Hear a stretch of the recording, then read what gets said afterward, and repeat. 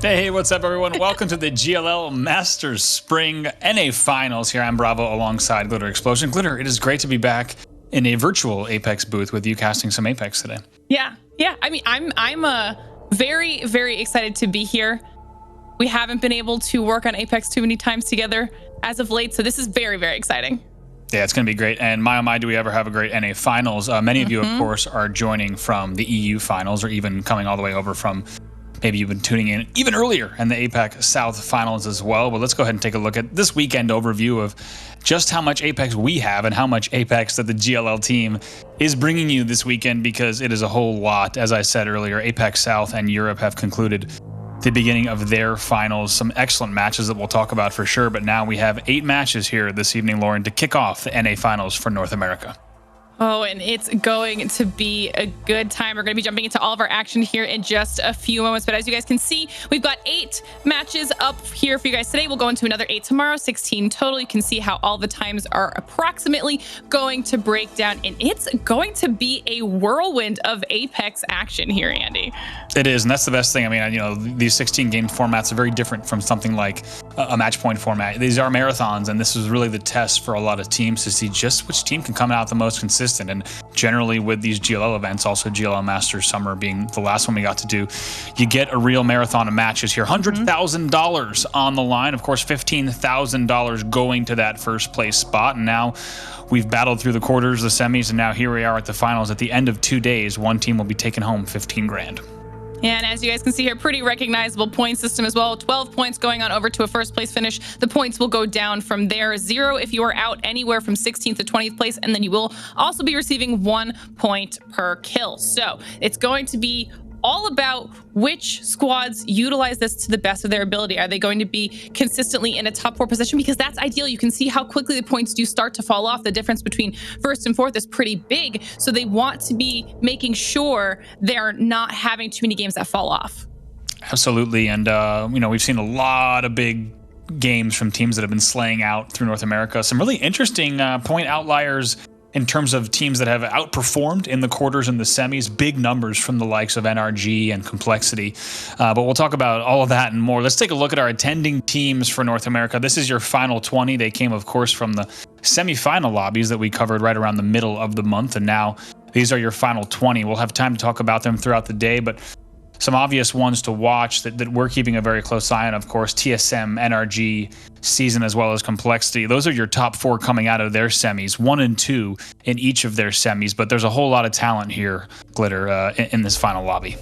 Oh yeah, there not only are there obviously a lot of, you know, org names that people recognize, but a lot of unsigned talent as well, people having an opportunity to make their mark here in this scene. So it's going to be interesting to see how all of this plays out now that we have our final 20 teams ready to battle it out. Now, for me, Andy, looking towards today, I want to get your opinion on some of the squads that stand out to you for who you think may potentially take home this whole thing. Yeah, I think the first thing we should talk about is just our #1 teams coming out of each semifinal, because there's a lot of talent here. Thankfully, we have 8 games to talk about all of the teams that are in this lobby, because all of them certainly deserve a little bit of spotlight throughout the course of these matches. But the first one we have to absolutely talk about, without a doubt, it's NRG, because they are on an absolute tear. Of course, coming off of a first place ALGS winter finish, and then also a first place semifinal finish with 150 points in that semifinal, the clear favorite across both semis, as you'd expect with a number like that. But also a 26 kill win in game number 10 in that stacked semifinal. So you can't really overstate just how good NRG has looked as of late, just how much momentum they have. There's so much energy also. If you go to Sweet Stream, for example, there's so much energy when you hear interviews from the likes of Rocker. It's just, there's a lot of momentum and energy on this team, and I don't expect it to slow anytime soon. Yeah, I mean, absolutely not. For me, I'm definitely going to be looking at Complexity, you know, the first place team out of the other group for semis. Not only did they have 4 wins out of those 12 games, but they were averaging over 11 points per game. And that's really, really solid when you take into consideration how many other squads they had going up against them. And the numbers that these individual players were putting up are just nutty. I mean, they had the 20 kill win in game number 10, but individually, Reptar, 30 kills, Monsoon, 20, Shiny, 18. I mean, that is impressive. So I'm excited to see how they stack up against the likes of NRG. Yeah, absolutely. It's going to, like you said, really big numbers from Complexity and great performances. We got the chance to talk to Reptar a little bit earlier today just to get his thoughts on coming out of his semifinal because, of course, him being in semifinal number 2, we didn't get to catch those on the mainstream. So it sounds like he's feeling pretty good in terms of looking for consistent performances. And so those are your kind of number ones out of each semifinal lobby, but let's not forget that there's so much talent thereafter. As we take a look over to the scoreboard, I think that the next two naturally that we can cover as the players right now, we're hearing from tournament admins that players are getting into the lobby right now, so that'll give us a second to talk about the two second place teams. The first, of course, being TSM, who were in that NRG lobby. They come in with 120 points and also a third place finish at ALGS Winter. And then the other one, of course, is going to be the likes of Season, SCN, and that squad, of course, going to be Clay, Kenny, and Fun, who really kind of upset a lot of teams coming into that as well, so we can't forget about those teams either. Yeah, and I think another standout for me too, and I know during semis, you and Onset had even touched on them for a little bit, but I'm definitely going to be looking at HRN between Hill, Arcam, and Urice. I mean, obviously, I'm sure everyone has seen that Kraber play by Urice at this point because it was... And that's a tournament play, right? That is nuts. Yeah. To be able to pull out those types of montage, like real plays in tournament play is just impressive. I have been able to watch him in a couple events now and cast over him in a few events, and he's just an impressive talent in the Apex Legends scene. But I mean, there are another squad that was in a third place finish coming out of their semi, so there's somebody that I'm definitely keeping my eye on. Certainly, yeah, HRN without a doubt, a team that we're going to be keeping a very close eye on. One of the other things I loved about HRN, it's pretty rare. It's the only top 7 team in their semifinal lobby that didn't have a win. So that just tells you kind of just about their consistency. I don't even really view it as a negative per se. I more so view it as here's a team that's not even grabbing, a win here or there, and they're able to still compete. What that tells me is that if HRN, first of all, we know that they can string together a bunch of wins. So if they start to squeak out all of a sudden 4 more wins, that's 12 more points, on the board throughout the course of 16 games. Not crazy to think about. If they start putting some wins on the boards, I think they're obviously a threat for top 3, but even more than that. Another one we got to talk about is we maybe flip down to talk about the other side of the leaderboard. That's Team Liquid. And Team Liquid had a nerve-wracking, nail-biting semifinal. Now, we, of course, were covering semifinal number 1, so we just got to watch it via scoreboard updates, which was maybe even more nerve-wracking, to be completely honest, than if we were actually watching the games. But Team Liquid, so much talent on that squad. However, as we take a look at where they placed, once again, not only did they place 10th in their semifinal, barely getting in, that was essentially a 5-way tie. You had BSC at 63, Solafide at 62. Way too close for comfort for Team Liquid. And if you think about the fact that they're coming off of, only really 2 top 4 finishes in that semifinal to get through, we're going to need to see something different from Team Liquid for sure.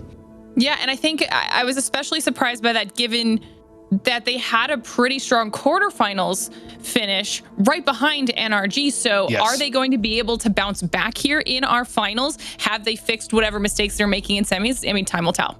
I think they're only 2 points behind NRG in their quarter, which granted it is a quarterfinal. It's going to be a slightly different makeup of that lobby, of course, but still you expect them to be, not only do we expect them as fans of the game and fans of the players, of course, to be higher. I think they expect it of themselves without a doubt. So we're looking forward to seeing what they can do.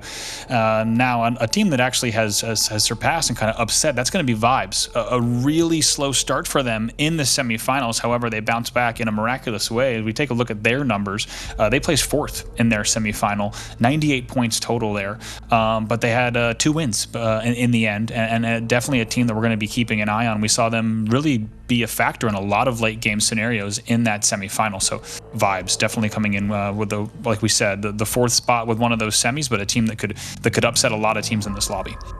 Yeah, I think we're potentially in for a few surprises here. And I think another squad that we should give a little bit of love to and that we haven't touched on yet is CLG. Now, I know that I think you and Onset had also mentioned them not getting enough recognition for the gameplay that they just have as a team. They are one of the more consistent squads. They're always in, you know, a top 5 situation for themselves. They have really, really solid rotations. And I think that they're somebody that cannot be counted out in these finals. I mean, they came in at 5th out of our semis, but still somebody I'm definitely going to be watching. Definitely. A lot of course, a lot of fan favorites there, and a lot of people will be supporting that CLG side. And one of the things, as you mentioned, coming in 5th of semis and also 4th at winter playoffs, I believe, in the LGS. Those 2 placings with this set of players, you kind of get the feeling that they're on the cusp of going one of 2 directions, right? They're going to stay a middle of the pack team, scoreboard-wise, I don't mean talent-wise, or they're going to be a team that starts to really break that. And coming out of GLL Masters Spring and then moving into the championships for LGS, are they more a top 3 conversation team, or do they stay in that top 5? So this is a big moment for them. They've got 16 games to do it, and as you alluded to, the fact that they are as consistent as they are, it suggests that over the course of 16 games we could see some great things from CLG. Keep in mind they did have back-to-back wins in that semifinal in game 2 and game 3, so when they start to catch fire, certainly we could see something great. We're getting an update here from tournament admins that two players we're waiting on to get into this lobby. As soon as they're in, you know, we'll be dropping in. But there's a few more teams while we have the time, Glitter, while we wait for these players to get in, that we could keep talking about, because like we said, it's a stacked lobby. Yeah, I mean, to be fair, we mentioned them in passing, but we didn't really deep dive them, and obviously that's TSM. Sure. I mean, one of the most recognizable teams in Apex Legends, the competitive scene at this point. They were 2nd place behind NRG out of their semis, and that was a pretty tough lobby, to be fair. But they, I feel like they had a much more solid day 1 for themselves than we have seen maybe in the past events. They set themselves up very, very solidly for day 2, and they had a 33% top 3 finish rate in their semis. So they are another crazy team that's insanely consistent. Yeah, it really is. And I think one of the things that played to their strength certainly was the format. And like you said, it's rare that historically, if we look at TSM since day 1 of Apex until now, it's rare that we see them having those fantastic day 1s. Usually they are playing catch up, and they do it very well, and they still place very well. Even when they were the dynasty of TSM winning back-to-back tournaments, it was never an easy road for them. However, when they have a hot start and then something like a semifinals format, they can lean into that confidence. They can lean into those point cushions. Of course, we're going to maybe see something a little bit different here, given that we're instead not looking at a top 10, but of course, you know, winner goes home with that 15K. So point stands, though. I think the day 1, if they're able to get a really strong day 1, I think the likes of Complexity and NRG that we talked about that are right now your arguable 1-2, they're going to start to get pretty nervous if TSM comes out of today really good point-wise. It'll be a big threat for the whole lobby for sure. Yeah, that's why I keep saying it's going to be interesting here by the time day 1 has finished. And I don't think I can call anything right now. I think I'm going to wait until we get into like our first maybe 3 games of the day and see how some of our squads are playing, but it's going to be exciting. Yeah, exactly. I think that's the best thing is, you know, we as Apex fans, just like everyone in chat, we just get to sit back here and watch, and as all the pressure is on the players to see exactly how this one plays out. Speaking of watching those first few games, talking to Reptar earlier today, as we mentioned, and trying to get an idea of what the drop landscape looked like in the other semifinal lobby, because we have a pretty good detailed drop map of what everything looked like in terms of the drops in the semifinal lobby that we watched. But things have changed a little bit, of course, in that other semifinal lobby. And as these semifinals come together, there might be a few contested areas, and 2 that we've taken note. The first is going to be your survey, refinery, as well as epicenter split. That right now, kind of in both lobbies, could be shared by My Little Phony as well as Complexity, as we are about to drop into match number 1 here at the GLL Masters Spring, and we're taking a look, starting things off with NRG here, and we know that their drop, of course, has been at staging for a very long time. We expect them to certainly be heading there. But just to finish the bit on contested drops, Glitter, first one's going to be Complexity and My Little Phony of who gets that northeast, and we have to imagine whoever doesn't get the larger part of the real estate will just split to refinery, as is often the case. The last one's going to be Frag West. Both Vibes and KSZ we're seeing landing there in each of their semifinal lobbies, so we're going to keep an eye on them throughout the game. But we're finally into the match here, and we're very happy to be into game number 1. Right, and obviously, you know, this is the first game, first of many over the next 2 days, so it's very unlikely that if they do see each other contesting for the drop that they're going to do anything crazy, because we're trying to feel everybody out right now. But later on, going to day 2, if things are, you know, if a team's playing from behind or things start to change a little bit, there's a possibility that those drops could get a little hot. Yeah, here's MST actually right now at Thermal. We're keeping a very close eye as the observers check that it's actually going to be the likes of Sheesh, a team we didn't get to talk about yet, but that's going to be the Wig and Timmy squad going up right now against MST as they both get dropped on Thermal. This is what we're talking about here as these lobbies come together. Not really knowing exactly which teams are going to end up, whether intentionally or unintentionally, kind of trying to ego each other off of the drop. So that's currently going down at Thermal. Obviously, there's going to be tons of fans in our chat for Wig and Timmy, so excited to see what they can do. I'm hoping that they can have a strong start here for themselves, as you see the initial shot starting to go out, and an armor is cracked right away by Panders. This is an early engagement, to say the least. Oh boy, but Panders goes down right away to a prize. Triple taking from distance kind of answers back, and they're going to have to reset just a little bit. And MST on a comp that we don't see in every game, and they're going to get pushed. Not surprisingly, Octane's going to fly right and do so much damage. Bait and switch there. Metro goes down as well. It's all up the 6th path. Looks like he's not going to be able to fight his way out of this one. Does some great damage, but that is going to be it. And Sheesh right away winning that first battle. And you know, whether it's at Timmy's chat, Wig's chat, or Prizes chat, or this chat, the people are going to be pretty excited for this squad. Sheesh wins that opening battle at Thermal, and we have to give credit to a prize off of the break because you saw it right away how fast that horizon was up, comes down, and a prize with the triple take. Look at that right away. GLL production able to come in with the Wig memes to kick things off. This is an amazing start to the NA finals. But a prize's triple take play there, getting that first knock. You saw just how fast Timmy flies in on the Octane. And man, the bait and switch that he pulled, pops into the bubble, does the damage, lets Wig come in and finish it. That is textbooked early game there as we take a look at the rest of the map. But fans of Sheesh have to be very happy with that. And we are going dead center for our first pull. I am just happy, Andy, that I did not cast or curse that, because I did not think, I don't know, like there was obviously a possibility that they were going to engage really early. I thought they might try to avoid it if they could, but they just kind of committed and they went for it. And I'm glad that she's come down on top in that scenario, because I would have felt very, very guilty about that. Yeah, that was quite a battle there, and great job of the observers to catch that thermal drop. Of course, MST coming off of what was a thermal drop throughout all of semifinals, and they weren't really contested outside of a team like Outcast who kind of bounced around. So that's going to be a tough early exit for them as we take a look at the center of the map. You see Complexity already cozying up there right around the ridge, and it looks like teams now going to have to make the call on just exactly where this might pull. A lot of bets you have to think are going to be on the buildings that are known as the Ridge. Also, of course, coming up to that Harvester Snake as well. Lots of teams going to be cozying up right there right away. Still a lot of teams. Liquid still out at trials, as you see, and Complexity taking their time, like we said, with that split drop as well there, with that Epi survey as well as Refinery, as teams are going to continue to make their way in. Yeah, this is going to be interesting for any of our squads that are coming in either from the northern half of the map or the northeastern portion of the map, because there are so many chokes heading into this zone right now. I mean, obviously they're going to be avoiding that as much as possible, making sure that whenever they rotate through, it is safe. But this could be messy when you look at how many squads are already on Harvester.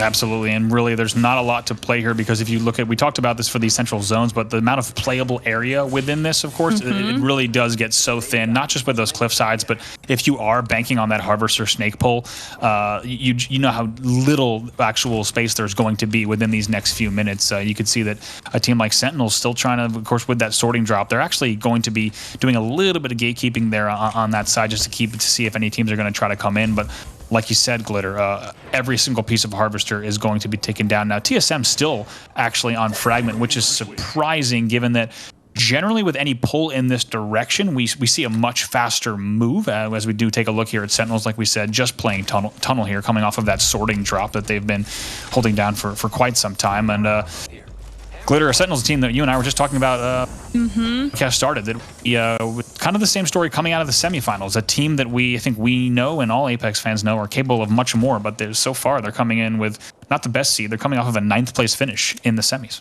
Yeah, I think maybe in the nicest way possible, a little bit less of an performance than maybe people were hoping or expecting for them, especially when we know how solid a squad they've been in the past. Right now, we're going to see some shots coming out of Xenox trying to lay down some damage, but he also only has a white armor right now, so they're a little bit loot starved. So they're going to have to make to either take an engagement and loot, hopefully win to loot off those bodies, or find somewhere else to go. And right now, just trying to maybe gatekeep, see if anyone tries to do a later rotation coming in from that sorting area. But as we saw on the map the last time we took a look at that ops map, it did not look like many teams were going to be taking that route. So as you actually take a look, it doesn't really look like much at all. So they're going to be holding there. We'll have to see if the sorting team do try to make that move. If they do, it will be an opportunity for them. But let's still take a look. TSM still actually going for a long loot path instead to fragment west. Complexity actually ballooning, as you can see. They're going to be making their move to that epicenter height, and we could see a little bit of exchange between TSM and Complexity, as you see those two teams maybe trying to take a stab at each other. But if Complexity just wants to nope out of that, they will have the option to just go no name, go right around fragment east, and then choose which choke they want as well. So that's going to be an option for them. Like we said, though, rare time where we actually see TSM still out at fragment at this stage, and must have made the call based on loot or movement from other teams that they really needed to stay at fragment. We also do see the liquid happening from Countdown as we see them go through Hill Valley and they'll make their way through Train. Yeah, and things are going to start heating up here in just a minute. You guys can hear the shots ringing out in the distance around all of these squads. Everybody trying to just keep themselves safe and deciding where the best engagements are for them to take, trying to find a little bit more loot here for Alberlelli and Liquid and crew. I mean, we'd also mentioned at the top of the show, we saw Complexity able to have their area kind of to themselves. Phony was on the western side of the zone last time we checked in with the map, and Complexity didn't really have to worry about that. But I don't, is that the right choice for Phony? Because now they're in the fray, and do they have enough loot in the process? I mean, I don't really know. Watching all of these teams that had decided to stay out a little bit longer and kind of rotate in with the zone, right now I think they might be in a better position than some of these squads who are dead center. Certainly, yeah, and you have to think with the type of zone that we have here, a lot of that real estate, like we talked about, did go early, so you're going to have a little bit more slow burn in terms of how this one will play out. And teams that are playing edge right now are going to be comfortable just playing that long edge because they know that there will be almost nothing for them to take in Harvester. But speaking of, we actually do have Phony now holding this side of Harvest, so they're going to be happy for that. You see pings going down. They're still actually thinking about the Western Snake, and certainly something that crossed my mind as well. We did have a finish right there in Game 7 of the NA semis, you might recall. That was a TSM win. NRG, I believe, getting second in that game. And of course, many pulls we've seen on that Western Snake. It's not surprising to see My Little Phony holding this side of the building and getting it as fast as they were able to, just because they'll be able to play this as fast as they want as they have those pings down, but also checking back in with Sheesh just outside Mine Pass. Sheesh looks like they are trying to decide how they want to go about this. They actually don't have a bad setup for themselves right now. They've got some decent angles. But as I say that, CLG sneaks up behind them and instantly is able to start taking down players. Yeah, Timmy gets that first one right there, so going to go ahead and buck down. Actually, he's going to be forcing a portal here from Madden, who's going to have to try to fly all the way back in. We'll see exactly how this plays out, because Sheesh is going to be happy with that early damage, and now Timmy is on the prowl, ready to stim again, and he's going to go flying right back in. We'll see what he's able to find. They're going to get that first one there, that finish, as it will go down, and then pop back for the bat as well. They're in a very solid position right now. Instantly get their shields back, not having to worry about their health or anything, knowing that the team that they were fighting is going to be on the back foot just a little bit here, sending out a scan to see if they can find anybody else around them, if anybody heard those shots and is trying a third party. But I think they're okay right now. Yeah, absolutely. Like you said, perfectly timed there. They're going to be very happy with that. On the other side, for Madness, not going to be very happy with that. He was forced to not only port out, but also queue out as fast as he could and get out of dodge. Now with 19 squads left, it'll be a very long road. This very talented Wraith, though. We'll see if he could still get some points on the board, whether through a little bit of sneaky KP or just placement points, but also taking a look at Team Cruelty, a team that we didn't get to talk about. They came 7th in their semifinal as well. Scissors, Crummy, and Senpai. 4 top 4 finishes, though, and also a Game 9 win for them. So a team that has proved that they are capable of going up against the best in the lobby. They'll just need to put together some consistent performances across these 16 games. able to get the res as well, so they don't have to worry about being down a player right now. But they have an angle on, is that Phony that's under them? I believe they might have an angle on Phony down there.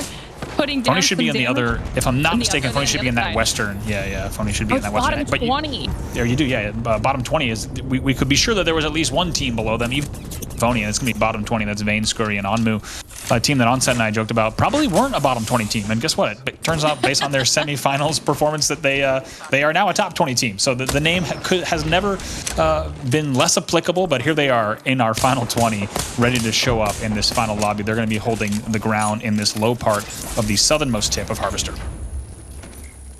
Sending out scans, trying to see who exactly is around them, and this is where you see a lot of these squads trying to figure out information. Right now, at this point, because of how many teams are in the zone, the amount of information they can get from their Bloodhound scans is going to be vital. They need to know where people are, if they have height advantages on them, if they're trying to rotate in and there happens to be a team where they want to go. Because this, if they make the wrong decision here, they rotate to the wrong area, or they don't realize there's someone above them, everything can fall apart. And there's still 19 squads left in the lobby. You don't want to be one of those teams that goes out with 0 points to your name.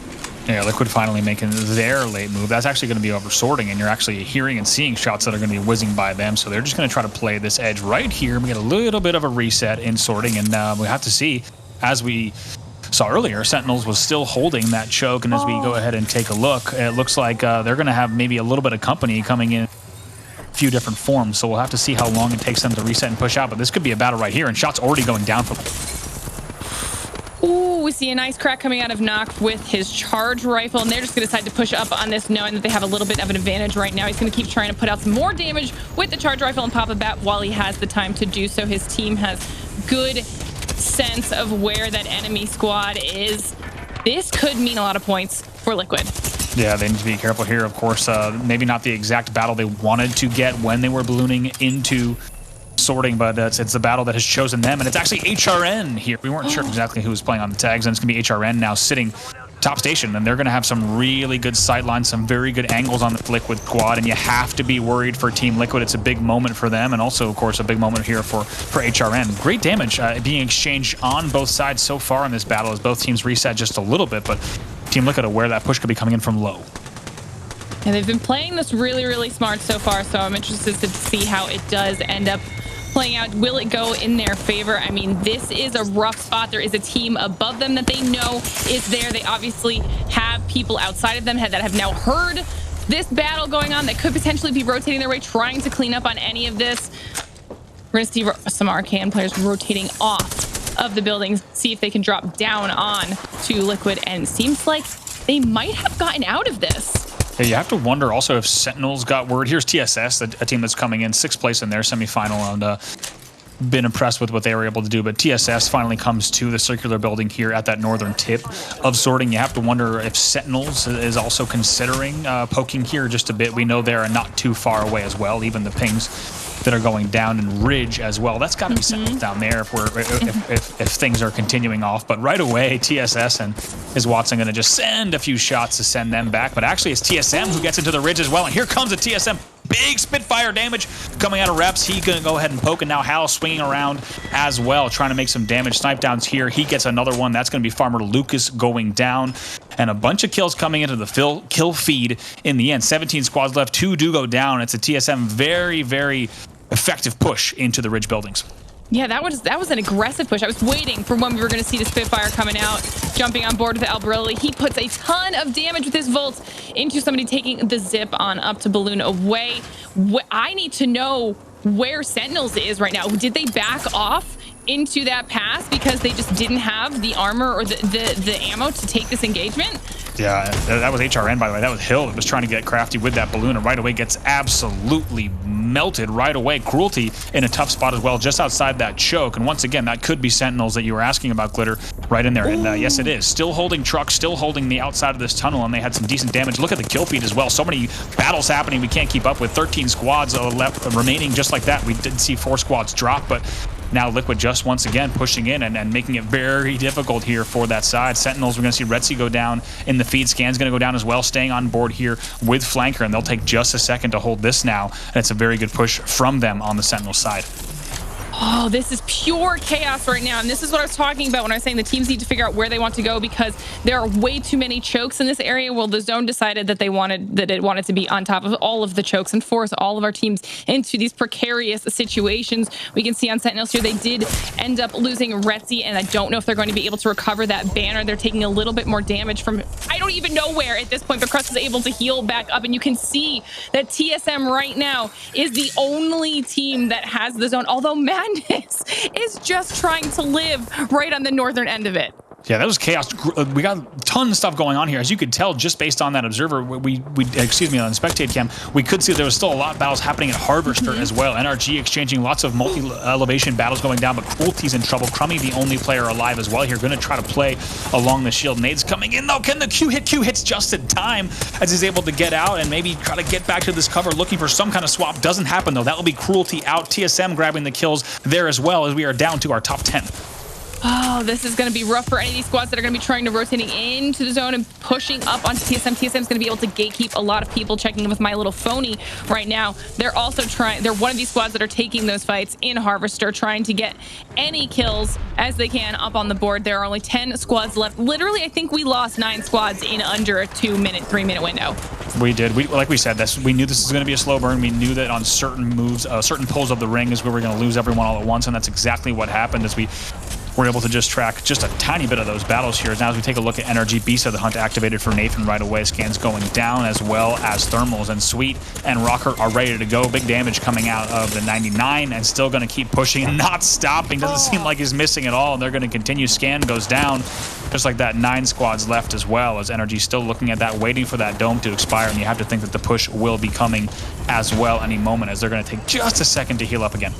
Ooh, that was a solid choice there from Sweet, able to get his shields off before he pushes up with his team. The bubble is finally down, and they're just gonna melt this squad.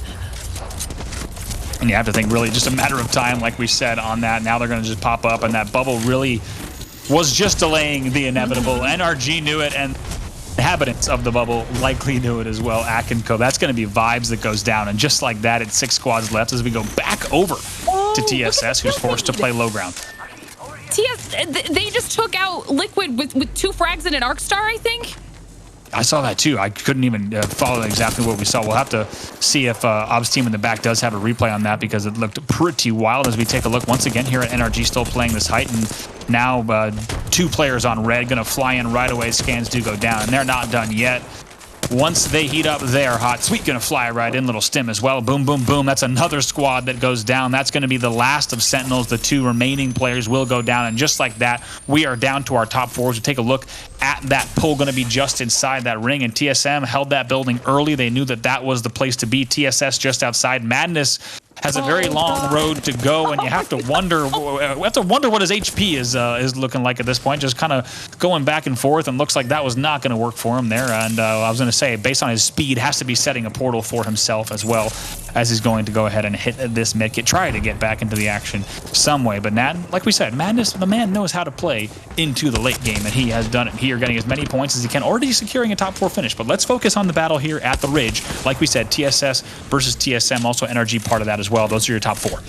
Oh, TSS does take a little bit of damage. Instantly make sure they're able to get their heals off, because I believe they are above TSM. We've got Energy pushing in through the choke, and I mean the cohesion that we just saw in Energy, though, we need to give that a little bit of love, because they were so tight as a unit. They pushed in at the exact same time when they needed to, and now we see TSM finally able to take on this engagement with TSS. Yeah, look at how right away pops out, gets the crack. That's exactly what you expect him to do with that 301. He only had a little bit of time and hits every bullet that he needed to, already gaining them a little bit of an advantage. Now going to challenge through the stairs as well.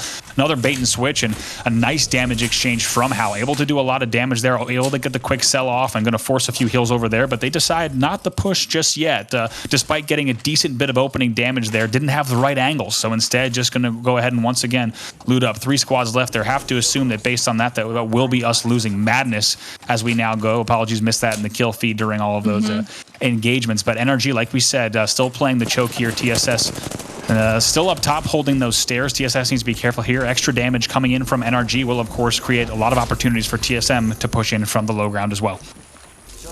This is going to be interesting to see when NRG decides to make their push, though. Are they going to wait and try to hold it out and let TSS fight with TSM before they make their push in? Or are they going to be as aggressive as we just saw them being in their last 2 engagements and just hope that they can take one of the squads out before the other one decides to drop down on top of them? This is going to be a tough spot to be in as soon as the zone starts moving. Yeah, and what a treat here to have our top 2 teams from semifinal number 1 already here in the top 3 in our first game in the NA finals. And it's a battle between 2 squads that we knew would play out, and it's already playing out this early on in the tournament, which is fantastic to see. And TSS still just exchanging just a little bit of shots there into the distance against NRG to keep them at bay and continue establishing presence up top. Do need to be careful, though, because too much damage could cost them. Like we said, not just for reasons of look at this. NRG right away flies right in, and they are ready to make this push. You have to think they're going to go for height here, before instead of trying to make a push in low. They have to think they're going to be able to try to get rooftop here, but instead playing low. You did see the pings there,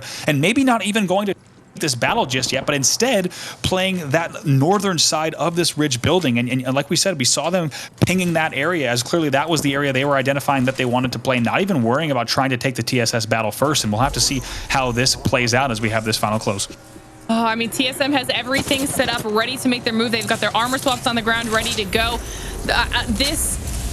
It's whoever goes first. Whoever goes first is probably going to die first. That's how I assumed they would go up top and try to go for the roof as well. They decided to not do that. You see the ticks coming out from that thermal that was thrown down onto NRG. They'll probably be able to heal up those scans going up so that everybody knows exactly where those other squads are, because it is almost time for them to make their move here. Final round, and they only have 45 seconds to really make a decision.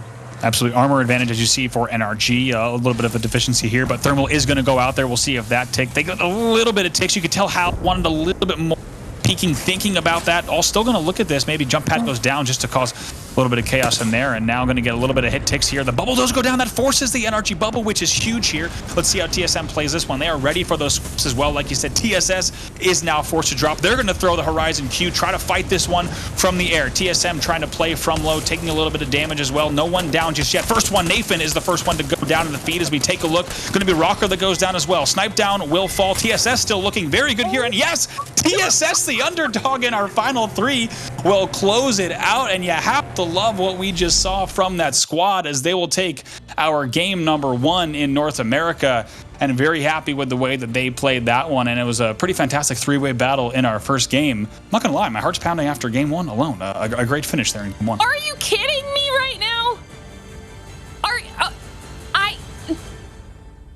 What? She can't believe it. I can't. Like you said, we had first and second place coming out of one of our groups of semis, okay? And they both had solid games. They had strong engagements. They had a ton of kill points on the board for themselves. And TSS with the major upset. I mean, to be fair, they also had a solid semis performance, but I mean, against TSM, against NRG, they utilized their height advantage so solidly. They forced that engagement between TSM and NRG, and even just the beginnings of damage. Once it was between NRG and TSM first, TSS was able to come in from height, as you can see right there with the Watson, and drop down, or the Watson, what I'm talking about, the Horizon, drop down and clean up those final kills. Yeah, the decision right there to play it from height, I think we were thinking the same thing. As soon as we saw them off the rooftop hit that Q, and to play that from height obviously changed the battle dramatically. And we should talk about it too, because with that Horizon play, if you look at the past few tournaments for NA, we've definitely seen less Horizon. We've certainly seen more in Europe. We've seen simply, as has been the case for quite some time, we've seen some more just comp variety as well as just kind of legend variety in terms of European play. We're seeing a little bit more Horizon there, even a little bit more Octane there. But pretty amazing to see Horizon take our game number 1, because if you looked at the NA semifinals, we really didn't see too much. But that's going to do it for game number 1. It was quite a finish there for TSS to open up our very first game of the NA finals. We hope you enjoyed that game, and you'll be back for game number 2 coming up in just a moment. Hey, welcome back to the GLL Masters Spring here, the North American finals. We're having a great time. We hope you're having a great time as well. It was a fantastic game number 1, and it's actually a Horizon comp that closes it out. And let's remind everyone that Horizon, not a common pick in NA, and still a niche pick in terms of EU as well. I think we only had 7 picks overall at the ALGS Winter, for example, in North America. So pretty fantastic result for TSS, as we said, coming off of a 6th place semis placing. So they're going to be very happy with that. But we also got to talk about NRG and TSM going to be very happy with the points they got on the board. And I think we're both kind of wondering how many kills NRG had as well, because at one point I know we saw at least one player with 5 kills on the board. So it'll be certainly a good kill total for them as well. Absolutely. I mean, watching that back a little bit, I think that NRG, unfortunately, was the sacrificial lamb there, because they were the one that got focused down first between TSM and TSS, and then it was just kind of down to those two to battle it out, and TSM had already taken, obviously, some damage from NRG since they were on the ground together. So, I mean, that was just a cluster there at the end, but I had hoped coming into this that we were going to have some really aggressive, solid games, and game 1 did not disappoint whatsoever. No, it really didn't. We saw some pretty tricky battles too, just because of, like we said, with that pull coming. A lot of teams, first of all, banking on maybe a Harvester Snake there. You did see pings coming in, trying to pick out if it would be one of the Harvester Snakes, including that northeastern side snake, but instead it did pull Ridge side, which a lot of teams weren't banking on, but one certainly was TSM. They got in that building very quick. But because of the nature of that pull, there's a lot of action that happened all at once, like we said, and a lot that we couldn't even catch on screen. So we did see at one point, Glitter, you pointed it out well, I think we lost something like 7 teams within 2 minutes just because of the nature of that pull. And Apex players will be very familiar with games that go that way, and game number 1 certainly was one of them. But we're going to get the score in just a second here. Our admins are totaling and tallying everything from that game number 1. But like you said, a pretty great game number 1 in terms of action. And in terms of expectations, we obviously had high hopes for specific teams coming into based solely off of their semis performance. Obviously, there's more to it than that, but you know, if we were focusing just on how squads did in semis, we had expected the likes of NRG, we'd expected TSM to do well, and they came out strong yet again, game 1, day 1. So if this continues throughout our 8 matches here today, then they could be very, very scary when day 2 hits. Definitely, and you have to also think one thing we'll be able to highlight throughout the day is the way that TSM played that rotation. I don't want to take too much credit away from TSS with the win there. And if we take a look, actually, now that I'm thinking about it, exactly where that TSS drop is, we've seen them in a few different places, so we'll keep an eye on that. But TSM actually taking that late rotate in fragment as well, which was interesting, and not trying to play the Harvester game or even playing the Ridge game early, and instead coming in and sweeping in and doing very well to get a lot of points on the board. NRG, of course, a team that would have been coming in from staging, so not too far of a route for them. They let all of that carnage play out. But one thing we didn't get to see, which is a big storyteller, keep in mind, NRG chose to actually be part of that Harvester battle, and we actually saw them in the northeastern side, just in the mini map, in the full screen map of Harvester, that they were doing damage there, and they were the ultimate victors because they came out of that Harvester facing the Ridge. So they were in a little bit more of the fray. Now, not only does that tell us a lot, kind of their play style and the fact that they aren't, afraid to play those situations, but it also could result in quite a lot of KP on the board that we also didn't even get to see by the time we joined them at that choke. So a little bit of a different path for each of those teams. You actually saw coming in from more of southern side was TSS in the end, and they get the win, but a very different path for each of those 3 teams into that final zone. It's interesting to think about how that came together. But that will be our game number 1. If you're just joining us here, welcome to the GLL Masters Spring. This is the North American Finals. You might have caught some matches earlier today for Europe as well as APAC South, and due to the schedule changes, even caught European semis yesterday, which were fantastic matches as well. And we saw quite a bit of, as we talk about TSS Glitter winning that on Horizon, we saw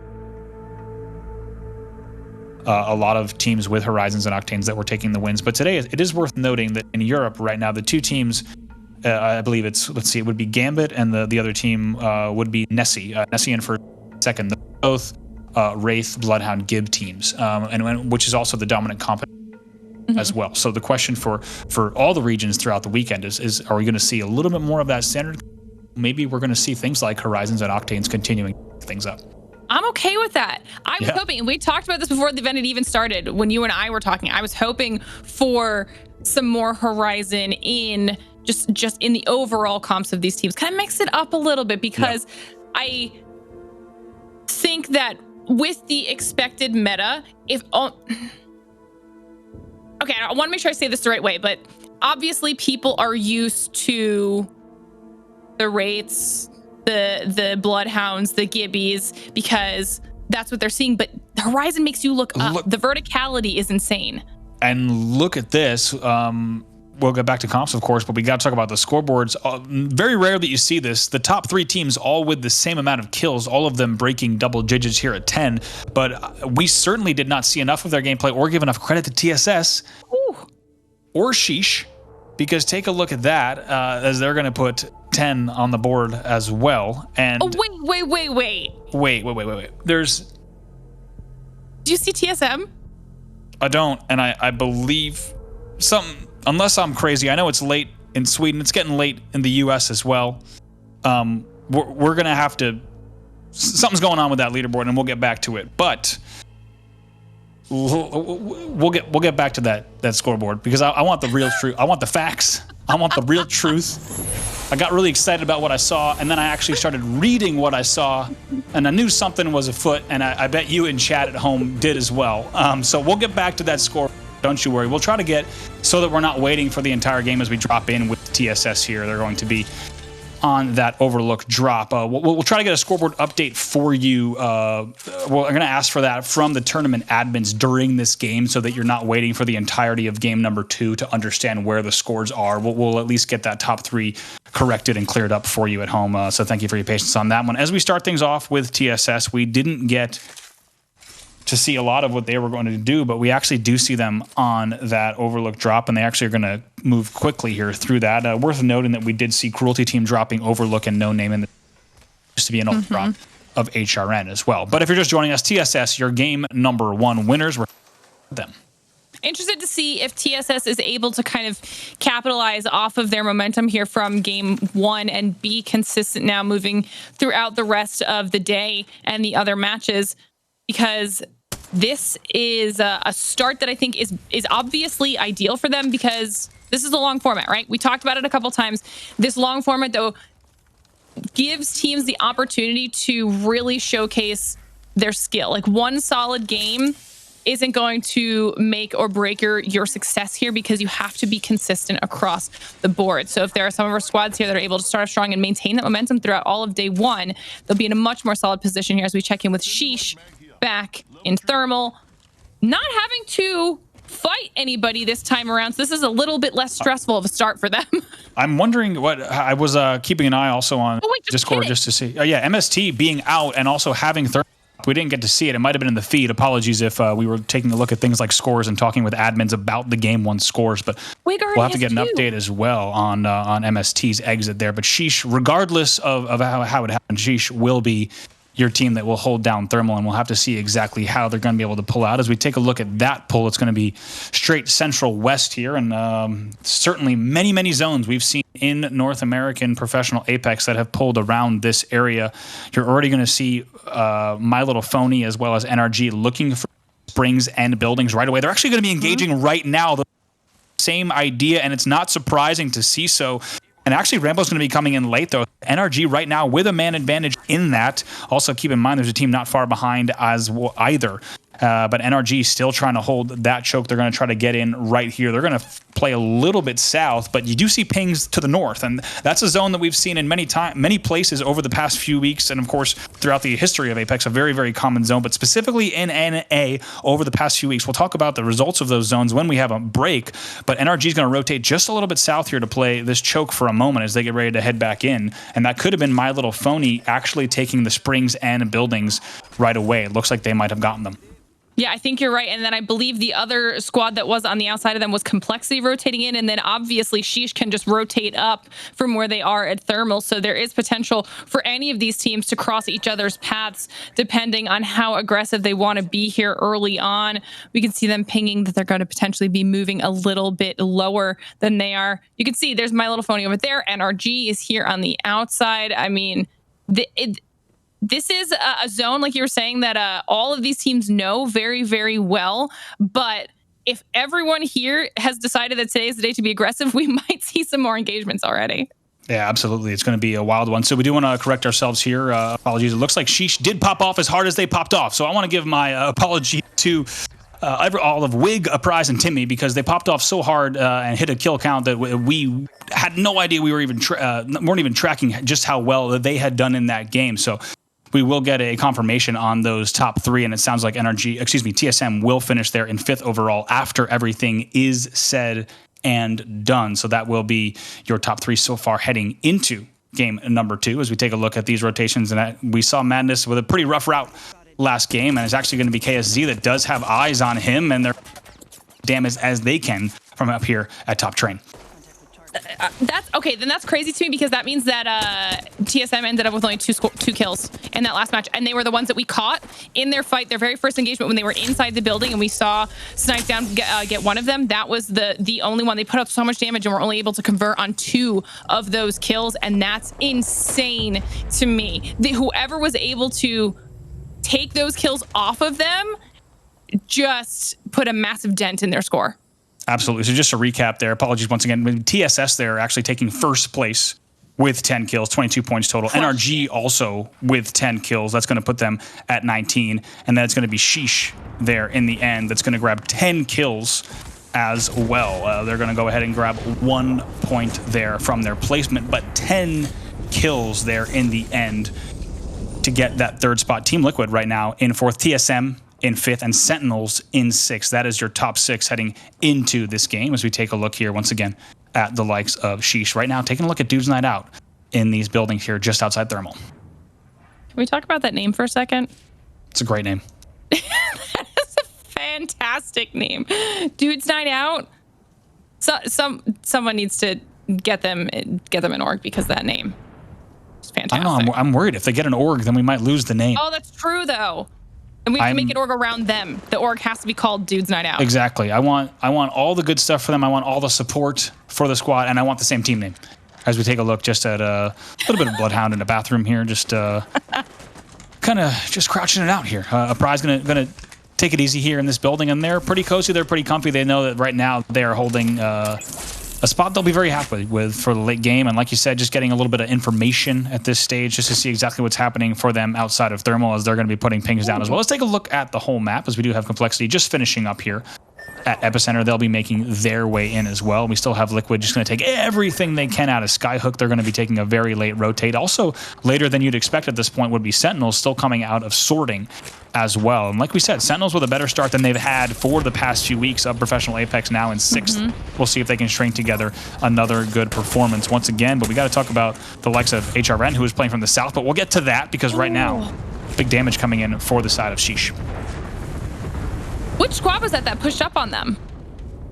Let's see, I was checking. Oh, okay. I wasn't sure if it's a different squad or not. Dudes Night Out decides to try to see if they can get some damage down, and you can see there that Aves has taken a lot of damage, backs off so they can reset and decide to get their shields back up. But in that all happening, you can see off on the side, you have Sweet not too far away from this fight. So they need to decide if this engagement is worth it. There are a lot of teams in the general vicinity that could potentially hear it and try to come clean it up, and it could spell disaster for one of them. Yeah, Dudes Not Out, a team that we didn't talk enough about. We mentioned them certainly in the pregame here, as Sweet continues to scout and just get a little bit of poke damage. Like we said, they're going to be patrolling that whole choke, and Sweet's very happy to just sit at the southernmost point and control that area, see what kind of damage he can do, connecting some nice shots there with that scout. But Dudes Night Out, a team that placed 3rd in their semifinal, 98 points total. They had 6 top 4s in the semis, so a very good performance from them. And like we said, upsetting quite a few teams in their lobby. But NRG right now going to be happy to hold that entirety of that choke, Sweet being that anchor. And you're going to have Nathan and Rocker just holding that northern side as well. Sentinels just starting to get in a little bit. And also, you're still going to see Cruelty Team as well as HRN still at Thermal. They're going to be playing that low ground at Thermal, and we'll have to see how that develops. It's going to get pretty messy, as both of those teams have to either fight or play for that high ground. Looks like they're going to go right at each other. I mean, they had to eventually decide to make the push or not.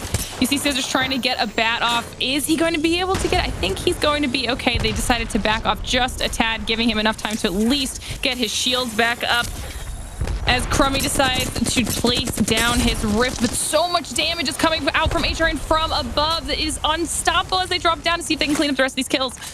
Yeah, here we go. That bubble's going to go down for just a second. Going to keep looking out as they're going to continue wrapping around here. They're going to see that Q coming out, though. We'll get that finish there as well. The raid's going to come through.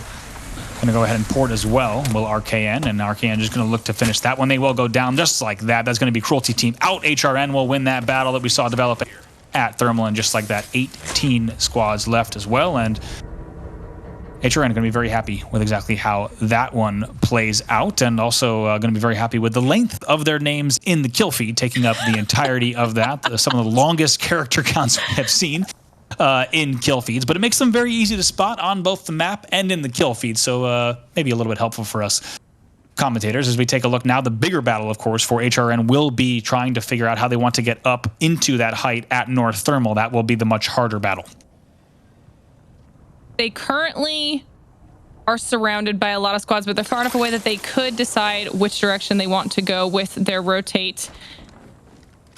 As we're checking in now with Hill, you can see them over there on the left. But the zone, so the zone, I was looking at this before you were talking, Andy. I mean, NRG lands staging, correct? Yeah. Do they drop staging? They unintentionally gave up their drop and are now technically outside of where the next zone is going to be, and they're going to have to push through all those people who have already rotated in and kind of taken over that area. So it could be a rough path for NRG going forward. Yeah, absolutely. Now we're taking a look here at Thermal. This is actually going to be things pulling towards the eastern side, towards that station. Like we said, HRN right now going to have to figure out what they want to do against TSS.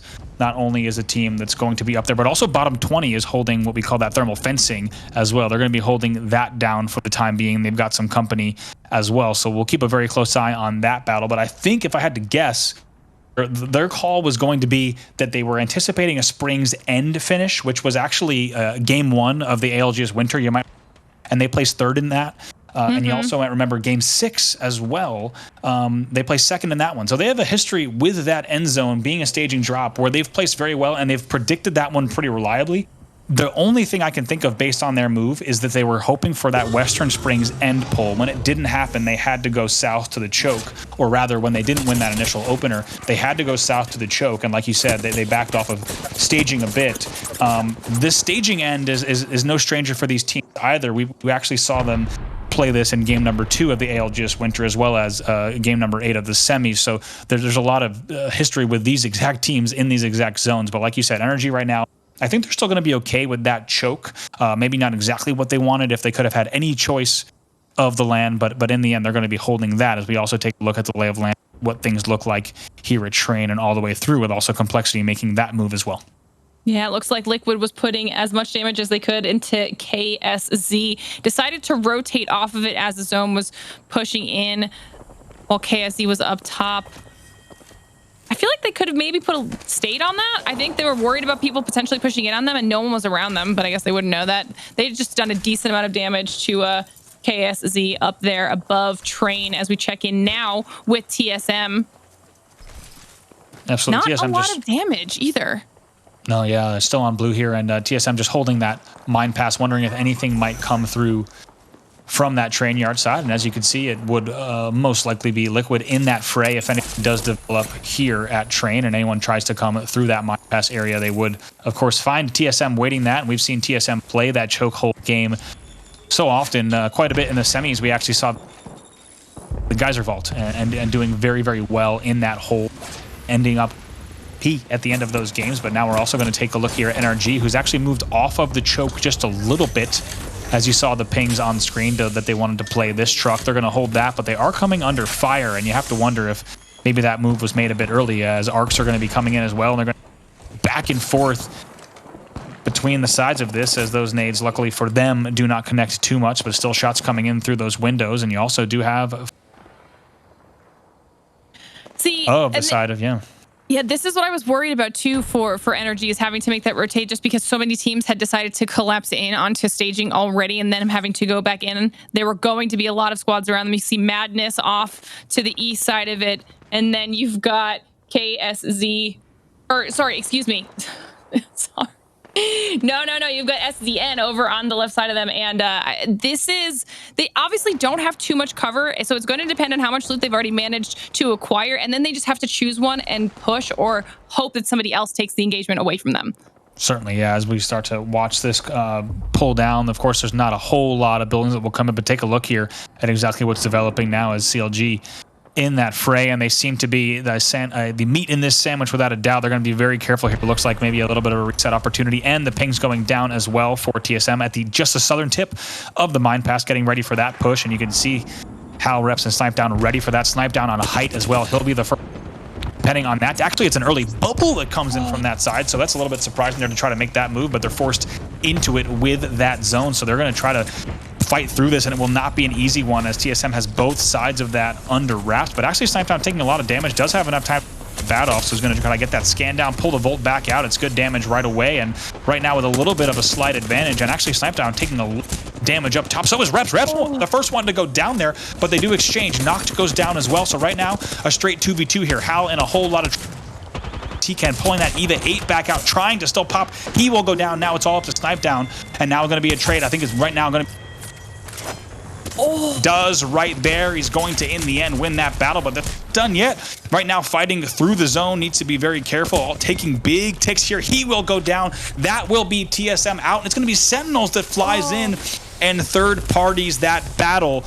Currently in 6th place, they're going to be very happy with that result and how things played out there. It looked like TSM had that southern tip of Mine Pass on lock, but taking much more damage than you expect, and you have to think Sentinels coming in and pushing that was a big factor, as all of a sudden we saw Reps going down so heavily. And as you see on the screen, that's going to be CLG and TSM out there here in our game number 2. That's going to be huge for Sentinels too, especially coming off of the semis. They are looking so much stronger right now, checking in with Sheesh, who's also having a very solid performance. Timmy taking a lot of damage and does eventually go down, but Pride's going to be trying to get his bat off. Will Nicewick be able to hold this squad off in time for him to heal, and then hopefully they can maybe get Timmy back up? They are in an engagement right now with HRN, though, and it's not looking so good for them.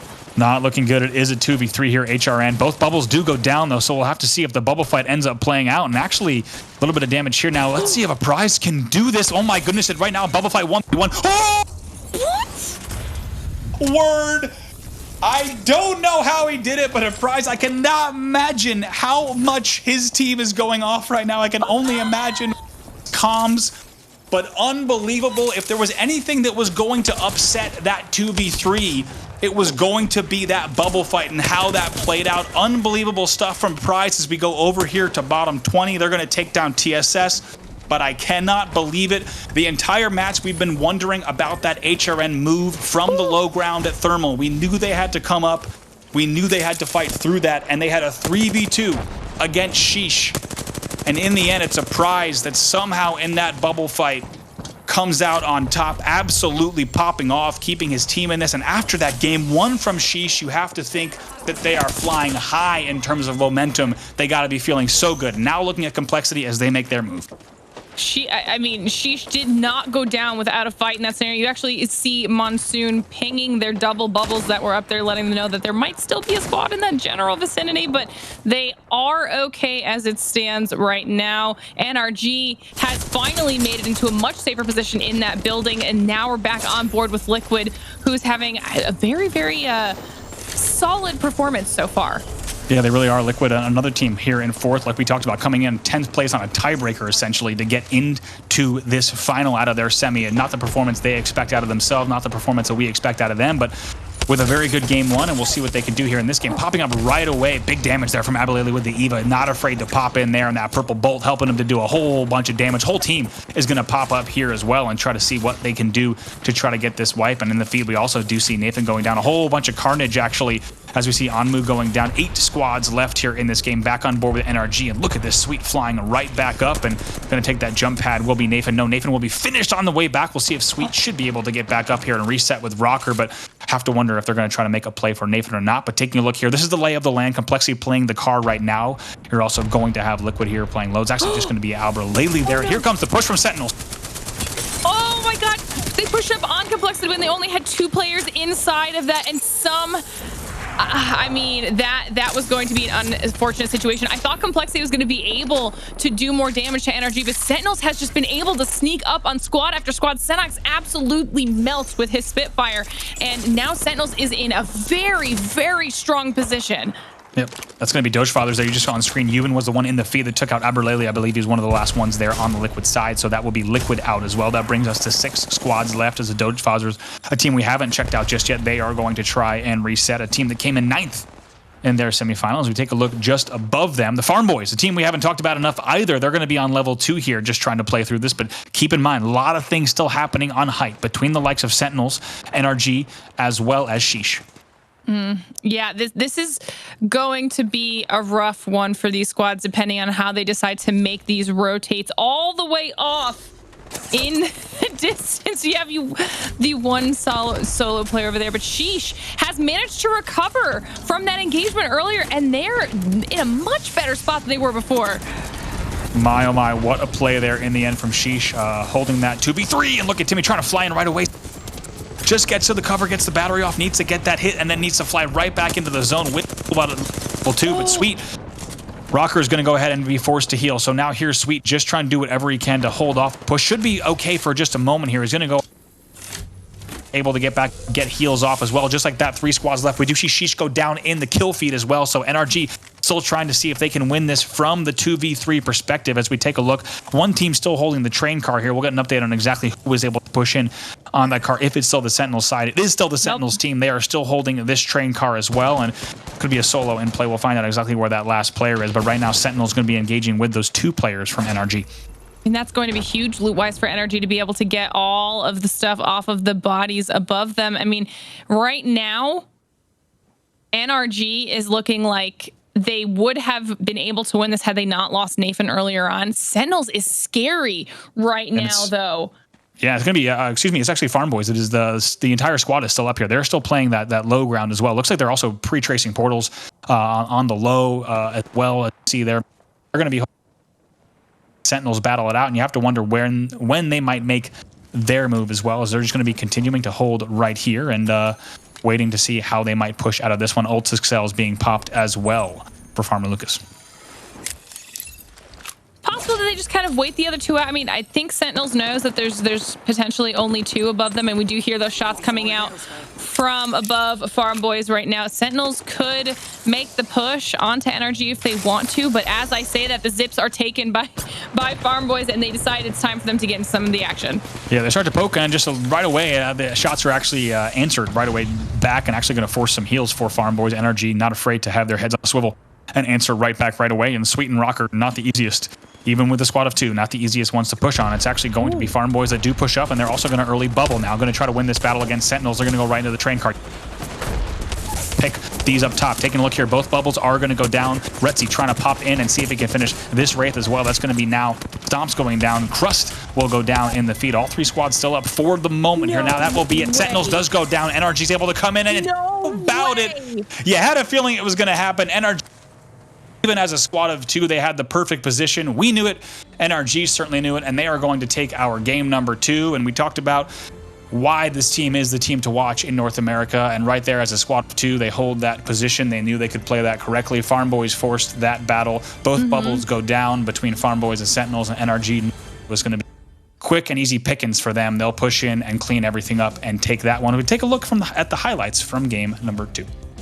That was just such solid gameplay, and this is what I was talking about before when we were watching the first game with NRG, and they are such a cohesive unit. Even one man down in a 2v3v3 situation, NRG is able to come out on top because of their smart decision making. And I mean, that was just so good. To be fair, to give credit to Sentinels though, Retzi held out for so long with a fraction of health in that train car, trying to get as much damage or as many kills for their squad as possible, but in the end, Sentinels do get sandwiched between Farm Boys. Like you said, Farm Boys started and forced that entire engagement from the beginning, and NRG, with the height advantage, is able to clean up the entire thing. That was just a solid game.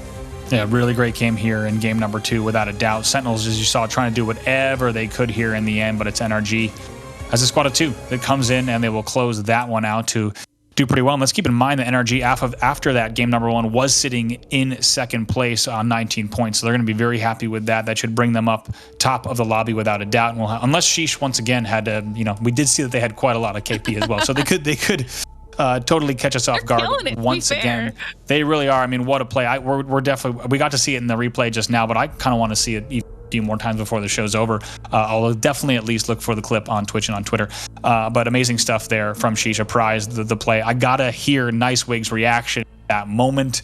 I cannot imagine what it sounded like. The gas would have been absolutely unreal, but plenty more Apex coming here at the GLL Masters Spring North American Finals. We'll be right back for game number 3. Hey, what's up, everyone? Welcome back to the GLL Masters Spring. We interrupt the GLL soundtrack to bring you more Apex Legends, and we hope you're ready for it. We know, don't worry, the soundtrack will be back after this game, but first we're going to play a little bit of Game 3 of Apex, if that's cool with everyone. Bravo alongside Glitter. Glitter, we've had great games so far, and game number 2 was an NRG win in the end. If you're just joining us, NRG able to win from that high ground there just outside staging on the tracks. Yeah, and in such a solid fashion too. I had said that I thought NRG was going to win it, but then when they were down, I was a little skeptical. But I mean, I shouldn't have been. I shouldn't have let my faith in them waver, because they had that handily. And to be fair, I mean, yes, they were able to take advantage of the push up from below by Farm Boys onto Sentinels, and that definitely helped. But we, like I said, we do got to give a little bit of love to Sentinels too. I mean, Sentinels have been very, very strong here so far. Granted, we're only 2 games in so far, but a lot of the teams that you and I had spoken about as being from semis with just a little bit lackluster performances have dramatically stepped it up so far. Yeah, Liquid and Sentinels probably the biggest examples of that. And they're, you know, Sentinels is a team we've been talking about in that fashion for quite some time, as they've fallen from the conversation of the top 1-2 with TSM. Feels like years ago now, because it is years ago. But TSM, excuse me, but with Sentinels now in Liquid, with a really good performance, and we're not just talking about a decent first game now. To string it together in 2 games maybe could be a sign of consistency for those 2 teams, and Sentinels is going to be very happy with that finish. But talking about NRG, it's a team, Glitter, that we and the observers, of course, we're tracking. They kind of put all their chips in that Springs and Western pull. When it didn't, they instead held the Northern Thermal Choke, and they held that for quite some time. And like we said, we had a feeling that maybe they were okay with that hold, and the fact that they would then be able to play back into staging and back into the staging tracks from height. And in the end, it could not have gone better for them. Farm Boys knew they had to come up. They had to early bubble. As soon as both bubbles went down, you knew that NRG was going to try to play that perfectly. I'm excited to also see, as we talked about before the break, where Sheesh ended up, because not only did they have a pop-off game 1 that surprised both of us so much when we saw the scoreboard, more so than any other Apex scoreboard we've seen. So apologies to them once again, because they popped off so hard that kind of blew our brains for a second. But let's take a look here, because this is going to be our total leaderboard, and this is a total leaderboard, not a game results leaderboard. So we're looking at right away. Did well again. It does. Look at that. They had 10 kills in the first game, so they had another 9-kill game here. NRG with another 10-kill game. NRG already pulling ahead, like we talked about at the top of the show. This is your team to beat in North America, and they're already showing up in a big way. But your second, third, fourth, very tight. Sheesh at 25, TSS at 23, and Sentinels at 22. But look at the kill delta already. NRG and Sheesh is already just kill starving this lobby, double that of third and fourth. That's insane. I mean, we saw them have a really big a deficit, I guess, or difference between their overall scores coming out of semis with their group. But once again, I mean, dominating performance by NRG. But then looking down the rest of the list, some of the other teams that we had talked about, and we see Liquid up there still in solid, top 10 position. I am looking to see a little bit more out of the likes of maybe Complexity as one of the other first place finishes coming out of semis. So like, see if they pick it up. But I said it before, we're only 2 games in, so it's anybody's game right now. We still have 6 more matches. We're jumping into game 3, and then we have a whole nother day of this. So anything could change. Absolutely. That's one of the best things, like we talked about earlier on, just the fact that we do have 16 games here in the GLL Masters series. It's always a marathon of games, and you're always going to see consistency prevail in these games. NRG, of course, dropping staging once again, but talking about a few other notable results here from the game so far. Counterlogic Gaming right now, if you're following along right now, in 10th place. They're certainly, like we talked about, a team that wants to prove they're a top 3 team, not just a top 5 team. So they'll need to string together some good performances. As we take a look at the bottom half of the leaderboard, the surprises that exist there, definitely going to be Complexity in 16th with only 3 points, HRN in 13th with 5 points. So as we take a look at Season, Dudes Night Out, Complexity, and HRN, all on the bottom half of the leaderboard, it's pretty wild. But let's go back to Thermal, because the Sheesh MST battle is going to continue. See, I thought after 2 games of running into each other that maybe somebody would yield their position, but it looks like neither team has any intentions of doing that, as we see Nicewig putting in some damage with his Volt. Sheesh is just barely hanging on as a crew by a thread, and in the end they are able to once again, 3 times in a row now, come out on top against MST. And what's crazy is that this is just giving them these extra kill points at the very beginning of the game every single time. And it's not just that, but think about the players that we have here. Nicewig being, of course, the biggest example of this. But if every game starts this way, with them winning a straight 3v3, the amount of energy that a man like Nicewig builds off of the game openings like that, he is only going to continue to get stronger and stronger. He's going to go full Super Saiyan by the end of the day. And everyone is going to be in a lot of trouble because, like you said, that is 3 straight wins where they have battled MST off of that thermal drop. They're not just getting the KP, they're getting that Evo damage, and they're going to be looking so good. Now, speaking of that, here's TSS as they're in pursuit here of a team as well.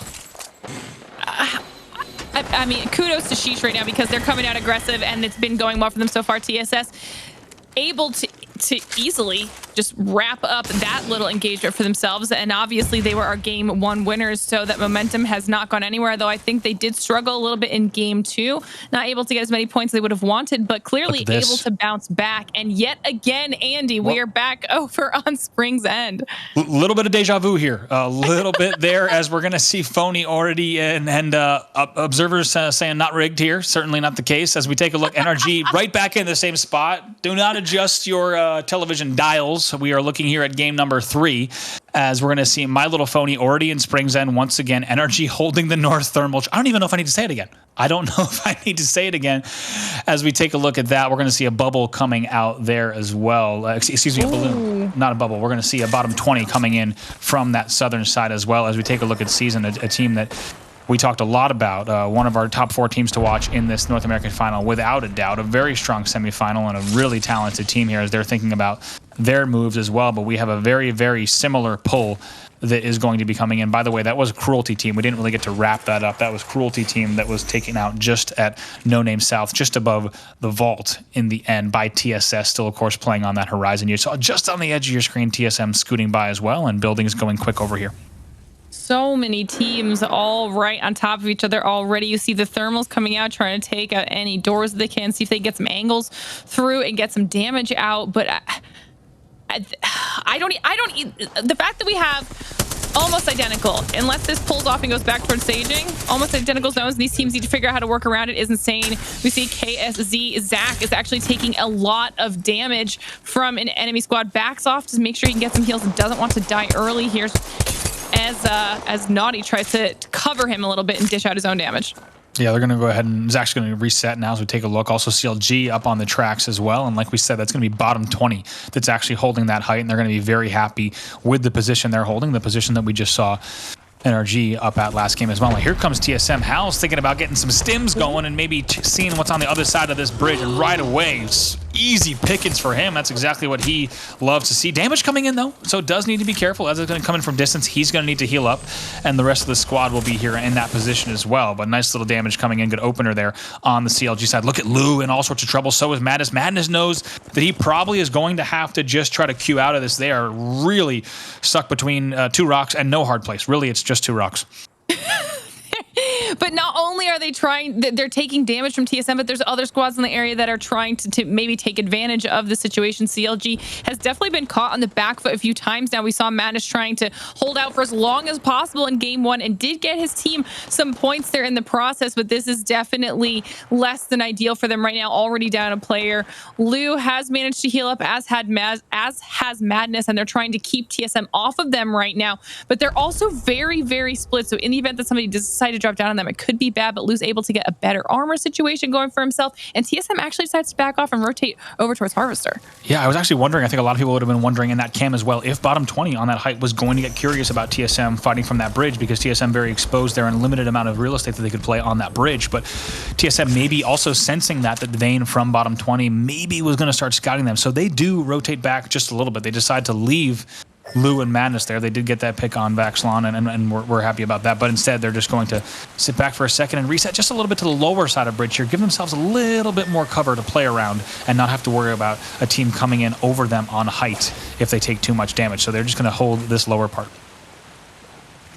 You know, I actually don't hate that play, though. I think that was smart for them because they knew that there were multiple other squads around there, I believe. Like, so they also knew that they could have pushed up and gone for those kills on the CLG if they really wanted to, but could have found themselves a little bit out of position after the fact if they did decide to go for it. So like you said, they were happy with the one kill. They forced CLG into a rough situation, who is now rotated back up and a little bit safer. But generally, I think that was a smart play for TSM. Yeah, here's Liquid. We just saw them coming south through Fisher, as they have all the time in the world, game after game, to loot all the way up in terms of trials, Skyhook, and then make their way down through Fisher. So we do see the angles that they were just getting as well. One thing I did want to note that you might have caught in that overhead map, the first is that Dude's Night Out is once again in that same building at North Thermal, and you still do have Sheesh in Thermal. They have to fight from the low ground once again as we take a look back at KSZ, still trying to find these angles that might be available to them in train as they continue to play this area, knowing that teams are still going to come through, and for good reason. You do have Liquid, CLG, as well as Complexity all entering this place, and you have to wonder if Zach might get caught out if these battles develop in the wrong way. But for the KSZ's sake, it's pretty lucky that you instead have Complexity pushing in right now on Madness, and they might catch him out. Oh, this is going to be rough for Madness if he does get caught out, because he does not have a whole lot of health, and Complexity is fully ready to go. We've got 3 purple armors on all of the players. I mean, this Complexity is, I just called them out, saying I want to see a little bit more out of them, Andy, and as soon as I say, I mean, we've got some solid engagements. Triple take hitting from distance there for Reptar. He's going to hit those first few ones, and you might call him the original Bloodhound, of course, back last summer, right around August, one of the first players to really run the Hound, and created a pretty big fashion statement as Bloodhound became a mainstay in so many comps across all regions of Apex Legends. And like we said, there's few things scarier than a Complexity team that's W keying with those scans going down, as they're going to grab a little bit of goodies from the sky as well. And honestly, people keep backing off of CLG. I think it is probably the element of the unknown. They're not really sure if it's a full squad they're going up against, but somehow CLG keeps squeaking by the skin of their teeth right now, able to get out of multiple separate engagements and maintain their final 2 players. And they have gotten far enough away at this point that I think they're going to be safe for a little while here, jumping back on with KSZ, using the Spitfire and try and pop some shots over into Train. CLG is just slippery, okay, at this point. We had talked about their ability to be consistent when it comes to their placing and just smart in their decision-making, and they might not be starting off hot with a ton of kills, but they are being very, very smart. They absolutely are. KSZ holding a pretty unique position, as we said, right now with eyes into Train, but definitely anticipating a pull here, because it's typically not an area that you would see a team just hold if we were seeing things, for example, move a little bit further south, right? They are a little bit exposed from teams that might be coming in from those top Train angles, and if there are any more battles that do come in from that Fisher side. But instead, just going to hold and try to gatekeep here for now. Monsoon just kind of getting a little curious here on that southern tip of the tracks to try to get an angle on KSZ as well. I don't even think KSZ actually knew that Monsoon was there. I think Monsoon was holding a really, really good angle, checking in with Liquid now, who's also in the fray. Albrelli's trying to rotate around. He sees a bubble over to his left, trying to see if they can maybe push up and take this out, because this is CLG, and once again, they have to try and escape with their lives. Yeah, this is, as we said, happening just a little bit north there. So you do have that battle, kind of KSZ keeping Train Yard at bay. That's Complexity. But up north, you actually, like you said, have Liquid and CLG. Hill Valley, really tricky part of the map to fight in there. So we'll go ahead and take a look. Gameplay feed cutting out for just a second. So we'll go ahead and take a look once again as we take a look exactly to check in with the Sheesh side. Sheesh has just been nothing but a strong and solid team so far. We see them able to get a little bit of cover here while Wig is able to heal up, and they're actually going to be going up against Dude's Night Out in, like you said, Andy, in that exact same building that they were in before. Now it's just going to be a little bit different engagement, and with how strong Sheesh has been here so far, I would be scared to go up against them if I knew it were them. Right. And keep in mind, this is exactly what we saw playing out here. Sentinels, though, in a little bit of a different position here, as they're actually going to have the very southern tip, playing those rocks at the southern tip of that thermal choke here. So that gives Nathan some opportunities to go ahead, poke out just a little bit and hold that. A little bit of a different hold. And, we had Sweet scouting towards the south here, poking those buildings. Instead, holding a different position here because we do have this position from Sentinels. But Sentinels can certainly shake up those northern buildings, just because if they're able to get the right damage, we could see some kind of push coming in here, as now Dude's Night Out just still holding their buildings as well. Despite the fact that Observer Mode is just trying to trick us, we still do have a Dude's Night Out squad in that southern building as well. So things are going to be a little bit calm here between these teams for the moment. TSS just trying to stay safe for themselves right now, right on the edge of zone. As you can see it closing, the ring is going to be right on their tails, but they should be good to go. Interesting that they decided they wanted to play from the low ground in this area, considering we saw how that went for Farm Boys last time. It's a motley crew, these three here. Like we said, one of the only Horizon teams that we've seen in North America, not just recently, but in this lobby as well. As we take a look here, once again, though, we got to check back in with Team Liquid, because Flanker took a whole bunch of damage there on 1 HP now, and Aberlily needs to be careful going to pop a cell. Like we said, Hill Valley, not the easiest battles to fight through, pretty unconventional as far as this goes. Generally an area of the map where you're instead trying to traverse, get all the way over through, rather than have to stay in this area, as they're now going to try to hold. And once again, take a look at all these different angles that they're going to have past Spring's Ends towards Bridge, as they're going to be making this move as well, and just see a little bit of action happening there on the low ground. Yeah, Alberlelli spots those players rotating in from the sky, decides to make a push up onto them, even though he is a little bit separated from his squad. Maybe trying to see if he can scout and get some information for them, figure out exactly where that entire trio is.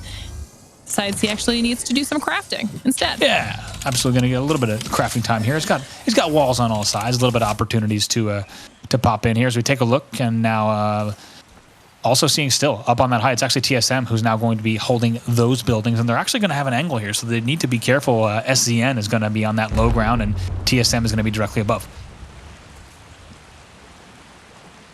Looks like everybody's just content kind of holding the area that they're in right now for the time being. You've got TSM above, you've got Season below, we've got Liquid over here off to the side. You do see Phony's name popping up for a second all the way up on the north there, and you can see those tracers coming out. There are other players shooting down onto some of these other squads. Looks like there's actually potentially an engagement where we've got a sandwich going on down in that hold up here. We got Complexity flying in right here, as you do see ults going down as well. Going to be forced to bubble right away as Shiny, and going to have to try to heal. Can Rep target in? No. Down. Got to be careful, because they're pushing in on those buildings where we saw several teams that are up there. TSM, of course, being one of them here, and TSM looking very good in terms of shields, as they're going to go ahead and get some help, actually, as 2 players from Complexity do go down there, with help coming in from the side of My Little Phony as well. As we take a look at TSM, going to have a chance to reset. Door does go off. There's going to be a tactical insertion here, as they're going to try to fly upstairs to see exactly what might still be left around. And actually, Grenade's going to be coming in real fast, and a whole bunch of damage. You're seeing CLG as well as HRN in the feed. Energy still playing on the top of that choke, so TSM doing very well through that, and Liquid going to be holding that roof as well. That was such an aggressive fly-in rotation from Complexity. Yeah.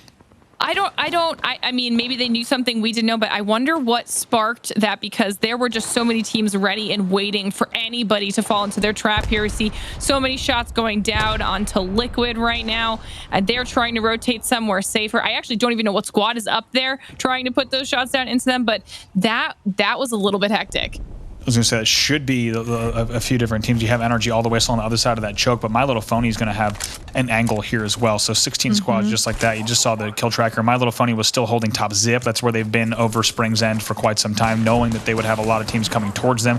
And like you said, Complexity definitely did not have either the amount of information or the amount of options, or perhaps both, in that situation, as they tried to make a little bit of a Hail Mary maneuver there, but they do find themselves on the receiving end of a whole bunch of team shots. You got to love the setup here for My Little Phony, as they've got swaps ready as well as a pad up to that height of that rock. Such a powerful position in these end zones. We've seen teams really take advantage of that, and still TSM's going to be happy to hold this interior, and Liquid just exchanging back just a little bit of shots from that rooftop, playing that angle, knowing that no one's going to come to their south. But Aberlele going to be making sure of that. You might have just saw he was making sure that no one might be able to push from low. Thermite's going to go down as well. You do see actually team down here, so playing that low ground, and Aberlele knows that they are down there. He's got the Spitfire ready to go, and is going to go ahead and be on the receiving end of a scan, so he's going to be pushed back, and they might have to be ready for both of those battles. That's going to be Vibes that's playing low, a team that we talked about earlier, coming in 4th place in their semifinal, and really have an opportunity to continue with the upsets here. We'll see what they can do from the low ground here, Glitter.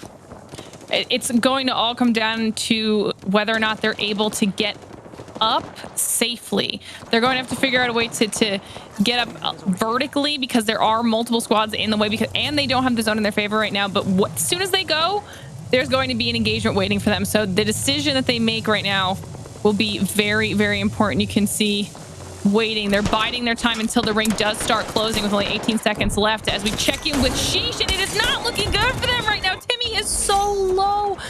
Oh, and they do end up going down to TSS. That was rough for them. Big push there. We only got to catch the end of it, excuse me, there. It's actually going to be another Q here from his Watson. Also coming up top, look at that. Great shots there out of the triple take from all the way at the top of the Q. Ark's going to go down as well. They're not done yet. Going to be weak. Maybe, yes, going to reset there, but also Sung and Blur, so going to still have some options here in terms of shields. Maybe just reset a bit, but it was a very good, efficient push from TSS. Like I started to say, we only saw the end of it there from Timmy's POV. The lone man in the bathroom, only with some grenades in his hand, as he'll go taken down, but now also taking a look at Farm Boys here playing the edge. This is a position for them than it was last time as well, so this could bode a little bit better for them, but as I say that, it end up taking a ton of damage. Moving on to NRG, who has angles on so many squads from where they are right now. This is a solid spot for NRG to potentially clean up a lot of kills. Yep, I feel like I'm saying it for the 10th time here, but NRG once again in that thermal choke, a place that they were very comfortable, not just this game, but also last game, and they couldn't have played it any better this time around. Last time they had to move, still won the game as a squad of 2. This time, all the action is coming to them as teams are wrapping around from that thermal ridge on the chain link. They're going to continue to scan here. 6 squads left as we take a look at the lay of the land. It's going to be just stomps down, as well as TSS still just around that corner as well, as we do see TSM on your screen. So still just 6 squads left here, but NRG very happy once again with their positioning. Yeah, they can pretty much hold it out here for as long as they need to. Let everybody else battle it out. We saw some kills under their belt already. Liquid now having a very, very solid engagement for themselves. The PK shots are coming out of Aberlele. He's able to land a good amount of damage here. Needs to bat up, so he's going to heal and let his team carry on the rest of this battle.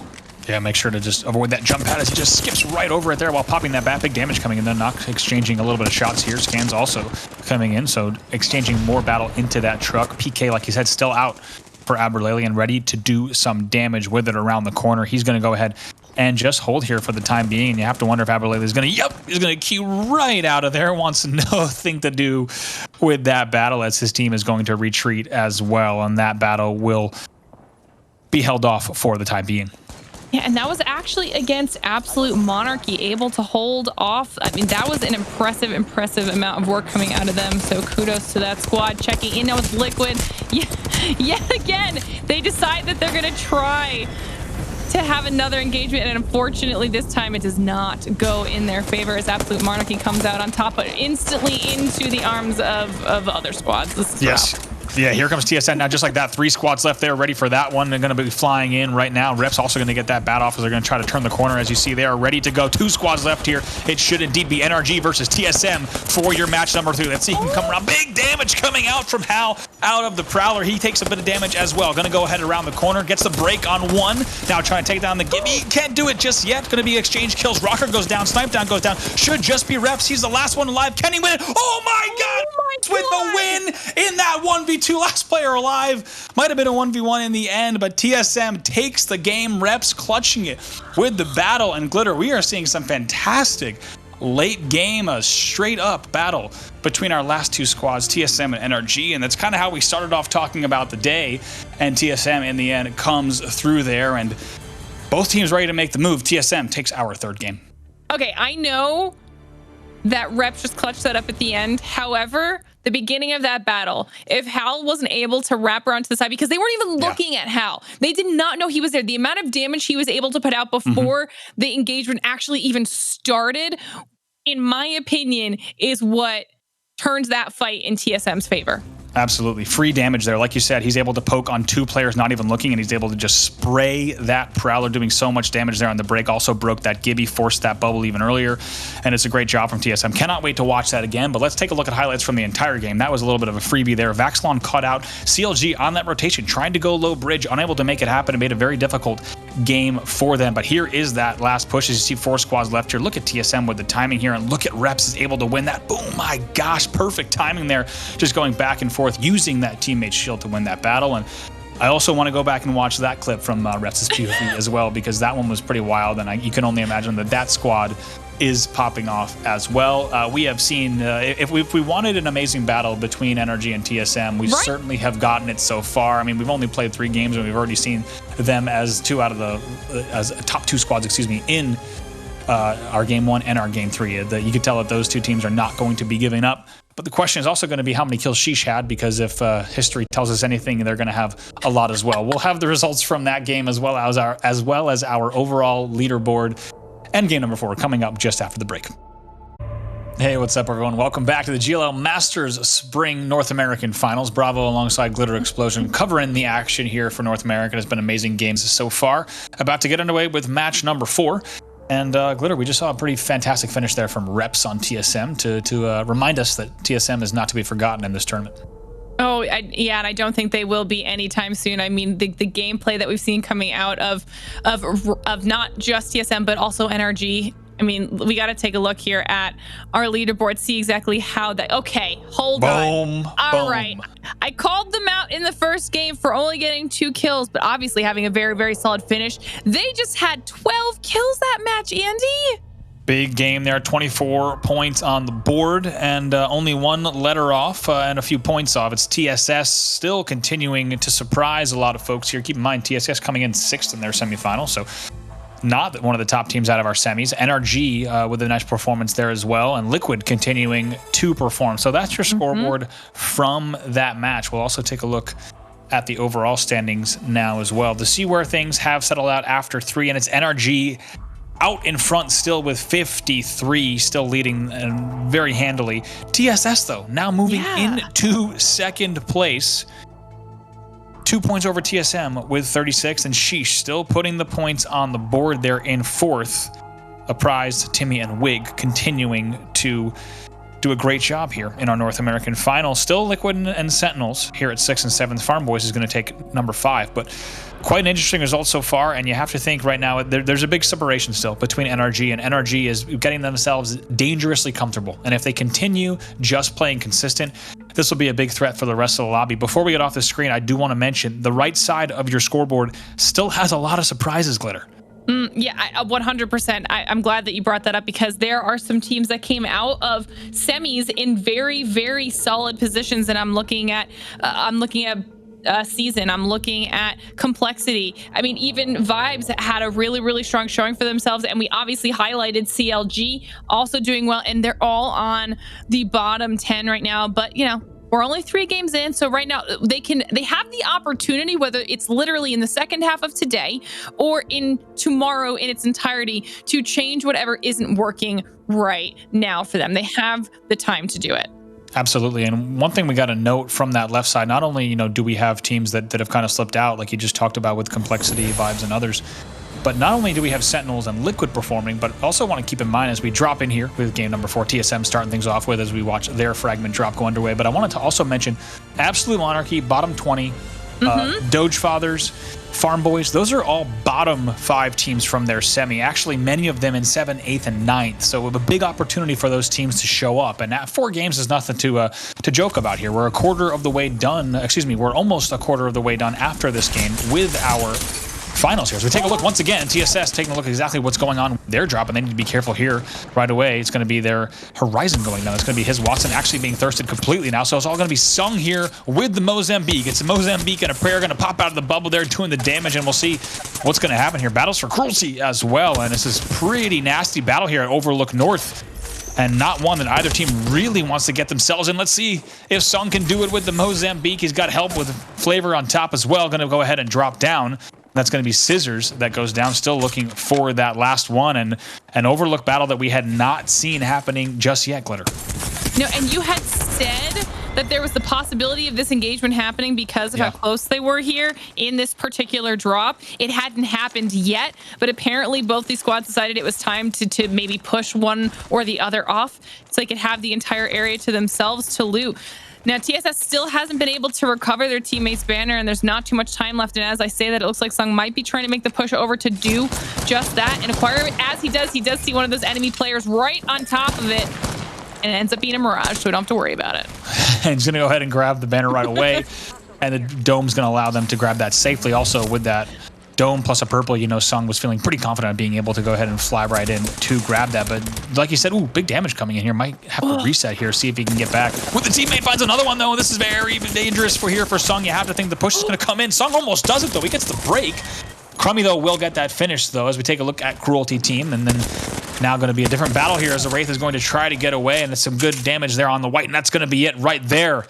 And it's actually going to be Team Cruelty Team winning that battle. And we did not think that we would see TSS with where they are in the standings exit like that. But Glitter, like you had said, we did know that Cruelty Team did have that Overlook no-name drop. And when you had TSS continually trying to make that happen, Cruelty Team comes out. That's an elongated battle. You had a lot of white armor. You had a Mozambique in play. That's not the battle that either team wants to win. But Cruelty Team will win at Overlook, and we are headed northwest.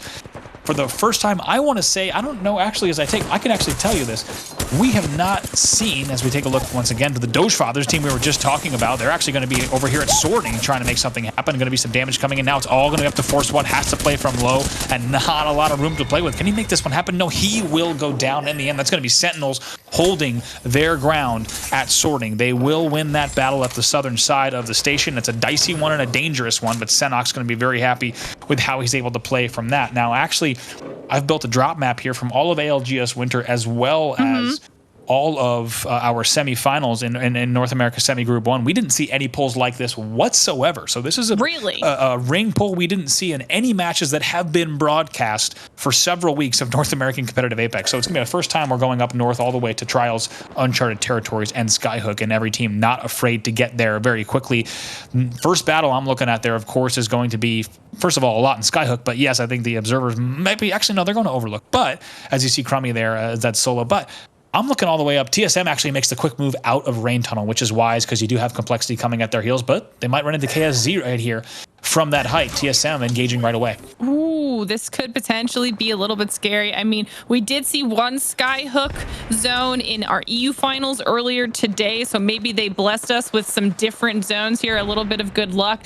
But as we are moving around, we've got NRG and CLG going at it.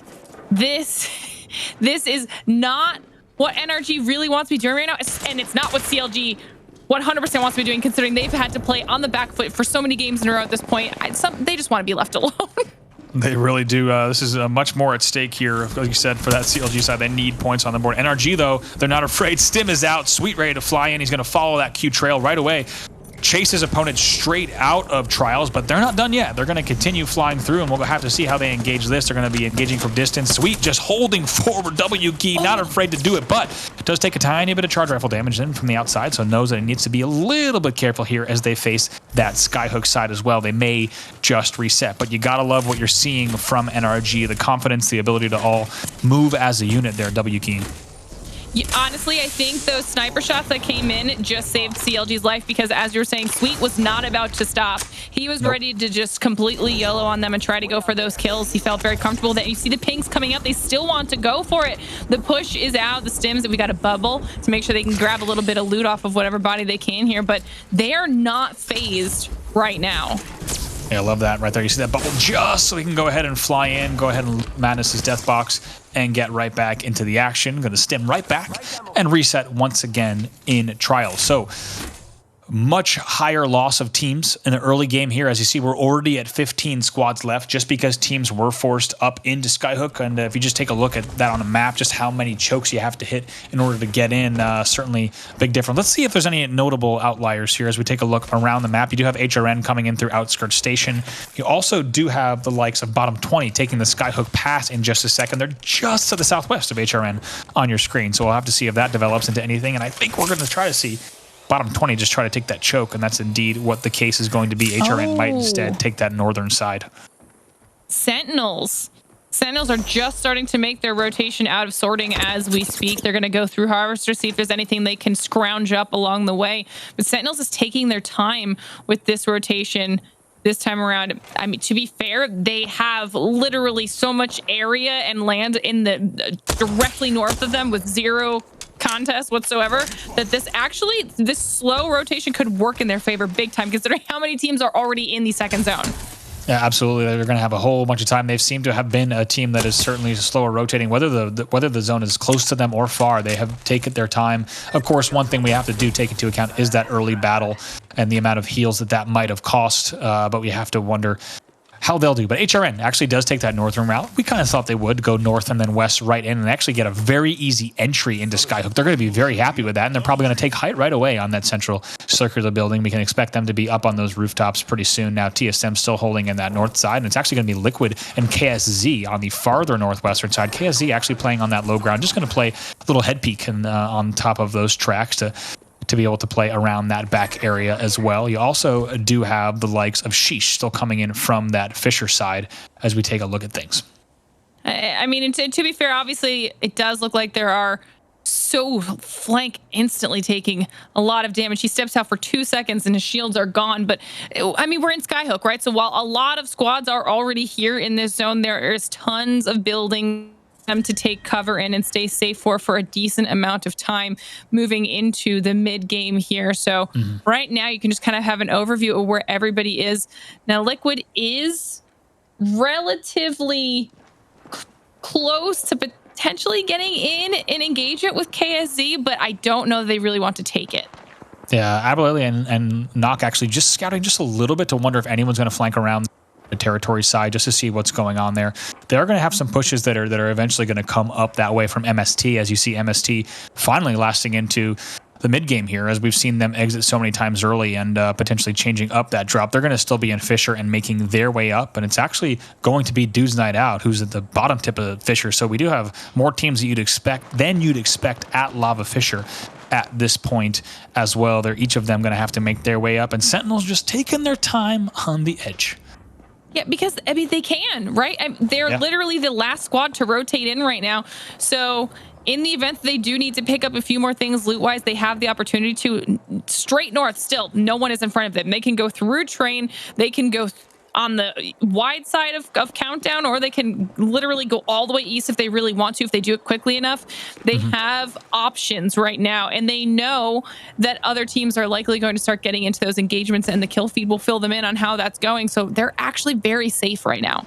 Yeah, and Liquid's still holding it as Nocturnal just shoots a few shots down that angle. Liquid's still holding a lot of real estate here. They're going to be very happy, because you do have Nock just scouting to that south, and now Aberlily has kind of reunited back up north once again. So able to hold that. Depending on how that pull goes, we do see a balloon happening here for Farm Boys, and we'll see what looks like they're going to be safe in that landing spot. TSM going to have eyes across Skyhook and keeping an eye on that balloon and see exactly what's going on. As we also take a look once again to that top height, that we referenced earlier. But as we saw, KSZ still holding that head glitch just on the tracks, and they're going to be happy with that position so long as the pulls continue to go in their favor. Otherwise, they will have to decide if they want to come up and over the tracks or instead take that kind of northwestern tunnel to try to get a different angle into uncharted territories. But back to what I was saying about Liquid, they're going to be happy with the amount of land that they're commanding right now. Depending on this pull, they're going to have a few different options, but still, things are still going to get pretty nutty at trials and top trials.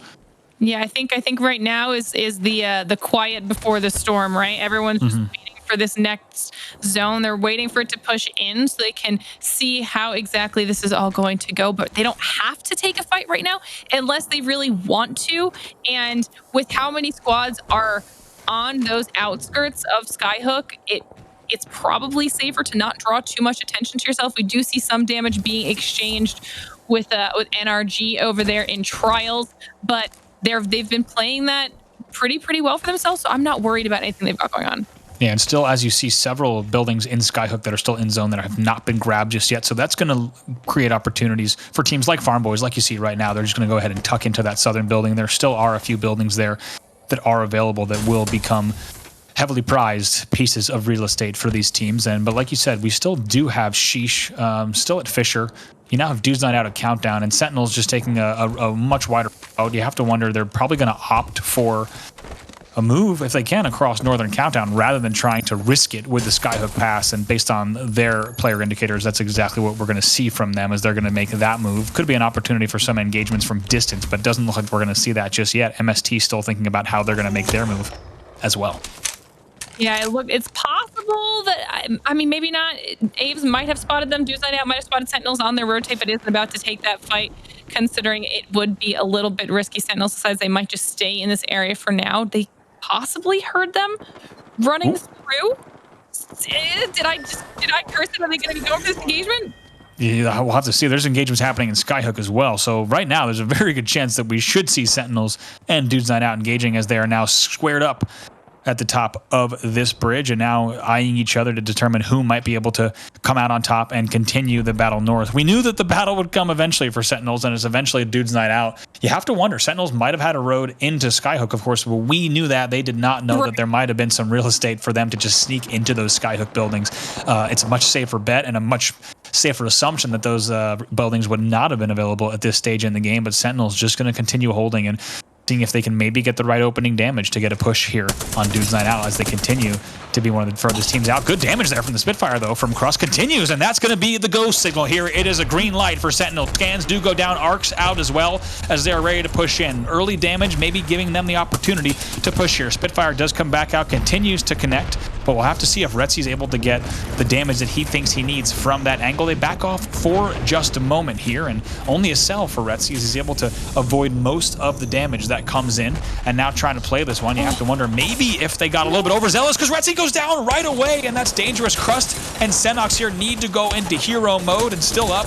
We'll see if he could do anything here. He goes down all up to Senox here in this battle. You have to think it's going to be a very difficult battle for them, but here comes Sheesh as well, not afraid to be the third party in. They will fly in right away. That is going to be both of those teams likely going to be exiting here. Timmy is on the stimmy, and he's not slowing down now.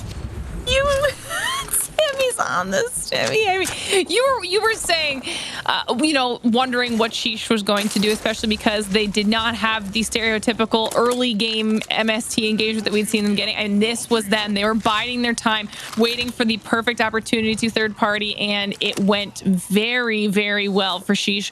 3 kills on Timmy alone. This is going to be huge for their overall score. I'm telling you, you never want to doubt Timmy on the stimmy. It's a dangerous thing. The man flies in, and the rest of the squad is there to do the damage as well. And Sentinels and Dudes Night Out, they took a lot of time for that battle as it happened on the edge. They were maybe hoping that they were far enough out at Countdown that would be an isolated 3v3 where they could have really dictated the battle and how it went. That was not the case, because we did see Sheesh coming in like that. But take a look at MST and Sheesh. They continue to want to find each other regardless of the time of game. They have each other's number, so we will now see this battle go down for them as well. Here we go, Sheesh and MST once again. Ooh. 6 has already taken a little bit of damage, I believe, from that bombardment. Now we can actually see Sheesh with a prizes perspective. Timmy stays inside the bubble. Both of his teammates are healing up a little bit. They're able to take out the black hole there, making sure that they don't have to worry about anything coming in from that side of things. And this is a little bit hectic. But the other team's bubble goes down as soon as theirs comes off, and now it's just a fight to the death. Absolutely crazy bubble battle here. Look at that. I mean, a Spitfire EVA 8, purple bolted EVA 8, as well as a pretty kitted Spitfire here for Timmy. That's not what you want to see in a bubble battle like that, as he's going to maybe drop down, take a look at a prize here, thinking about getting the revive. Here it is. Sheesh back up once again, just like that. 12 squads left in the game. I mean, that was definitely unfortunate for MST, having avoided them from the very beginning, only to run into them later on in the game. I mean, they were fated to be enemies, it seems, this time around, but solid aggression once again from Sheesh. They are sneaking up on everybody, to say the least. They really are, and they have performed consistently throughout these games, sometimes clutching it up in huge ways to get all the way into the late game. But like you said, it was inevitable, it seems, the MST and Sheesh battle, and that instead we get a mid-game battle from those two teams. Once again, Sheesh coming out on top of prize. Timmy and Wig still looking very good. Take a look at Energy, still holding low here, and take a look through Skyhook as these grounds continue to get thinner and thinner in terms of playable area. Teams just kind of popping shots at each other right now, not really wanting to go all out with their aggression just yet, knowing that they are going to potentially have to start rotating into an area that does not have a whole lot of options for these teams that are in buildings with cover right now. I mean, Complexity has had a solid location. Like you had said earlier, Liquid has been able to hold off that northwest area for themselves for a really long time. And the only team that they were honestly going after... Go ahead. Well, I'm just saying, Flanker is loving this trench right now, and he's very thankful that he has this trench to fight with. He's just kind of playing with fire there, poking on not just Complexity, but also poking on KSZ if they happen to peek over the tracks there. So Flanker playing pretty brave, pretty confident. Love to see it on the scout there. Just seeing what's going on in the Complexity building, also keeping a very close eye on the KSZ side. And you once again have Aberlily and Nock shifting to that southern side just to make sure no one's coming through the choke. In just a moment, we should see them pretty confident that the southern side is okay, and they will make their move. But here comes the move from She. They try to get into the action. Oh, she's just pushing in on Absolute Monarchy, or were they not there? Are they a little bit farther off? I can't even tell. There's so many teams that are so close to each other right now. It might be Season. It's Farm Boys. This is what I was talking about. Everybody's waiting until they absolutely had to push in because of the zone, and this is the chaos that will ensue. And look at this edge. This is amazing. Teams just flying in there, jump pads going down there, trying to do anything they can to get into the action. And now just on this open ground, this is an absolutely punishing end circle. Gibby Bubble's going to go down here because of the lack of playable rocks and cover here. Going to be absolute carnage here. Just like that, 10 squads left. NRG not done. They pick up a few kills there, and they all manage to stay up as well. Like, that's going to be 9 squads now as another team goes down. NRG is going to be happy that they just have this little bit of height to play against now, and all sights are on the Liquid buildings. This was once commanded by Liquid, but now Phony has to drop off of Top Trials to get into this action as well. But it looks like Liquid looking very good. Aberlily and not going to work together to take down Fury. Yes, indeed, they do get that. They maintain control of these outer trucks, so Liquid has been there all game, and they will continue to hold. Between KSZ and Liquid, I mean, they've just been untouchable. They had such a solid position this entire time, but NRG is not going to allow them to keep that for too long, or at least I don't anticipate them allowing them to keep it. I feel like once they feel they're looted and healed, ready to go, we will potentially see a push coming out of NRG, although it will be a very smart push. TSM is now moving around to the other side of KSC. They've managed to get themselves in a decent spot. They've rotated out of the city safely while everybody else was kind of caught up in all of the commotion, and now they are on the side of KSC, which is definitely less than ideal. They certainly, right now, they're going to be holding that. They're going to have some options. Of course, they can play through those little tunnels here. So take a look at Complexity. Once again, they're still playing this trench here and a dangerous spot, but it is going to give them the opportunity to just isolate their angles. Of course, they're going to be able to choose if they want to battle tracks, if they want to battle the trucks to the west, but they're going to have to be careful. The second they bite off more than they can chew, they're going to get in a lot of trouble because they are super exposed if a second angle does come in. But like I said, as long as they're able to isolate these battles appropriately, they might be okay. TSM, though, getting a little bit of burning here, and just as quickly as we say that, they are ready to go. How on the bubble right away to break with the EVA 8 as well. He's knocked down. You're going to continue to pop in. How getting some good damage. Snipe down, taking a lot of damage as well, though. So we'll see what Reps is able to do here. Absolute carnage on the edge. They will go down. That's TSM out. Just like that. 4 squads left here. Shiny, the last player for Complexity. He will go down. 3 squads left here. KSZ able to get the res. Right now, a full squad here. So right now, they're going to continue holding. You have to think Liquid thinking about the push as well. Well, okay, so that was TSM took out Season, and then Complexity pushed up and took them out, and then they died to KSZ in all of that cluster. That happened so fast. An absolutely punishing zone here, as we see such little actual cover to play here, and these teams knew it. That's why we saw this lobby thin out so fast. NRG just holding the southern side of the rocks, and it's going to be KSZ holding the top now. Liquid has actually swung into the previous KSZ position now on the back cave. They're going to be flying through that cave right now, maybe even thinking about going right into KSZ before NRG can join the party. Not that much damage coming out of the vault there for Aberlily. Would have preferred more. Continuing to look around the corner, going to go ahead and rotate instead. Head on a swivel as they take a look to the right side. Nothing there, so they will hold the back corner for now. Looks like if they did get the right damage, they were thinking about going, but that will not come in just yet. Liquid now holding all the way in this back corner area. 3 squads remaining.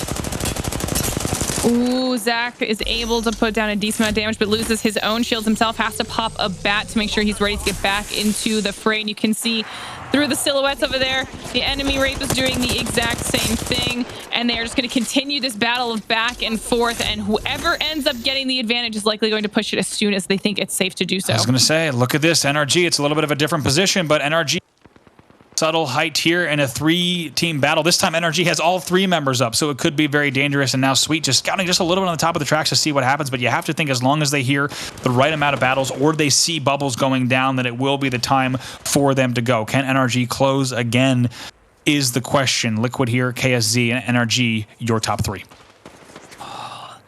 This is scary. This is definitely scary because as soon as these teams start pushing up, NRG does have a little bit of a height advantage on the other 2 squads when they have to move towards the center of the zone. But they are every single squad is holding each other up so solidly right now. There's a bubble. And that first bubble does go down. Big damage coming in from Aberlily as well. It's actually Stay Naughty that's the first one to go down. Flankers have been the one to grab that. Zach well knocked going down here. 2 squads left, just like that. NRG push should be coming in on Liquid in any moment here. Looking desperately for a swap is Nocturnal as well as Flanker. They will go down. NRG is the champion of the match, and you knew it had to be the case. It looked a little bit too similar compared to the previous games that we've watched, and they certainly had the position. And there's one thing we've learned, Glitter, it's that NRG is not going to miss those opportunities. They're going to capitalize every. Did you notice that NRG sent 1 player? They left 2 back up where they were. I didn't. 2 were far back. NRG only had to send 1. After all of that chaos, they were able to clean up with the damage from a distance and the 1 player up close. That was so good. It really was, and they are just executing in those situations, and we know that they have positional advantage and even in some ways armor advantage in those situations, but it really does take excellence to continue executing the way that they are in these late game. They put themselves in the position that they need to be, and in the end, they close it out, and they worked hard to get there as well. This is the battle that we saw Sheesh coming in and ending that third. Look at this carnage there. Everyone hitting pads at the same time, trying to get into this open ground. And when we talk about punishing end circles that you don't want to play, these are the end circles of Nightmares here, as we take a look once again at KSZ, as they're going to go ahead and close that one out, that early battle, and then NRG able to fly in as well, as you see the champion banner there for NRG. But talking about that ring, that is the stuff of Nightmares. You do not want to pull like that. That did not pull towards the trucks. That did not pull towards Skyhook. That pulled towards the opened ground there on the tracks. And it was, I think we had 10 squads left, and we went straight down to 6 in maybe 10 seconds of time, as everyone was just absolutely eliminated. A very punishing end circle, but it's NRG once again proving that they right now are undoubtedly the top team in North America, the team to beat, not just based off of performances over the past few weeks at ALGS Winter and the semifinals, but also a great day 1 for them so far. But can they keep it up? That's the question. Don't go anywhere. More GLL Masters Spring coming up right after this. Hey, what's up, everyone? Welcome back to the GLL Masters Spring North American Finals. We've had some amazing games so far. And the story of the day, Glitter, we can't talk about anyone else. We got to talk about NRG, because they are on top of the world. They are slaying out. They're playing the end game so perfectly. Let's go right into the stats, because we're ready to get into our next game here in just a little bit. But this is going to be your scoreboard for match number 4 of 16. Yeah, I mean, and thankfully, I did misspeak earlier. They did send all 3 in. That makes a lot more sense with how that all went down. And when we were looking at these overall standings, we had said Complexity had a really, really solid spot in that area. Watching that back, I actually think when we had the TSM Complexity and KSZ fight, that actually the zone was also kind of helping with that, pushing in at Complexity's back and putting them in a really rough position. So that was just a hard rotate for all of those teams involved in that fight. But Liquid, we need to give them some love here, okay? And Sheesh. Are you 2 placement points, 10 kills once again? These guys, this is the second time we've seen them with a placement that low and a kill count at 10. Amazing stuff from this squad. A lot of people rooting for them, a lot of people looking for big things, and they are showing up today. Let's take a look at the overall now. NRG with, I'm just going to say it, an absolutely outrageous lead. This is a lead that you do not see in a North American final. 70 points to the next closest 44. It is so easy to tell that this is currently a race for second place.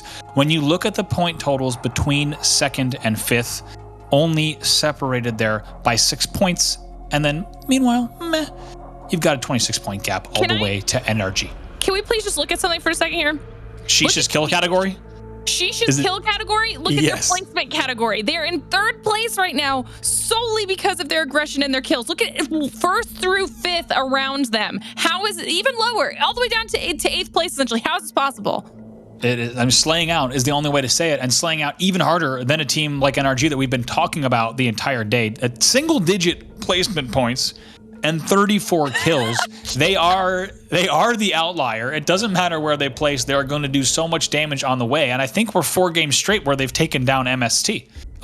So that already right away puts a lot of points on the board, but it's good that we are able to mention that just because we've kind of seen the fact that we've seen some point outliers in Europe as well. CHMK is an example of one of those. But as we go ahead and jump right into the gameplay now, ladies and gentlemen, this is going to be match number 5 here as we get ready to get into the game. We'll start things off with NRG because of that huge point delta. But Glitter, 9 placement points, 34 KP for Sheesh. And each game they are putting up, doesn't matter where they're placing, they are putting numbers on the board. And if they can continue that, it'll be a pretty wild ride for them. They are just built different right now because they're 1 point behind TSM. And like 80% of that is due to their outrageous kill numbers right now. So first of all, huge shout out to Sheesh because they're putting other teams who are consistently placing better to shame right now solely based off of their aggression. And I was hoping that we saw at least one squad willing to be that aggressor in this lobby, and Sheesh has decided that they want that title. Yeah, I would say, you know, I've had the pleasure of casting in particular Geyser here. Maybe an early game Geyser battle would be the first time that we've seen that in today's matches. To take a look at Farm Boys, seeing what they might be able to do. Yes, indeed, Battle is coming in. That's going to actually be Cruelty Team on the receiving end of that. 2 players are going to go down. It's now going to be a 3v1 here for Farm Boys. That bubble probably not going to do too much here for the side of the remaining member here. Crummy is going to get full killed as well. There goes Scissors. That will be Cruelty Team looking for that Geyser drop, maybe changing it up based on the fact that they had that bout at Overlook. They wanted to avoid that earlier, but they will go down again. That's going to be a tough result for Cruelty Team as Farm Boys is going to win that as well. And we do have a little bit of potential action brewing at Countdown as well, you'll see. So we'll get back into the story of the matches like we were talking about with Sheesh after we take a look at this battle, because there's going to be vibes here. A team that we were talking about, one of our teams to watch, but they haven't performed just yet today. Spitfire Damage coming out there, and we'll see what they're able to do on this push. I think it's good for them to start getting a little bit more aggressive here. They could stand to use a few more points, especially when we know what they're capable of after watching them have a really solid performance in semis. Trying to get as much Spitfire damage down as possible right now, but they are under armored to say the least, and Act just took a ton of damage, so they decided they're going to back off a little bit and just reset here. Yeah, a little bit of a reset opportunity. You have to think MST is going to be happier right now. But it looks like in terms of armor, pretty close there. You see 2 whites on MST as well. But they are so far winning the battle in terms of pushing their opponents back. Panda's on blue, going to be the one that's actually leading that push. And we'll see if he's going to continue to be able to make this one happen as we see them flying right in. Here's Panda's now. Spitfire is out, also fairly loaded up. So that thing's going to be hitting for damage. Big damage coming on all the way across. And this thing has just been absolutely shredding this season. We've seen it not just today, but of course all season long. Now trying to fly in. He does have teammates as well. Ooh, big damage though that comes in right away and gets his shields cut off completely. Needs to be very careful. Luckily has help here against this Wraith, and actually going to try to spray with the 99, and that's going to be Mooney and Ak that are going to be going down. Now they're going to be looking for that last one once again. This is definitely not the best way for them to be starting off. However, checking in with Absolute Monarchy, getting the kill onto Ak there. Yeah, that's gonna be vibes. Yeah, there was just so many teams here that I don't think that Vibes is necessarily prepared for that when they started the initial engagement. No, they were not. And Absolute Monarchy definitely hearing that this battle has lasted as long as it did. They're taking advantage of that now, as MST was not able to get that last kill in the mix, but they were able to grab what I believe was 2 of the 3 Vibes kills in the end. So they'll be happy to get those points on the board, and they'll have to reset and potentially be ready to fight Absolute Monarchy depending on the route that they take out of this. So we'll keep an eye on that battle, certainly. But what we were saying about, actually, we'll stay with this before we go back to talking about that wild point inspection that we have here, because you do see pings that are coming down just outside Countdown as well, but it looks like that engagement will hold off for just a second. But Glitter, I think, we've casted Apex for a long time. I think that points delta, that kind of outlier, as we take a look at the pull once again, and honestly, it's been a whole lot of Western pulls here since game number 1, as we're going straight west once again, and it's right now hovering over Countdown as well as Skyhook south, a little bit of Lava Fisher, of course, into that mix as well. But as we take a look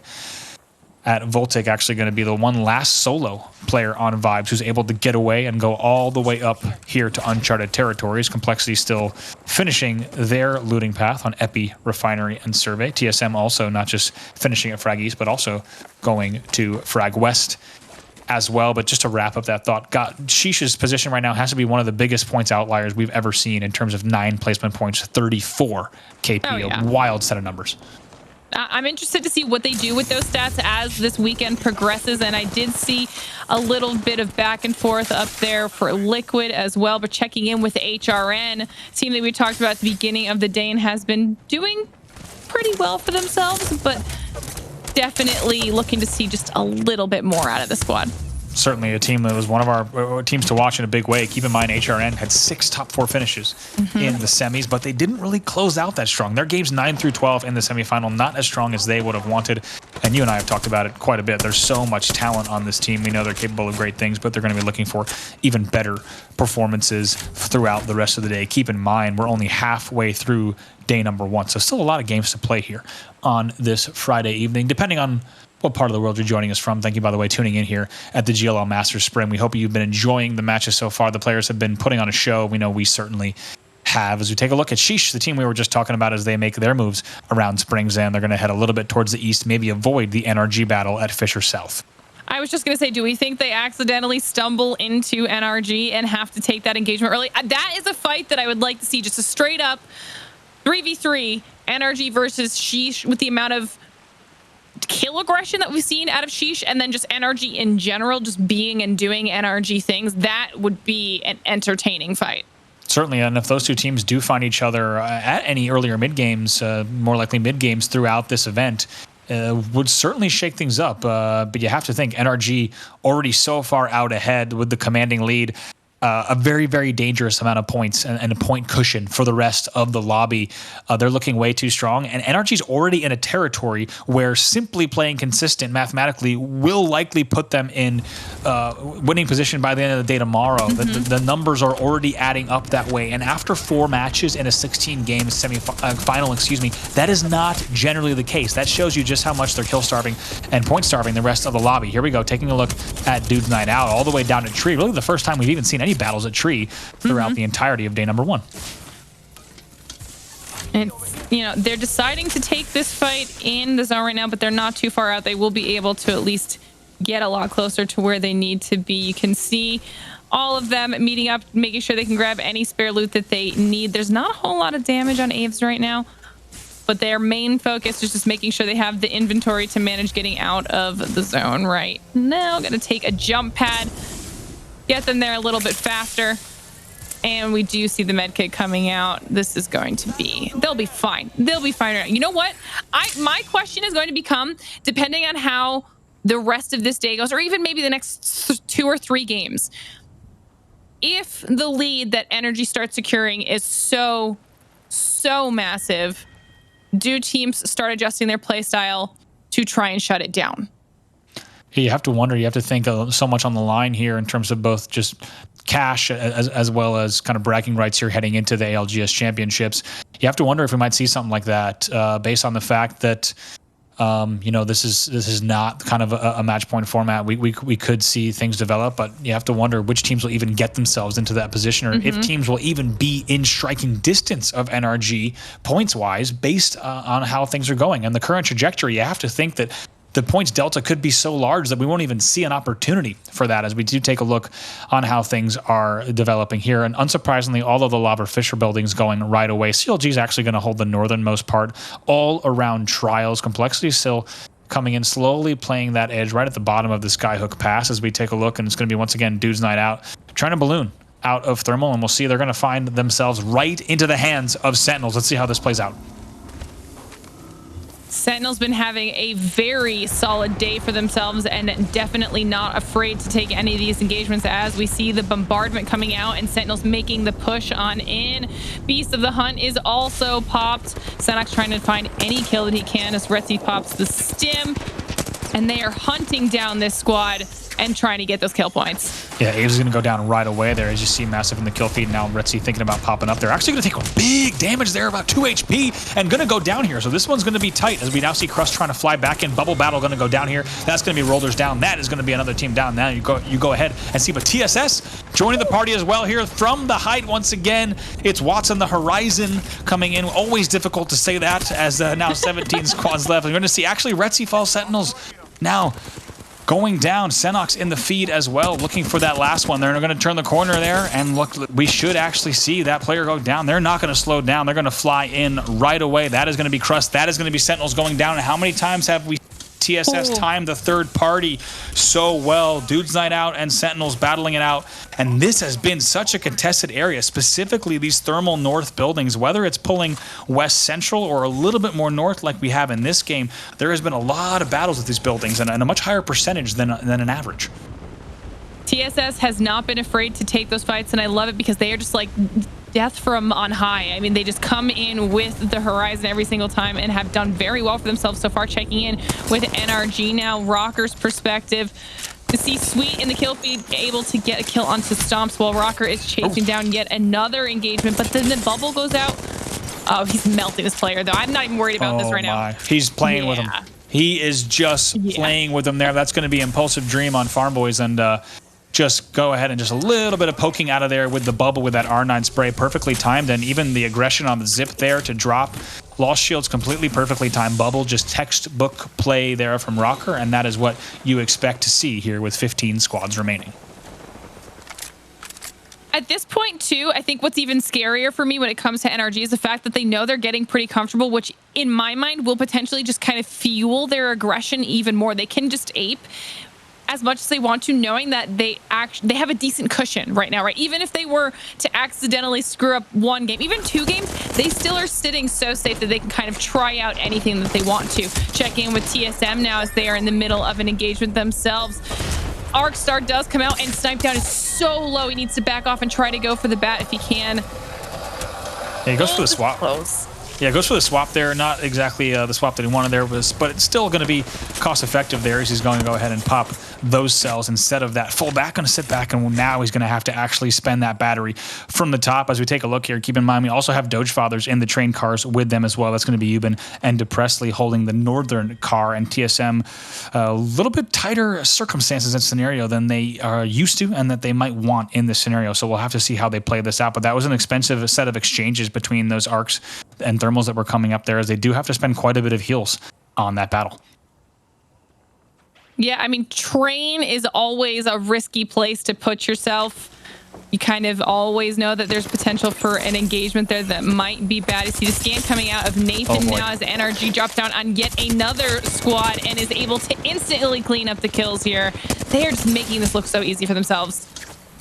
Yeah, really nice stuff there. And if there's one thing that's scarier than Energy on Height, it's Energy on Height with scans, as they make that look way too easy as they're going to take down Sung. That was Sung of the TSS side, so still should be one more player if I'm not mistaken. We'll take a look at Sheesh trying to get into these southernmost Fisher buildings as they do grab some positioning here. It's a big damage coming out of the Spitfire of a prize. He's not done just yet. Scans will go out as well, and they'll have a second to reset in this building to determine exactly how they want to play this one out. And Timmy thought about maybe taking a peek around there, but takes damage right away, so wisely gets a little bit conservative and going to go ahead and retreat right away. But take a look at TSS there on the low ground, and now NRG kind of sitting above them, and you do have an option from Sheesh to push in on this if they want to. So we still might get our Sheesh NRG battle yet. We'll have to see how this one plays out on the edge with 50 seconds remaining on the close. Max I'm actually surprised that Energy did decide to back off of TSS in that situation. They had a decent position above them. It's possible they were worried about the teams above them and around them coming in for a third party in that situation, knowing that we are getting pretty far into the late game already. A crack comes out of Nathan with the Volt, and that was just dirty. Yeah, got some help there from Absolute Monarchy as well. Fat Fruit Ninja, which is a tag I haven't been able to say yet, and I'm so glad I could. But look at this coming from height. Nathan just flying in right away with the EVA 8 before he can even get down there. Damage going down. Now the kill leader here with 4 kills so far. There's going to be an ult going down. That bubble also will expire, so NRG may have to bubble of their own, as we're going to see still here on HRN joining that party. Finally, the NRG bubble goes down. It looks like it was a little bit of a later one than you might expect, and RKN, Urice, and Hill going to fly into this as well. Nathan's the first one to go down right now, so it will be a 3v2. It's a nice swing there coming in from Urice. He's not done yet. Lots of flesh damage there. Going to try to finish this one. Has another battle here on screen, so that's going to be Rocker that goes down, and we'll see. He's going to put the zip right back up there. HRN reset for just a second as we take a look. Hill is going to be the one that goes down. Now Heel's being forced out. Now here over to Sheesh. This is the team that we were wondering about, as they're on height as well. They're going to join the party and try to see what kind of damage they can do. Timmy not done yet. Going to try to fly in once again. Also takes that pad. He has 2 players on screen from distance with the Mastiff as well, putting on a show. A high-flying one at that. Just like that, NRG will be out, and we have 11 squads left. So even though it was a bit dicey, we did get the Sheesh versus NRG battle in the end. Timmy, why'd you do it to him? Oh my God, that was just disrespectful. Now, see, that's what I was talking about. That's what I was saying. Maybe Energy isn't taking this fight, knowing that if they do, everyone else will come for it. As soon as they drop down onto TSS and take that fight, everyone comes out of the woodwork and decides they want to get in on the action as well. Seeing Sheesh able to clean up quite nicely for themselves in the end of all of that action, and this is their unstoppable aggression. They have no fear. They just decide they're going for it, and somehow, like the majority of the time, it works out in their favor. I'm going to watch every match from their streams, and I'm going to listen to their team comms every game, because I cannot wait to hear how these guys are reacting to the games. If you don't already have a tab open, make sure you get one of their streams open, because you know that it is lit in the team comms. But now taking a look back over early exit there from NRG, and probably the first time that we've even seen that all day throughout these games so far. TSM still holding Train. Snipe down, you see just scouting a little bit to the west there in Hill Valley, as Hill take a look out into the area here of Countdown, and not a lot of Countdown battles since that early engagement. Complexity is actually going to be holding Outer Wall low. They'll be happy with that for now. MST finding themselves once again in the late game, and also the likes of SZN holding here at Countdown as well, just like that. 10 squads left. But man, you got to talk about Timmy. Whether the man is on Path or Octane, the man's movement is absolutely nuts. Keep in mind HRN as well. We saw some intense clips from them, but they found themselves just a little bit mistiming the battle there, and in the end, it is going to be Sheesh that picks up a whole bunch of kills once again. See, what's good, or I guess I don't know if it's good, I guess, you know, depending on which team you're rooting for, but right now the fact that Energy did get taken out there, TSM and Sheesh are still alive. So this is their opportunity here to start chipping away at that massive lead that Energy has so far accumulated for themselves, because they can't get any more points in this round, at least. So this is, I feel like TSM or Sheesh should really take the opportunity here to either go for more of those kill points when it comes to Sheesh and their crazy aggression, or even just try to solidify some extra placement points, because they need to wear down that lead as much as possible. Yeah, taking a look at this pull, as you see, it's coming to that Fisher side all the way off of Countdown. Big damage being exchanged there from Klein, Kenny as well, onto Panders of MST. Panders will get full killed as well. So right now, 3v2 for the season side. Scans going to be going down as well. Will provide an opportunity for Klein to pop the cell. As we go back over to Fun, just door guarding here. Going to have to get out of that, taking a whole bunch of damage, so needs to be careful right away. Gets that battery going early there from that Thermite. Knew that he might have to pop it. Gets a very efficient use there, and also big damage coming out right away. Oh my, melted. Absolutely melted there, as you see damage coming in for the MST side. MST will be out now. Season's going to hold that building and be very happy with how that one ended up in the end. A nice bit of baiting and switching there on the damage, as once again we still see things pulling towards that southwest onto that Fisher building. Yeah, there's not going to be a whole lot of cover once this shrinks down into the next zone, so these squads need to decide what they're doing soon. And as I say, they've got Liquid here in an engagement going up against Complexity, and both of these squads are going to be tough to take down. But there's so much going on. Flank had no health in that scenario before he died. Oh my god. I don't know how Flanker stayed alive as long as he did in the end, though. He will go down. Complexity still in that. But as you see, actually, Complexity going to be wiped there. Season's going to be the team that does third party. That one, just like that, Complexity will go down. So 7 squads here remaining as teams are going to have to decide how they want to make this route, and it will not be an easy one.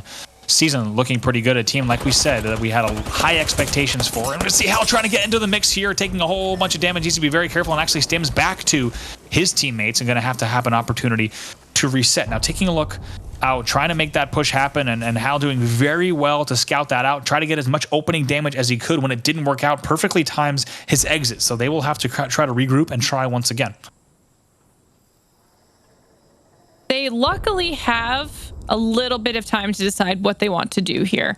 You see Snipe down, Hal, everyone's now fully healed back up. They've reset and they can decide how they want to do this next push. Checking in with Absolute Monarchy now, flying in on this enemy squad. Did take some damage on the way in, so they pop a bat to make sure they're here. Their shields are back where they need to be, but there a bubble comes out and there's a lot going on for these squads. You can see up there in the top left, you've got 2 bubbles elsewhere. Or is that's us with also the bombardment? Yeah, absolutely. But here you see both on your screen here. Snipetown also peeking out. That one will expire first. Bubbles coming down pretty similarly, but KSZ right now needs to be very careful about the angles that are coming in. Now Kenny and Klein have to work together here. But take a look. It's Sheesh who's coming in here. And Timmy's actually going to get a very quick swap as they're going to go ahead and pump in. And they are not done yet. Big damage still coming in from the Spitfire. Just like that, we now have 5 squads left in the game. And a prize trying to get that full finish. They're going to continue looking. And it's going to be a player that pops up right away. And that's actually going to be fun who comes up. Also, Kenny trying to make something happen now. Just like that, 5 squads left. It's KSZ taking in so much damage, and Wig just gets the bubble off as he's trying to come around here. Knows that there's a player around that. Pings are going to go down as well, so going to take a second to pop the bat. Going to see if he has some team shot opportunities. The pings were going down, so you have to think that he might have the help there on that red Evo, and some decent damage from a prize. And Timmy going to try to come around, and Timmy comes in as well. He's going to fly in, and Octane tries to get away. Not going to happen just like that. That's going to be Klein and Kenny out, so KSZ will be out of the game just like that. 4 squads left. And this is the aggression. Once again, Sheesh is just this unstoppable force, and there is no fear. I mean, you just saw how the second Timmy was up, he healed and full sent it with Wig, who had already pushed up on the solo remaining player, getting more and more kills for them. But nice to see here over in this massive grouping of squads, we do still have CLG, all 3 up. This is something we've been waiting for them.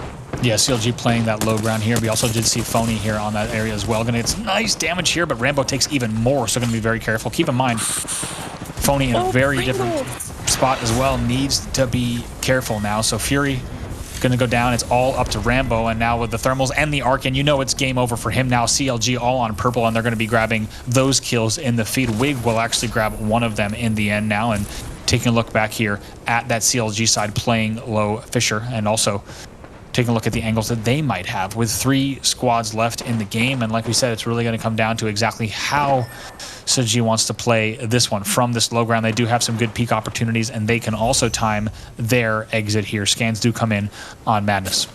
Yeah, we saw Lou there holding his bombardment, trying to decide when they wanted to unleash that on the teams around them as the zone is pushing in. Lou's still trying to get the angle for it, waiting whether or not, seeing if he's going to throw. And on the side, Sheesh is just waiting for their opportunity to pounce on these 2 squads. Sheesh looking a whole lot like NRG right now. They're actually going to bubble right now, is forced due to that bombardment, and the battles will be happening down there. You did see that CLG might actually be taking that portal. They will be taking that portal back and forth to try to avoid as much battles as they can. And then they're going to put the bubble down up here right now. Sheesh is going to try to fly in to be your last team alive. Absolute Monarchy and CLG battling it out. Sheesh should be making the push now. This should be their game to win as they close it out. Yes, indeed, Sheesh looking so strong in our match number 5 as well. They perfectly time it. CLG doing whatever they could to get off the low ground. It was a nice combination play there from Madness to set that portal, and they bubble up top. Able to get maybe 1 or 2 kills out of that final bubble battle, but Sheesh knew that they could be the third party to that final battle, and they closed it out. Glitter, Sheesh, they're looking better and better, and you had said it yourself. If there was a game for them to grab the points, it was this one when NRG exited early. Yeah, this is going to be huge for them because not only did they still maintain their psychotic level of aggression the entire game, but they got the dub on top of it. So they get a huge boon of points going up against the lead that NRG had. And what did we say? You do not want players like Nicewig going Super Saiyan. You do not want this whole squad. I mean, they started out with big momentum and they have only stepped up. Here's the NRG drop. Now take a look. What bites them here is this bubble's going to end. And you have to wonder exactly when Hill's bubble, when the bubble was available on the other side, because NRG is then forced out of there, may have even taken damage from that bombardment as well. And here's HRN who comes in to try to clean up. But don't forget, it was Sheesh on height that had the last laugh in that battle. So we know that they were picking up tons of kills off of. Here's Timmy just flying in right away. Mastiff with 22 from distance on Flesh, and then just makes it look way too easy. Absolute carnage in the end there on that southwestern side of Countdown as they're able to pick up those kills. But we did see some good late game from My Little Phony as well as Absolute Monarchy. But here's the end game. Just take a look at it. You're just watching the side of Sheesh just play this perfectly, just letting those battles develop first, seeing so much damage go down before they even have to engage. So they're going to be very, very happy with exactly how that one played out. And then now Sheesh, not only do they have the kill points on the board, but they also stepped up. Keep in mind, they got more placement points from that one game than they had total in the first 4 games. Exactly. Which is nuts. I'm going to leave it at that because we're waiting for the scores to be tallied. We'll be right back with an update on the scoreboard and getting ready to jump into match number 6. Don't go anywhere. The NA finals are getting pretty darn good. Hey, what's up, everyone? Welcome back to the GLL Masters Spring North American Finals. And it has been a heck of a day so far. Hopefully you caught the past few matches. Hopefully you've caught them all because we are heating up. And if there's a team that's heating up, it is certainly Sheesh. Big win from them, Glitter, in that last game. Sheesh. Okay. Let me tell you, I had said that there was an opportunity in hand for them. They just had to seize it. All they had to do was just take it, and they did that and then some because they didn't cut back in the slightest on their aggression, but then they also bring home the dub. This is going to be huge for their overall scores. So let's take a look at how this played out for them. All right. Look at this, another 24-point bomb, and I want to say they were down 20. I want to say the gap was about 26 points between NRG and the second place battle that we were talking about between 2nd and 5th. So NRG is still going to pick up 7. So they're still going to be ahead. But you called it perfectly, Glitter. Sheesh not only put up the kills. Keep in mind, look at their kills relative to the rest of the lobby. They are double that of NRG. They are double that of anyone else in the whole lobby there. And most teams coming in, of course, much lower. It's a huge game from them. They finally pulled out the placement that they had not done yet. Keep in mind, we talked about it before the break, but they had 9 placement points total after 4 games. Now take a look. It is NRG out in front, still like we said with 77, but the gap has been closed, ladies and gentlemen. Sheesh now only 10 points away. They are in 2nd place, and they are keeping things interesting, to say the least, in North America. That is huge. I mean, their placement points obviously have jumped up, but they are leading with kills by a decent margin. They have now surpassed TSM, and they're 10 points. That's so achievable because we've seen them do that in kills alone in multiple games. So this is huge for Sheesh. Moving down the list, TSS is actually still able to maintain a pretty solid 4th place position. Liquid doing very, very well for themselves here today, and Farm Boys moving up the list a little bit here. Certainly things are starting to spread out as the kill economy has not been evenly spread here across this toast, with NRG and Sheesh now really that 1-2. TSM on a tiny bit of an island here, and then you got the TSS Team Liquid battle there only being 1 point away as well. So things will continue to get interesting. Keep in mind that Farm Boys Sentinels all the way down to Absolute Monarchy is still pretty tight as well. Only a 5-point difference between 6th and 9th place. But man, if you were NRG, there was really only 2 things you didn't want to happen in that game, and Glitter, you called them. You did not want TSM or Sheesh to pop off, because keep in mind, that was a 26-point cushion. That's huge.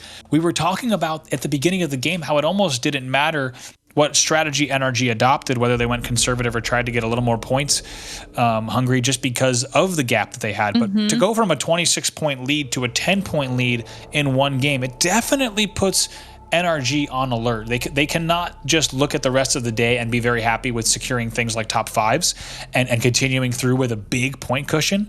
Instead, we're looking at a very different scenario here with Sheesh biting at the heels. Now, it's a 10-point difference, but keep in mind, to close that gap by 16 points is wild. Yeah, I mean, the thing that I'm now going to be keeping my eyes on is how do 3rd through 8th respond from there, you know, because there is the opportunity. I mean, it's a decent gap when you look from 1st to 3rd, but that once again is similar to the gap that we saw coming into our last match that was instantly cut down by Sheesh. TSM being a team that's more than capable of having a performance like that and closing that gap for themselves as well. So I'm interested to see how some of these squads start changing up, or if NRG is able to maintain that lead. I mean, we'll see how it goes, but I do also enjoy seeing the likes of Liquid up here. TSS Farm Boys has been kind of creeping up on everybody in the process, and Sentinels, we called them out at the beginning of the day, and they're still having solid performances. Yeah, they really are, and you have to think that the biggest thing here is for NRG that they have to just really stay on top of their game at this point. It's going to be a very different rest of day number 1 for them, because they were in such a position where they had such a lead where things looked a little bit ridiculous, but that has completely changed here as we find out the players are going to go ahead and reload back into this lobby, so we'll get that match ready for you just as fast as we can. But as we talk about the standings so far, if there's one thing we wanted to keep things interesting, I think everyone was kind of thinking, okay, this one, you know, you see people talking about it too. In a 16-game format, it is entirely possible for a team to run away with the points total fairly early. And as fans of the game, we love to see a tight race, and I think that was a pretty fantastic result for that last game, number 5, and it is going to keep things pretty tight, at least for the rest of the day and for NRG. It was also a very well-deserved win on behalf of Sheesh. I mean, we've been seeing them, I don't want to be blindly aggressive, because they haven't been. It's been intelligent, but they just, like I said, they have no fear. This time they paired that with such calculated choices, especially at the end. They pushed when they needed to. They were there team-wise for each other. I mean, the bubble that came out of Wig that made sure they could get the res onto Timmy before they then wrapped around the side and waited for the other 2 teams to kind of start that engagement, and then they were in their own bubble themselves when the bombardment came to. I mean, they did everything right tactically when it came to the last 5-ish minutes of the game. That's the type of play that I want to see from them all the time, because obviously they've been showing us all day they're capable of making those crazy pushes, they're capable of taking out teams, and that's not the issue for them. That we were just waiting for them to get those placement points. I mean, coming into that game with single-digit placement points was stupid when they had above 30 kills, and now it's starting to kind of level out a little bit for them. It really is wild, and you have to go back to moments, and I'll explain why. You have to go back to moments at North Thermal where you do have players like a Prize winning that battle when they're in the disadvantageous position. Not only does that get them so many points from that game, you have to think on average they're averaging around 10 kills per game. So later on in that game, they would get a significant number of kills and even a few placement points, but also for the momentum, like we talked about. You know, we can kind of have fun with the fact that Wig is a player who pops off like no other player, but that really translates. And you know, as a competitor or a manager yourself, how important that energy can be, especially for a team like this. It has absolutely translated, and honestly, I would go as far as to say that if they don't have that moment where they pop off in that bubble fight and the Prize wins a battle he shouldn't have won, they might not be sitting where they are right now. It's a big deal. Absolutely. I'm actually interested to see at the end of today, you and I will do the math, but I want to see. Hopefully not me. Hopefully just you on the math. Okay, I'll do the math for the two of us then. Yeah. But I want to see the comparison, whether it's average kills per game or just overall points, but between NRG and Sheesh, because I think the kills comparison is actually going to kind of surprise people when we can see how heavily weighted towards Sheesh it's going to be. It's just NRG has been so consistent with getting those top 2 finishes, with literally the exception of only the last game, that they're kind of unstoppable in that sense. Certainly, yeah. It's going to be really interesting to see how things do end up on the day. It sounds like we're getting an update here. We're just waiting on one team, and it's actually Sheesh who should be joining the lobby very soon. Maybe still popping off, to be completely honest. It could be the case, but gosh, do they look good. And in the beginning, we were talking about the energy that they have, but I think now it's a point where they are, if they were riding momentum before, they are now can just be confident in their ability to play these lobbies so well. And the timing that they've done, keep in mind, all these edge battles, and they've been such a factor today, and that's not always the case in NA historically. But these edge battles have not just been third-partied, but usually at least a fourth party that comes in. And the art of timing those relative to the amount of information that you have on the map at the time is so key. And we've seen Sheesh do it so well. We should talk a little bit while we wait. It sounds like we are now just about 1 minute from the game. We're getting an update from admins here. As we take a look at the scoreboard, a few things on the right side as well. We got to talk about complexity, still in 13th place. Not the result that we expected to see from them thus far. Granted, they've got a lot of matches left. But the other biggest surprise is definitely going to be a team like HRN, still on the right side, all the way down in 17th place. Now, there's been teams who have done it before, and only here after 5 games, there's still so much Apex to play. So we could see a long road for them, but it's not going to be easy with the amount of talent that we're seeing NRG, Sheesh, and TSM display. To be fair, I did anticipate this a little bit coming into today, only because I don't want to say different, but obviously they were playing against different squads because they were split into groups for semis, right? So there was the possibility that once all these groups got mashed together into one big, large group, that it did change some of the play style of some of those teams that maybe did come out on top in semis. But by no means does that mean they should be as far down the list as they are. So I think moving into the rest of today, especially going into tomorrow after they have time to sit on it, here and there, pick up from this and find a lot of success with them. Yeah, certainly. And as we take a look now as we get ready for the next match here, match number 6 here of 16. As we said, lots of Apex down, but still a lot more Apex to go. And we'll have to see on this drop. And one thing, as we start off with Sheesh, one thing that I did want to talk about here is the fact that they were challenged off of those games by MST.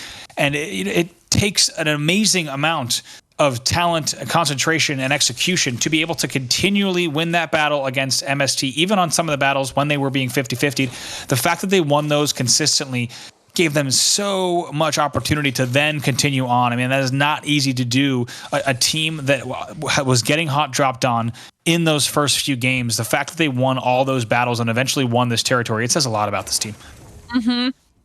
MST finally decided that it just wasn't worth that early game engagement, especially like you were saying, like when they just continue to get hot from it every single time. You don't want to keep giving that to a squad, whether it's the literal point side of things or just the mental side of this game. You don't want to keep being the boost to anybody's success if you can avoid it. And now we're going to be moving on over to Team Cruelty.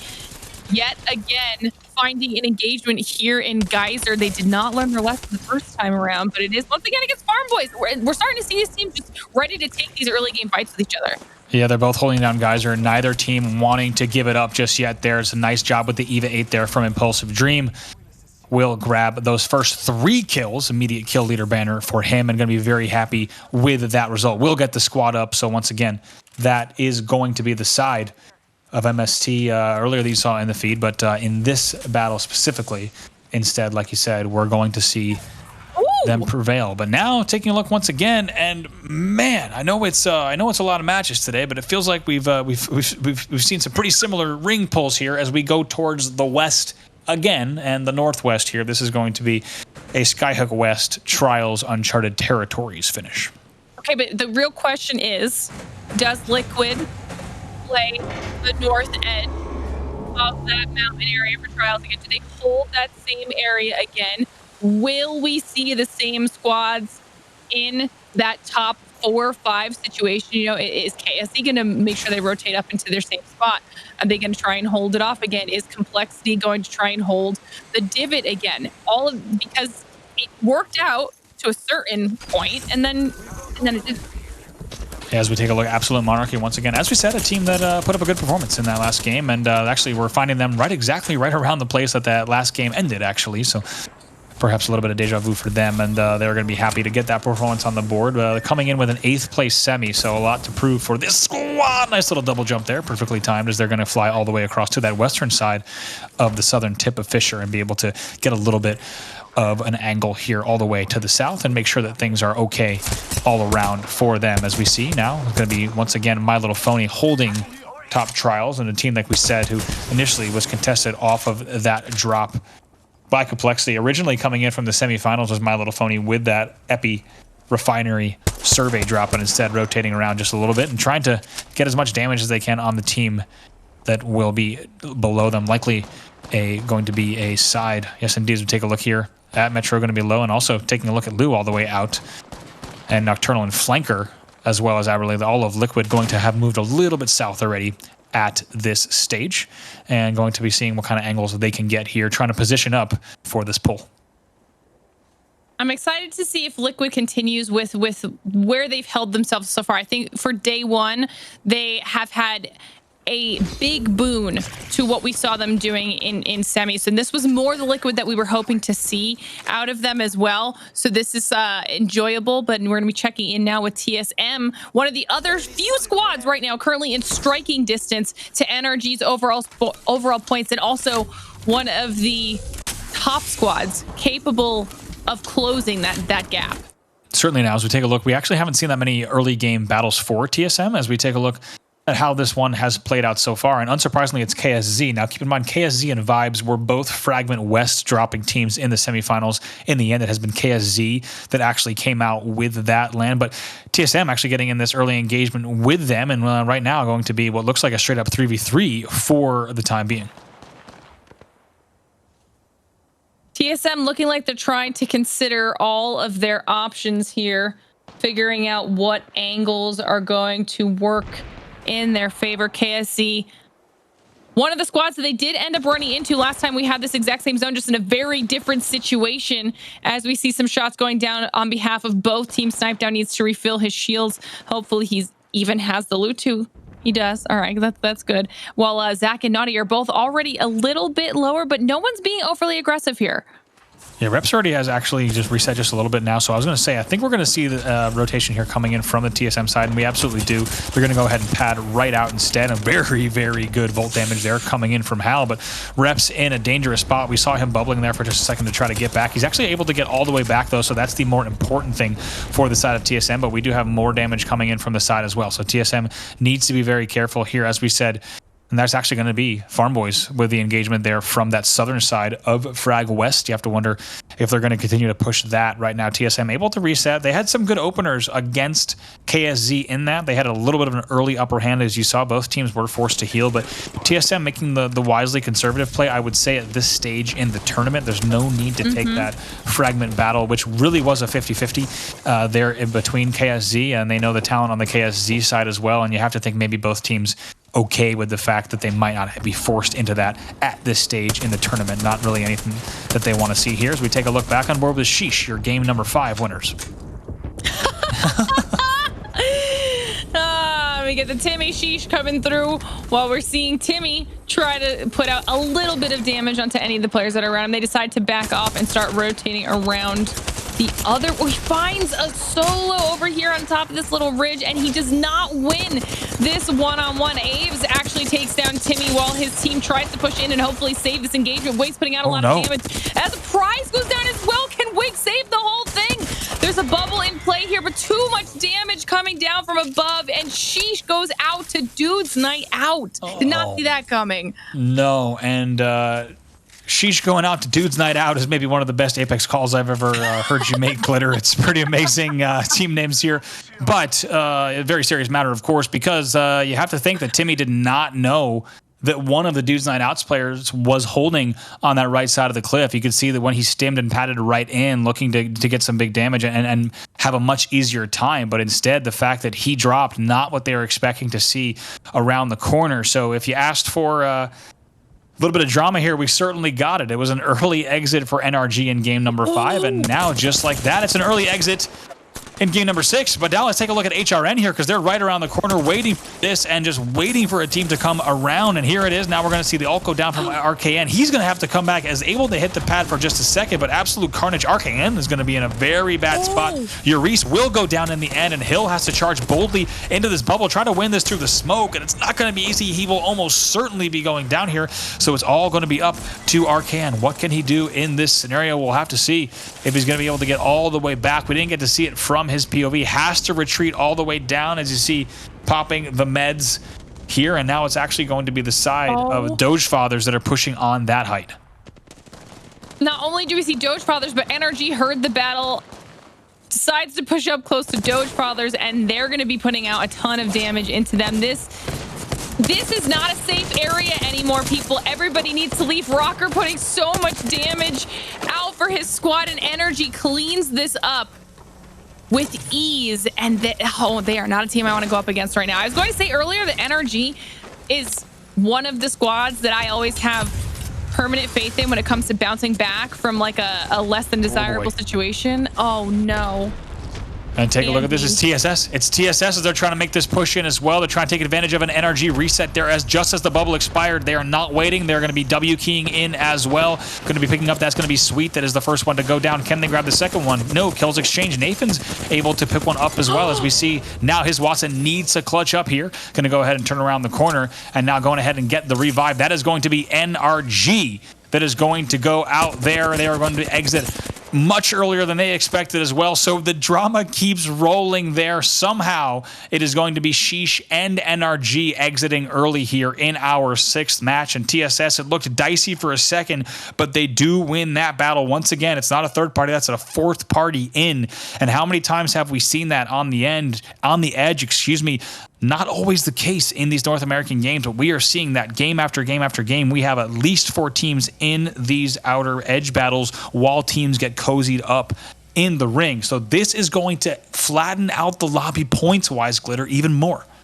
I told everybody that place was not safe, and everybody decided to keep pushing in and going for the fights in that area, and it just... That was a mess. To be fair, though, RKN is still out, and RKN's making a wide rotation around the east side, trying to just stay alive for his team and hopefully secure a few more placement points as these engagements continue to occur. Everyone is starting to shrink down a lot closer on top of themselves over in the northwest area where the zone actually is, because all of those fights didn't happen anywhere near it somehow. And the fact that RKN escaped out of that and is going to be able to possibly get some more points because of it is kind of crazy to me. It really is, and it just tells you the state of also really of Apex across all regions. Now, the fact that we've seen consistently across 6 games that there have been at least a 3 to 4 team battle on edge around this stage of the game, around that ring 2-3. The fact that we've seen that consistently just tells you the speed at which these teams are really playing. It's really Octane led. The fact that they're able to pad, hit that double, and like fly right into those battles and cross big distances in doing so, and even Horizon coming into play there a little bit as well. It has really been so clear that that meta allows for that to continue happening game after game. And really, these teams are just hoping that they're, in some cases, with the exception of Sheesh, teams are just hoping that they're not part of that, and instead maybe just getting into some decent opportunities for these holds as we take a look at Lava Fisher. Yeah, and I believe we see Farm Boys and TSS actually going at it. If I'm not mistaken, there were some triple take shots that went down onto Farm Boys over there. The real question is, are they going to start taking these engagements? They are far enough away right now that they can stay safe and just back off. I mean, I don't think that Farm Boys really wants to take this if they don't absolutely have to, but as I say that, the ring is pushing in and everyone's going to have to start rotating to a little bit safer position. It looks like TSS decides to just get as far away as possible from that, but they do end up getting a lot closer to vibes because of it.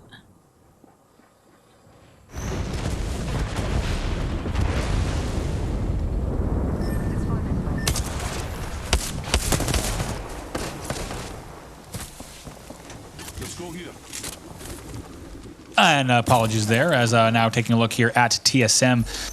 Getting some good damage there and going to force that Wraith Q as they're able to just continue holding on the height. And we see an area that we've seen many teams try to contest in this late game, and it's been a popular spot. Nice shots there from the triple take. Hits 93 from distance does reps, and now going to just force the team that thought they might just peek around the western side. Instead, just going to push them back. So TSM continuing to hold, but does find a team that's trying to push across into that northern part of Skyhook as well.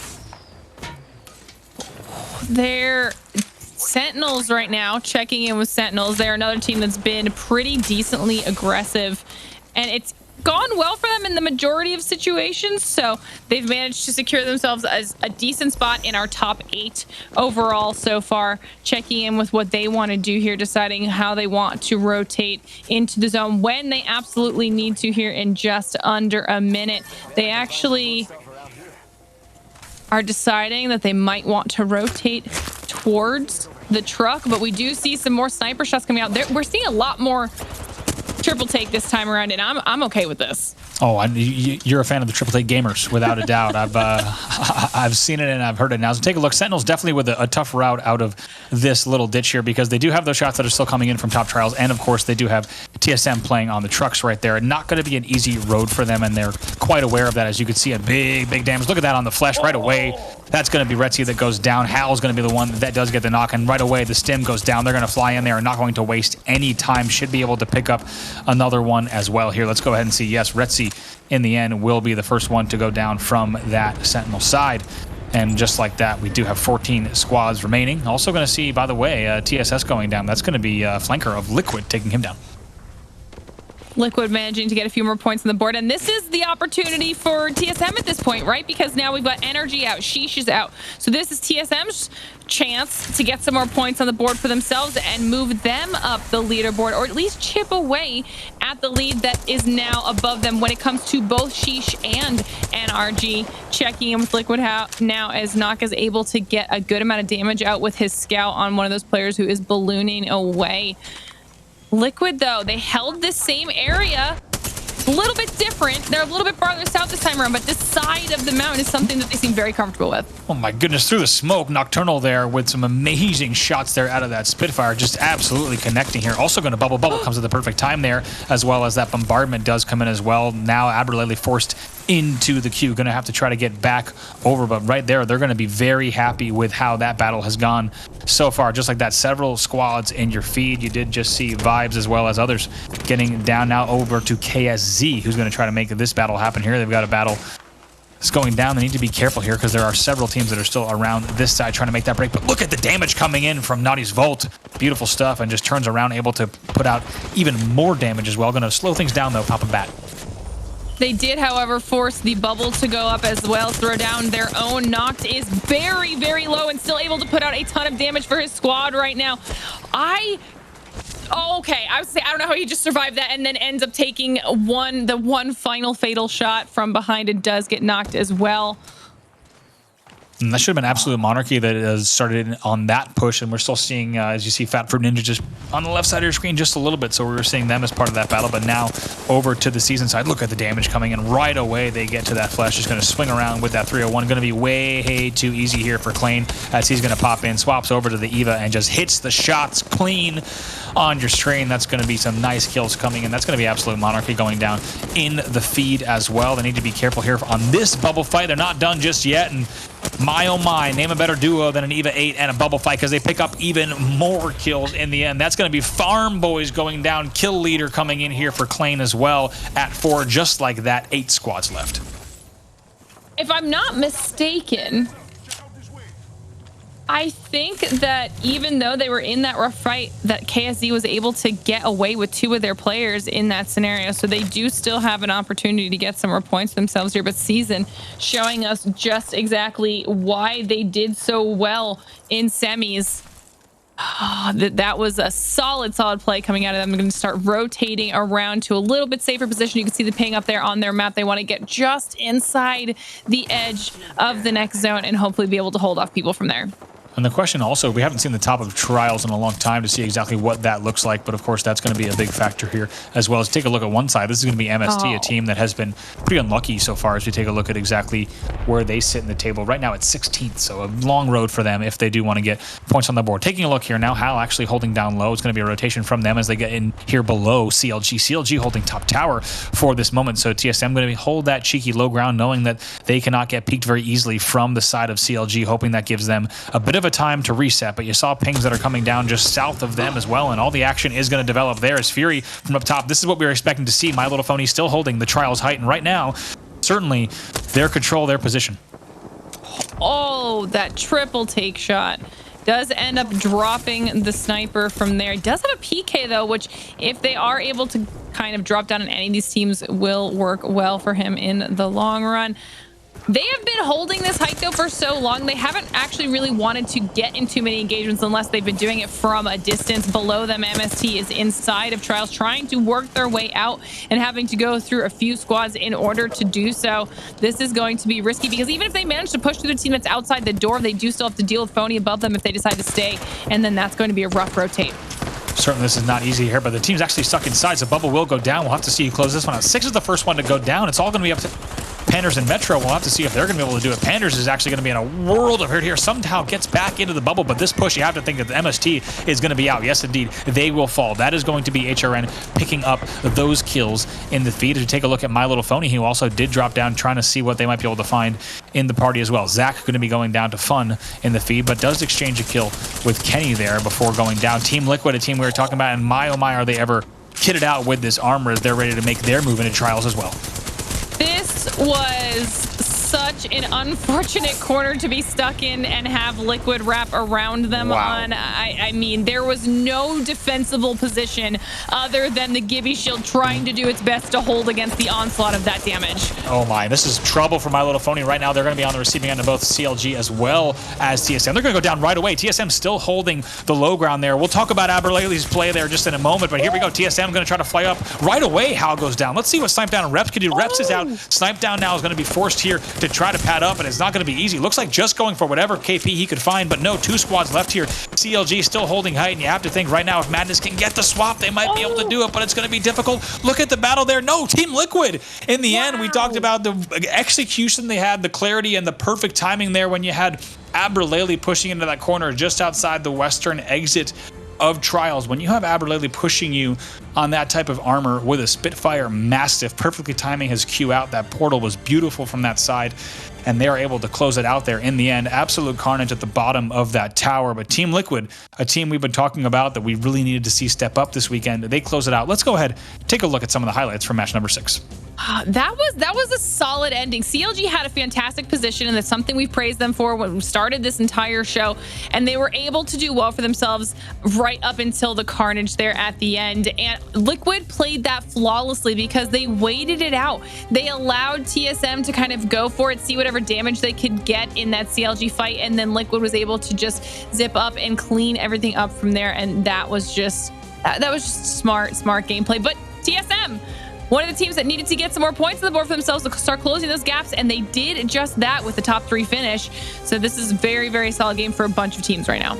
Absolutely. And this is some insane bubble fighting here that was happening right up at the top of this ridge here between a few different squads, and in the end, just absolute mess of battles there. And as you take a look at this end game here, Snipe Down, actually take a look at that. Snipe Down and Reps both had a little bit of difficulty there with the exact timing on grabbing up to height. You kind of saw how they were a little bit out of sync. It looks like Reps didn't hit the grab just as fast as he wanted to, and Snipedown actually was falling off of height. Definitely could have been a factor in the end of that battle. Maybe one of the reasons that we saw Hal get melted so fast.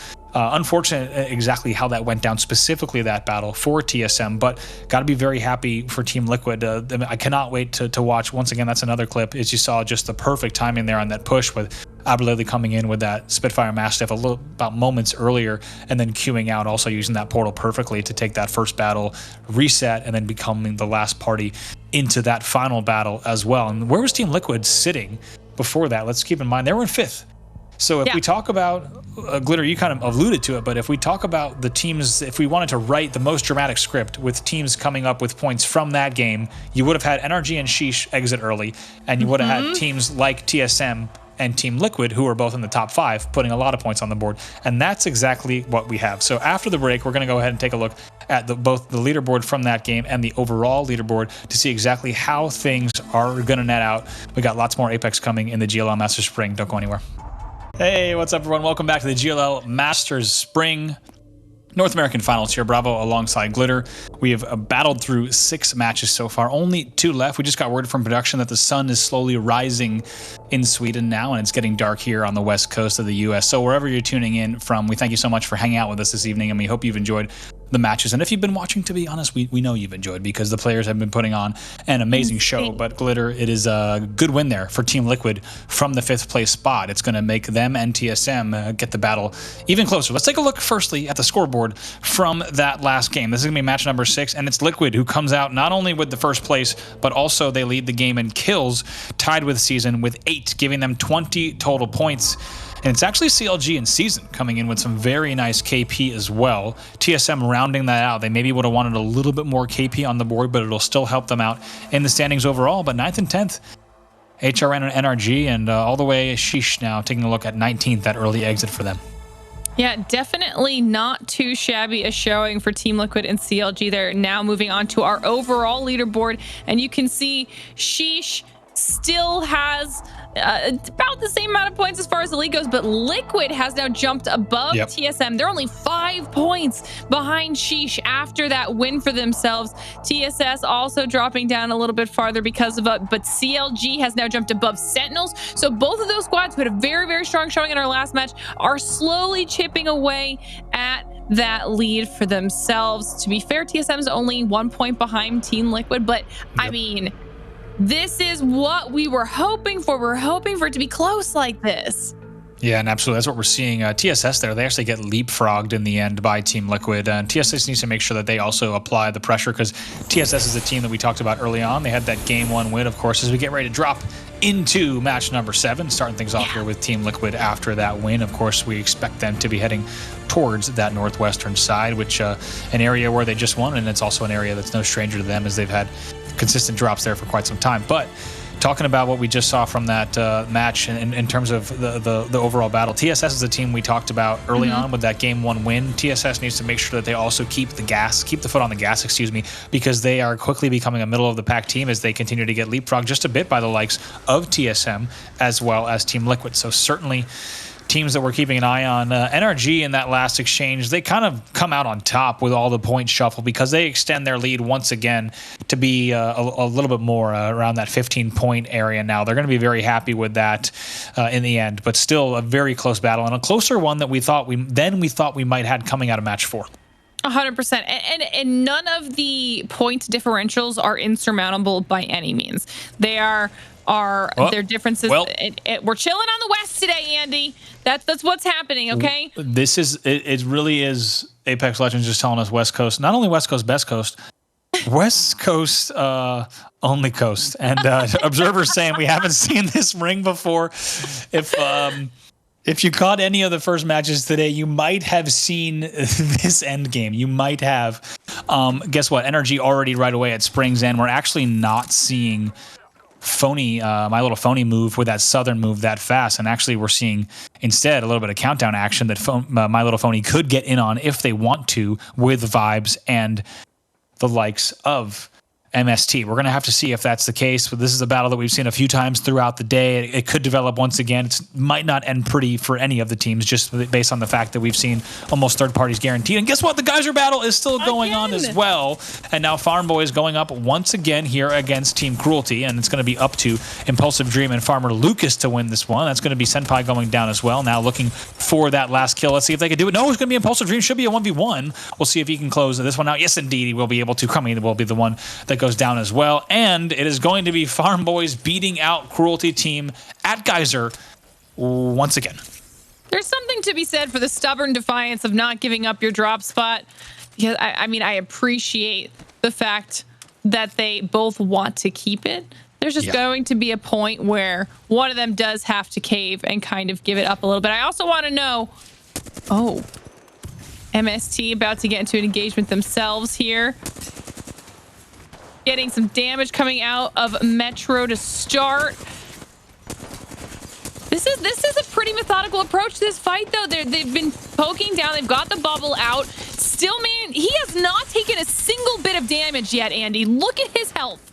He's invisible. Somehow Metro able to do all of that damage as well. They're bubbling and also able to get Pandas back up into the game as well. Going to be very happy with that. That's going to be Vibes on the receiving end of that one, as they will go down and exit early at countdown. We had a feeling, and so did the observers, that battle was going to go down. But here's Season and Clane on the stim, eyes on Thermal, thinking about maybe trying to get a little bit of extra damage there into that low ground on Thermal, but instead just goes ahead and resets back with the team as they're going to hold this. And it's going to be a lot of the same types of holds that we've seen. It's going to be this northern thermal building, which we have seen our fair share of today, and it's going to be Sheesh, unsurprisingly, at this point in the game, still fighting from the back of Thermal. You also have Sentinels who have started to exit sorting towards tracks, but actually big damage coming in, and Crust is going to be forced to bubble and drop down here on just about 5 HP, and it's going to be HRN that tries to take advantage of that. HRN has been trying to go for these aggressive engagements with whatever team comes across their path with zero fear. And sometimes it works out in their favor and other times it does not go so well. But this one started off pretty strong for them, able to put a lot of damage out onto that Gibby, but did drop down and escape with his life as they've decided to switch their sights up a little bit and instead start putting damage down onto bottom 20, who's also behind the truck. Yeah, bottom 20, a team that we were expecting to see bigger things out of. Right now, after a decent opening of the day, they're also way down in 16th. So this is pretty dire circumstances for them. They need to, once again, get out of here. They're just going to bubble for cover and just try to nope out of this fight versus HRN. Not really interested in taking that one. They will scurry along to get out of that one. Sentinels holding that southern tip of Harvester for now as well.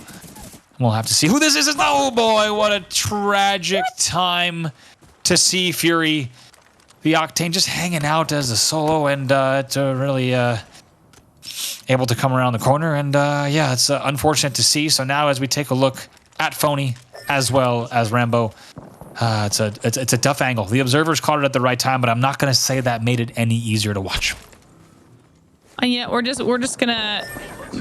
moving on from that. That's fine. It's tough. Tough to watch. We're going to see what the rest of My Little Phony decides to do now that they are a two-man squad. I want to know your opinion here, Andy.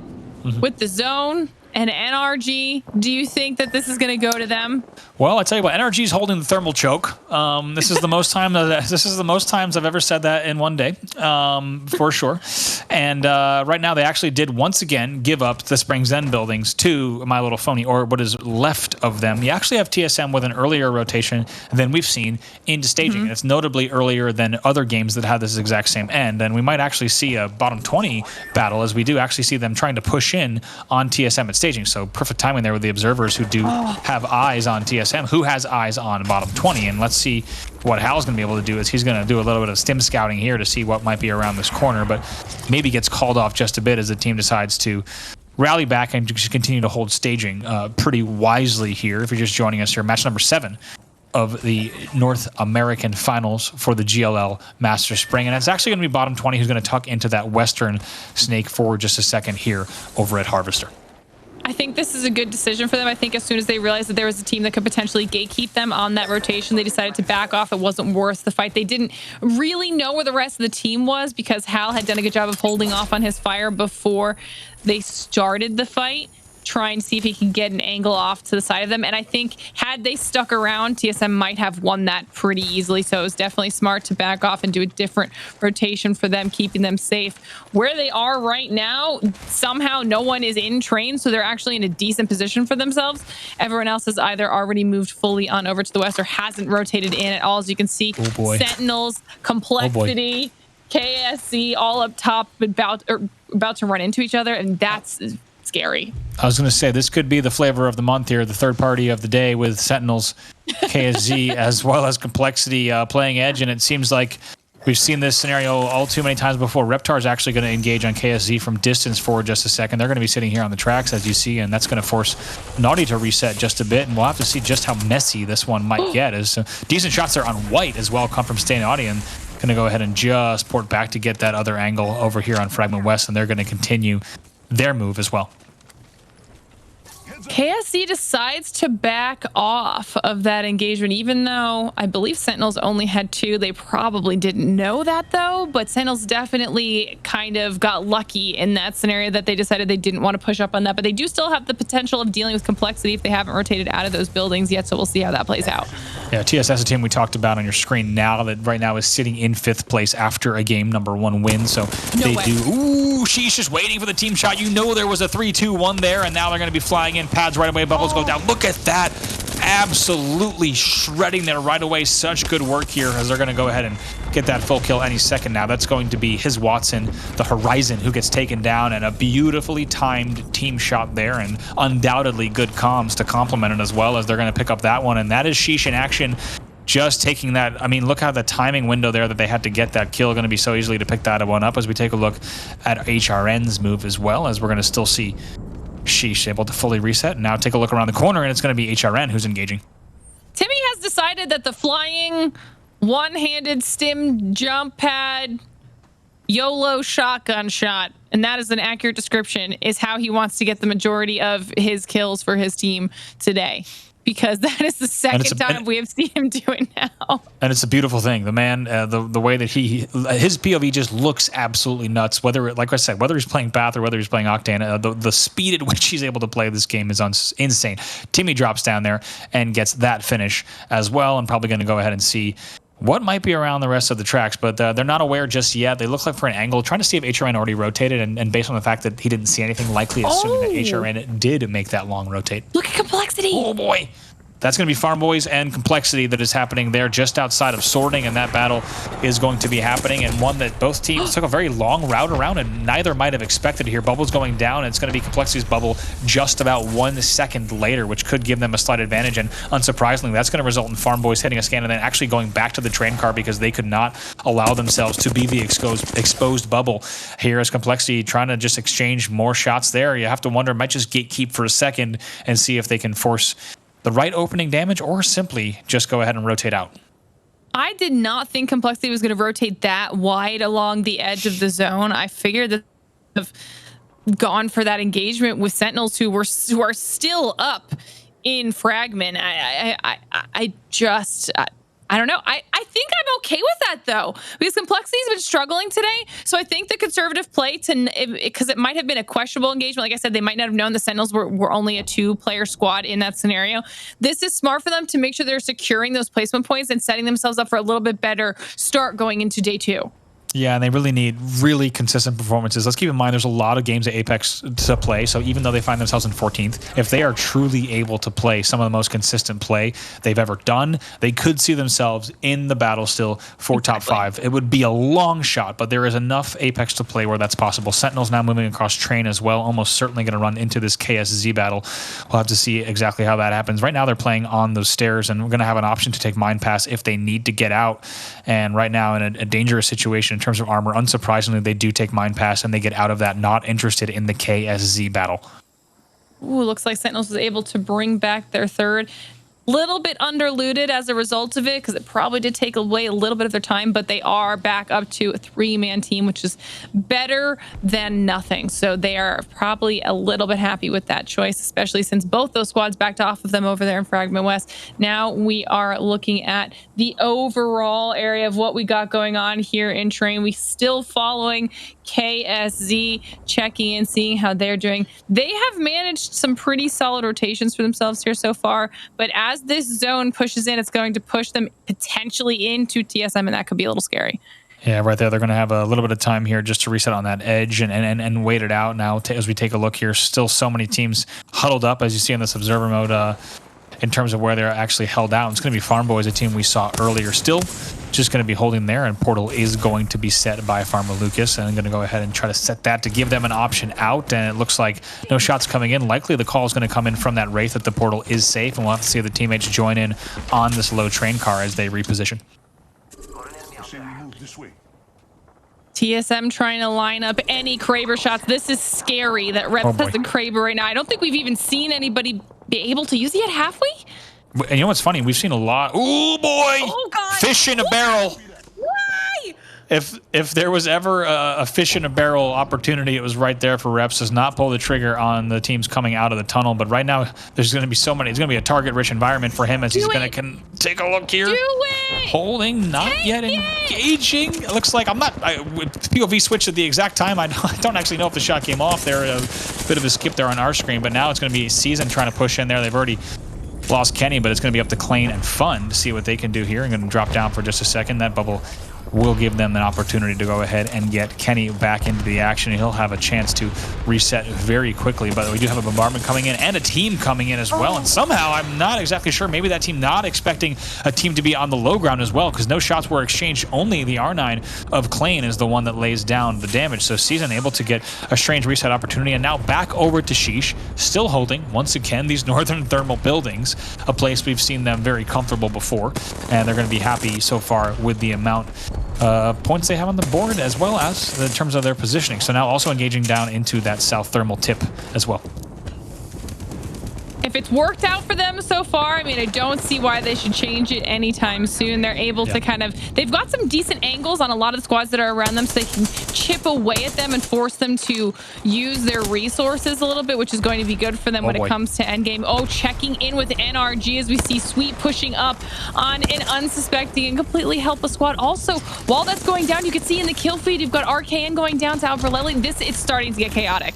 It really is. And Reps does hit a Kraber shot there, as you see in the feed, and Sweet with perfect timing. You can see that he actually noped out of that before taking any damage, and based on the damage that he did take, you have to think it was a high percentage likelihood that he would have gone down there.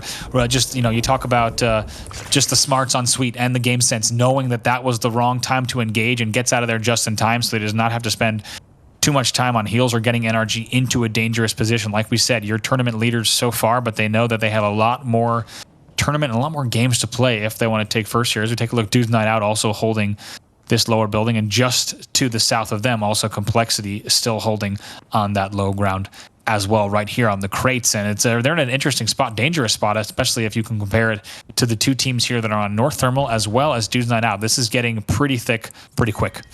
Yeah, it's definitely not the best spot, but their conservative rotation has guaranteed them this point. So it's good. I think if they can manage to rotate wide against Dude's Night Out and try to get that rock area and cover themselves a little bit better, then they would probably be in a safer position while the rest of the squads kind of duke it out, because you know that that is bound to happen here so soon, especially when you take into consideration we saw how aggressive NRG wanted to be, and Sweet tried to make that push until he decided it wasn't the right time to do so. But then we still have Sheesh, who has just been aggressive since the very first minute of this entire tournament, waiting to try and take some engagements themselves. We see shots coming out of them going down onto Season. So these teams are just frothing at the mouth right now. They're waiting for the moment for their push. Great call from the ops, because this is what I was wondering too. Mon is way overextended, actually, despite what looked like not a ton of opening damage, actually just going ahead and flying all the way up to that rock that Dude's Night Out is on. Now I'll put all the faith in the world in terms of Monsoon, but it's surprising to see him scout all the way that far out, but unsurprisingly decides that he was going to just reset back with the team. So now back on board with Sheesh here, as the scans are going to come out and they're going to know exactly what the land looks like around them. But you have to think NRG still holding that choke area. They still have that high ground, and guess what? Teams are going to have to come up to NRG. Once again, it's NRG holding that same choke that we've seen them holding so many times today. Teams are going to have to come all the way up into them for that, and a lot of teams that we've already seen are going to have to do that. At least 3 on your screen here are going to have to make that happen. But look at TSM here, actually on the other side of the cliff.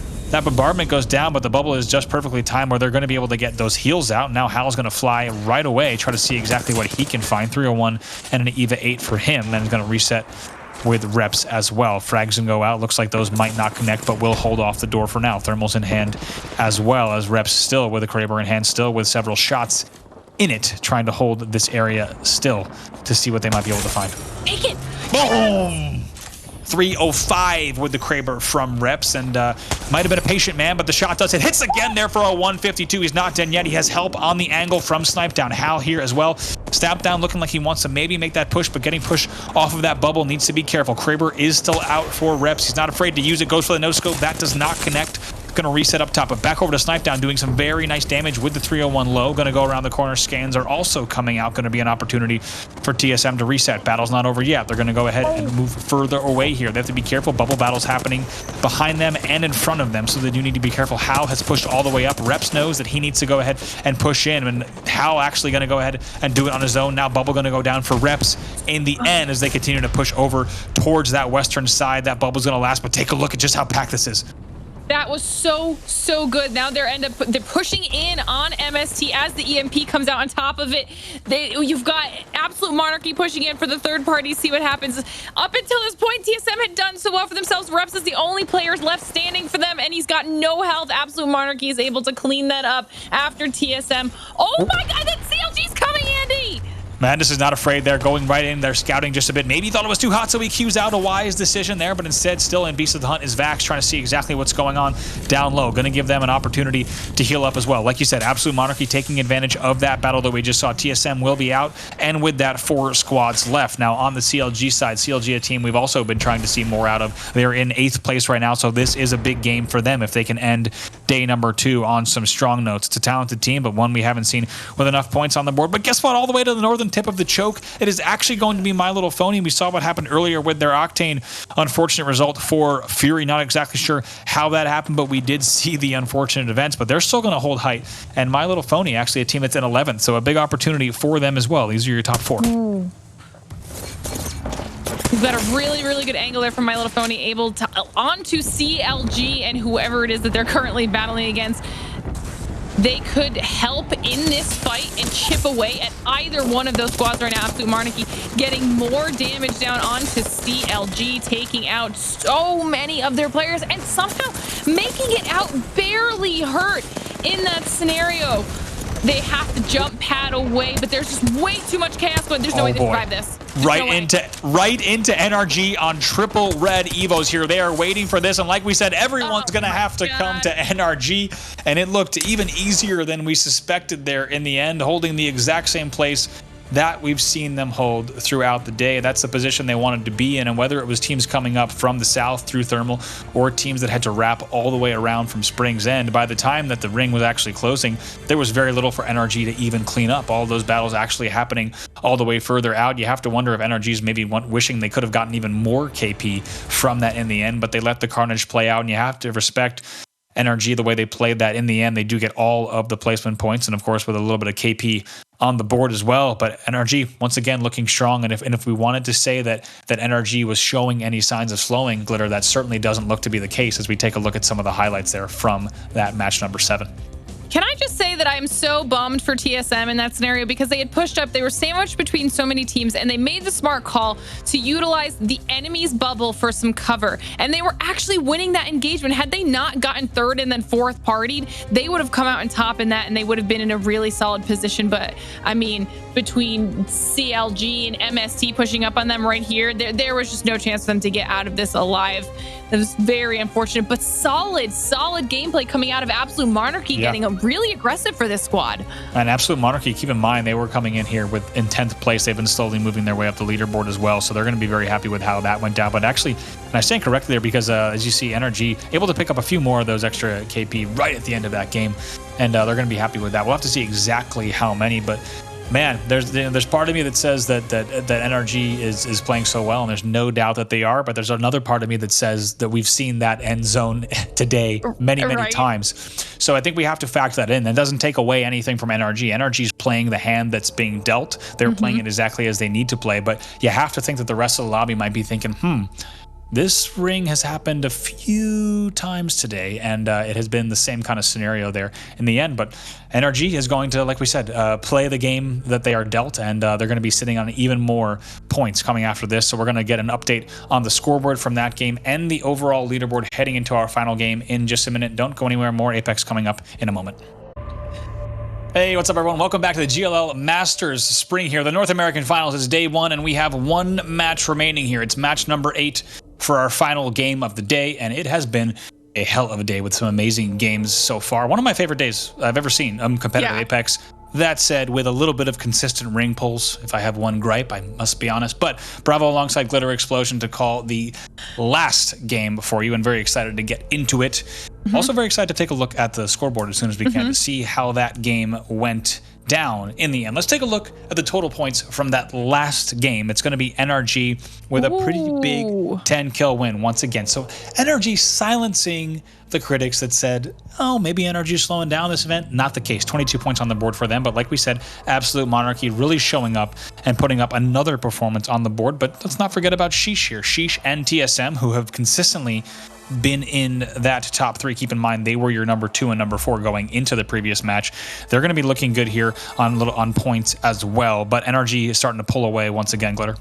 You were worried too. You were worried that NRG wasn't going to get enough kills because they had kind of just hung out in that area with the zone being so I just wanted them. I feel like NRG would have wanted even more kills. But regardless, let's go back because they are once again at a 20-plus point lead with 103 points on the board here.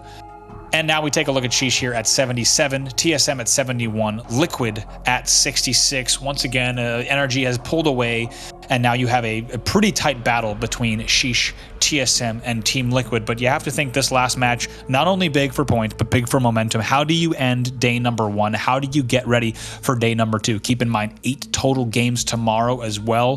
That we're not even halfway done with the marathon. Anything can happen tomorrow. So these teams want to put a statement on the board. They want to get a good night's sleep tonight, ready to come back tomorrow and really perform to silence some of the critics here. It's going to be a fantastic final game for our North American Finals Day 1.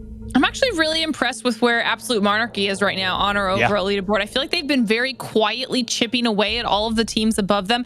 And to finish out the day, if they either, I mean, obviously there's a tie between them and TSS. They can either jump above or even just stay in this general vicinity. That's a really, really solid start going into day 2, considering how it started off pretty slow for them. And they have leapfrogged quite a few squads that we've talked about now a few times that have just not been able to keep it up. Liquid still holding on to a solid 4th place position. Also setting themselves up well for tomorrow. I think the biggest factor will be if Sheesh can continue this level of aggression tomorrow, they're going to be terrifying. And if just anyone can shut down NRG. That is the question, really. And you make a great point about Absolute Monarchy because they're a team that came in 8th in their semifinal. That's 8th out of 10 to get through here. And just going into last game, as we said, they were in 10th. So that's a big jump there as they're able to jump all those 4 spots to get all the way to 6th here coming into our final game. If they're able to do that again, break into something like the top 5, right now essentially tied for 5th, so they're already in that top 5, maybe even get themselves in an even better position. And what an upset would be going up against the likes. Right now, they're besting the likes of Season, CLG, Sentinels, Complexity, the HRN. It's a who's who here in this lobby. So excited to see what Absolute Monarchy can do. And also the same story, of course, applies to TSS, a team that has also shown up in a big way, but we have seen them slow just a little bit so far throughout the game. But the question is, what will NRG do in this last game? And also the question is, where will this ring pull? We're starting to see on Twitter, some teams saying, these ring pulls look a little bit consistent here. And to be honest, it's been a factor in not only the ALGS winter playoffs, but also in the semifinals, as well as here. We've seen very consistent ring pulls. Andy, give it some good juju. I need you to give it good ring juju right now. I will say I was able to get an Easter for EU when I was called upon. Luckily, I was in chat, and we did get an Eastern semifinal pull. I want to say I have that much power. To be honest, these players are playing for enough money and bragging rights that I don't want to have that power. I don't want to influence the ring pull whatsoever. I want simply to have some good, fair games for these players as we start things off. And it's going to be Obs saying a never before seen circle, and Obs telling us maybe foreshadowing just a bit in the best way that they can. And my big question is actually, where did Sheesh drop as we take a look at how things changed up just a bit, because we have NRG. Actually, Sheesh has actually dropped a little bit north. They went just a little bit north over to high ground tracks, and they're somehow going to get a free path back into thermal now. And you have to wonder if they were kind of getting curious about what NRG was up to. Sheesh was dropping in central thermal earlier in the day. We do have a Sentinels battle here already happening, though. I believe that is going to be happening for them, so we'll see what's going on. But we'll get back to the ring, Glitter. We'll get back to that. Yeah, we're gonna have to, because there's a few things we could talk about here with this. I mean, it is technically a little bit farther south, but yeah. Don't you dare! Don't you dare! I'm just saying. Sentinels try to move around right now, get a couple better angles on whoever it is they're going up against right now. Let me ask you something. You think NRG is going to hold the thermal choke? Oh my God. Okay, let's take a look here, because we got to talk about this battle. It's Doge Fathers. Oh gosh, we'll find out. It's Doge Fathers going up against Sentinels, and Doge Fathers on the receiving end, a little bit of damage. They're going to have to reset just a little bit here, and we'll have to see what the Doge Fathers are going to be able to do in this match. Sentinels already very quick to get on height here on the banana building, and they're going to be trying to see if they can get the right kind of opening damage. But also, it's going to be MST still fighting here just outside of Countdown, and this is a battle that we're no stranger to. We've seen this one play out every single game in terms of these last few, Glitter. If I'm not mistaken, I also believe that I just saw Farm Boys and Cruelty in the kill feed going at it again. They're probably over in Geyser again. Yep. Yes, indeed. That's going to be the case. 19 squads already. Cruelty team, there's really only one word for it. It really has been cruelty for them, as they have been unlucky. The receiving end of those losses at Geyser have not been able to play it out. They've been trying to play their game at Geyser, and you got to give them credit, like you said, for the resilience. But let's stay on board with the MST battle, because it's going to be MST seeing what they might be able to do in this battle. But a whole lot of damage being exchanged here. It's all up to going to be 6 now, who has to make something happen from this side against Vibes. And now 6 actually going to be able to do it as he flies in there, wins that battle, and 6 keeping MST in the match. That is going to be Vibes, who will exit there. Your second squad out of the game. Now also taking a look here at HRN, who has now flown into part of the Geyser party as well. They're going to take down Farmer Lucas of the Farm Boys, which spells a little bit of disaster for Farm Boys. They're going to only have 2 left. Hey, I mean, this is an opportunity that I'm surprised people haven't decided to take a little bit earlier, knowing that some of these teams refuse to back off certain areas. HRN needs these points, so this is something that's going to be huge for them, just to even get a few extra kills here and there, because I think they've struggled a little bit more than we initially had thought that they were going to coming into today. Oh boy. And now here we see, you're right. It is a little, I want to give you credit, Glitter, because I knew it. I just didn't want to admit it. It is a little bit more, it is a little bit further south, but I don't know how much I want to give the credit to that. But it is going to provide 100%. for, it's going to provide for a different makeup, certainly, of how this plays out. You already see Energy holding those thermal buildings up to the north, and now we're seeing My Little Phony as well as Season, and also now Sheesh. This is going to get pretty tight here along these buildings, because we know this is a pretty open area that Sheesh is actually engaging from along the pipes, as they're going to try to see what they can get in on this, and this could be dangerous just because we do have Energy and Sheesh as part of this battle already, and you have to think that Sheesh is in a very dangerous spot. Timmy's actually forced to get back here, and now My Little Phony going to be sitting right now on top of the building, the isolated building here on the lava, and still once again Season more towards that central circular building as well. I mean, I guess you got your answer here. They're not necessarily holding the choke for NRG, because they've decided to push up a little bit more, and there are way more squads in that area than Sheesh is typically used to dealing with this early on. So that could change it up a lot, because as you said, Phony's down, their Season's up there, but now we're also jumping on with Team Liquid, and Albrelelli is taking so much damage. Blank has no shields. This is going to be rough for them. Yeah, they get Albrelelli down. Look at that right away. That's going to be able to go down, and now take a look here as they're going to be flying through. MST just catching them off guard there, and you have to think that Albrelelli did not expect him to take the type of damage that he did. Ping's going down. They know where he is. Scan's going to go down as well, and going to fly around this corner to see what he might be able to find, but it looks like might have already gotten to the distance here, and then a little bit of an ult going to hold that off as well, as we go back to MST trying to make something happen here across Hill Valley as they're on the prowl. They do see right at the edge of the choke. They're going to see there's the break. Let's see if they can get that damage there. Dome goes down just in time, but they're not done yet. They're going to keep flying through. Metro actually going to be the one on the charge there. It's a very brave, bold Gibby flying in there. The first one, we'll see if we'll be able to get the wipe on that. Now, as we go back to see the other side of that, through the Skyhook Pass, it is going to be Nocturnal forced to spend some cells here through that and to get all the way back to full gold. And now just going to be up to Nocturnal and Flanker, but actually grabs the Albrelelli beacon as well and is going to continue on. I'm surprised they even let him get that banner. I was not, I honestly was writing off Albrelelli as dead, but Flank was like, no man left behind. He made sure that he turned around. They're going to be able to get the res, and that's going to be huge for Liquid. Am I crazy though, or does this feel like a totally different MST? It absolutely does. I think you're right. We've seen them kind of getting bullied around earlier today, and instead we're seeing them play very, very nicely. Now CLG going to be holding the territory that was formerly known as NRG's, as NRG is very happy to instead hold this high ground. It's an area they were scouting and patrolling throughout the whole day, but now they're going to be having their eyes on all these different chokes. But let's not forget, here we are going to have KSZ. Taking a look here at Complexity on your screen, and big damage coming in, knocked all the way. Shields just ripped off, forced to bat, forced to bubble right away. Also going to be taking a little bit of damage here in the ring, so maybe it's going to instead be a very wide rotate out for the KSZ side. I think that was a smart decision. Oh boy! Complexity on Rev. The Octane Rev coming in here, and Complexity pulling out all the stops. And now we're going to go ahead and reset. And if there's ever a way that we want to see them play, it is on an Octane Rev Bloodhound here. Complexity out for blood in match number 8. I was hoping that this was going to be a team comp that somebody ran. I just wanted to see it. I'm glad that it's Complexity that's decided that this is what they want to do. That was scary to see all of them just full sprinting them down. I thought that could have potentially ended in disaster for KSZ, but they do manage to at least hold on to their life for a little bit longer, as both squads are just trying to get out of the area into a safe part of the ring right now. You see some portals being used. I think KSZ should be okay. They actually might be able to get into a decent position if they can keep going. Oh, they're going to try to gatekeep them in the zone. This is what I was hoping would happen.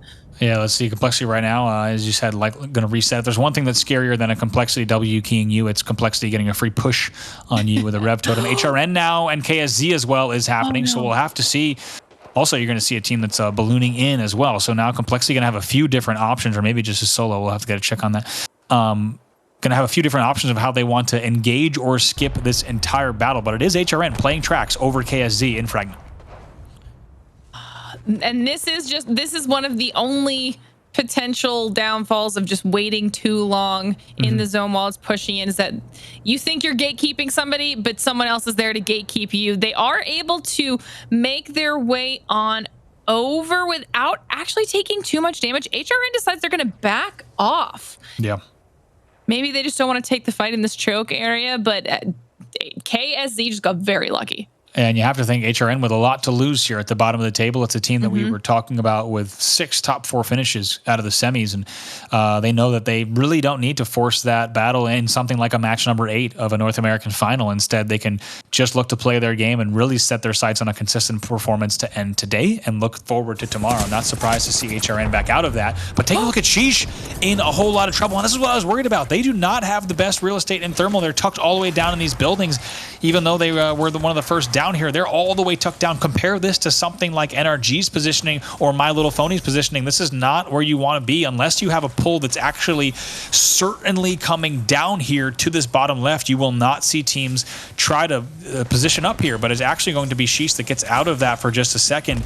And they're going to continue to hold that area. They're going to have a little bit of time, not just to reset shield-wise, but mentally. Breaks coming in for Hill.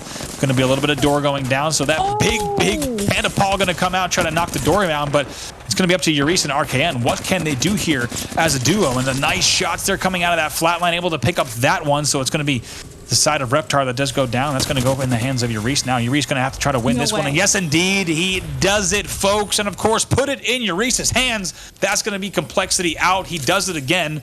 And I'm sure we're going to see that clip on Twitter as well.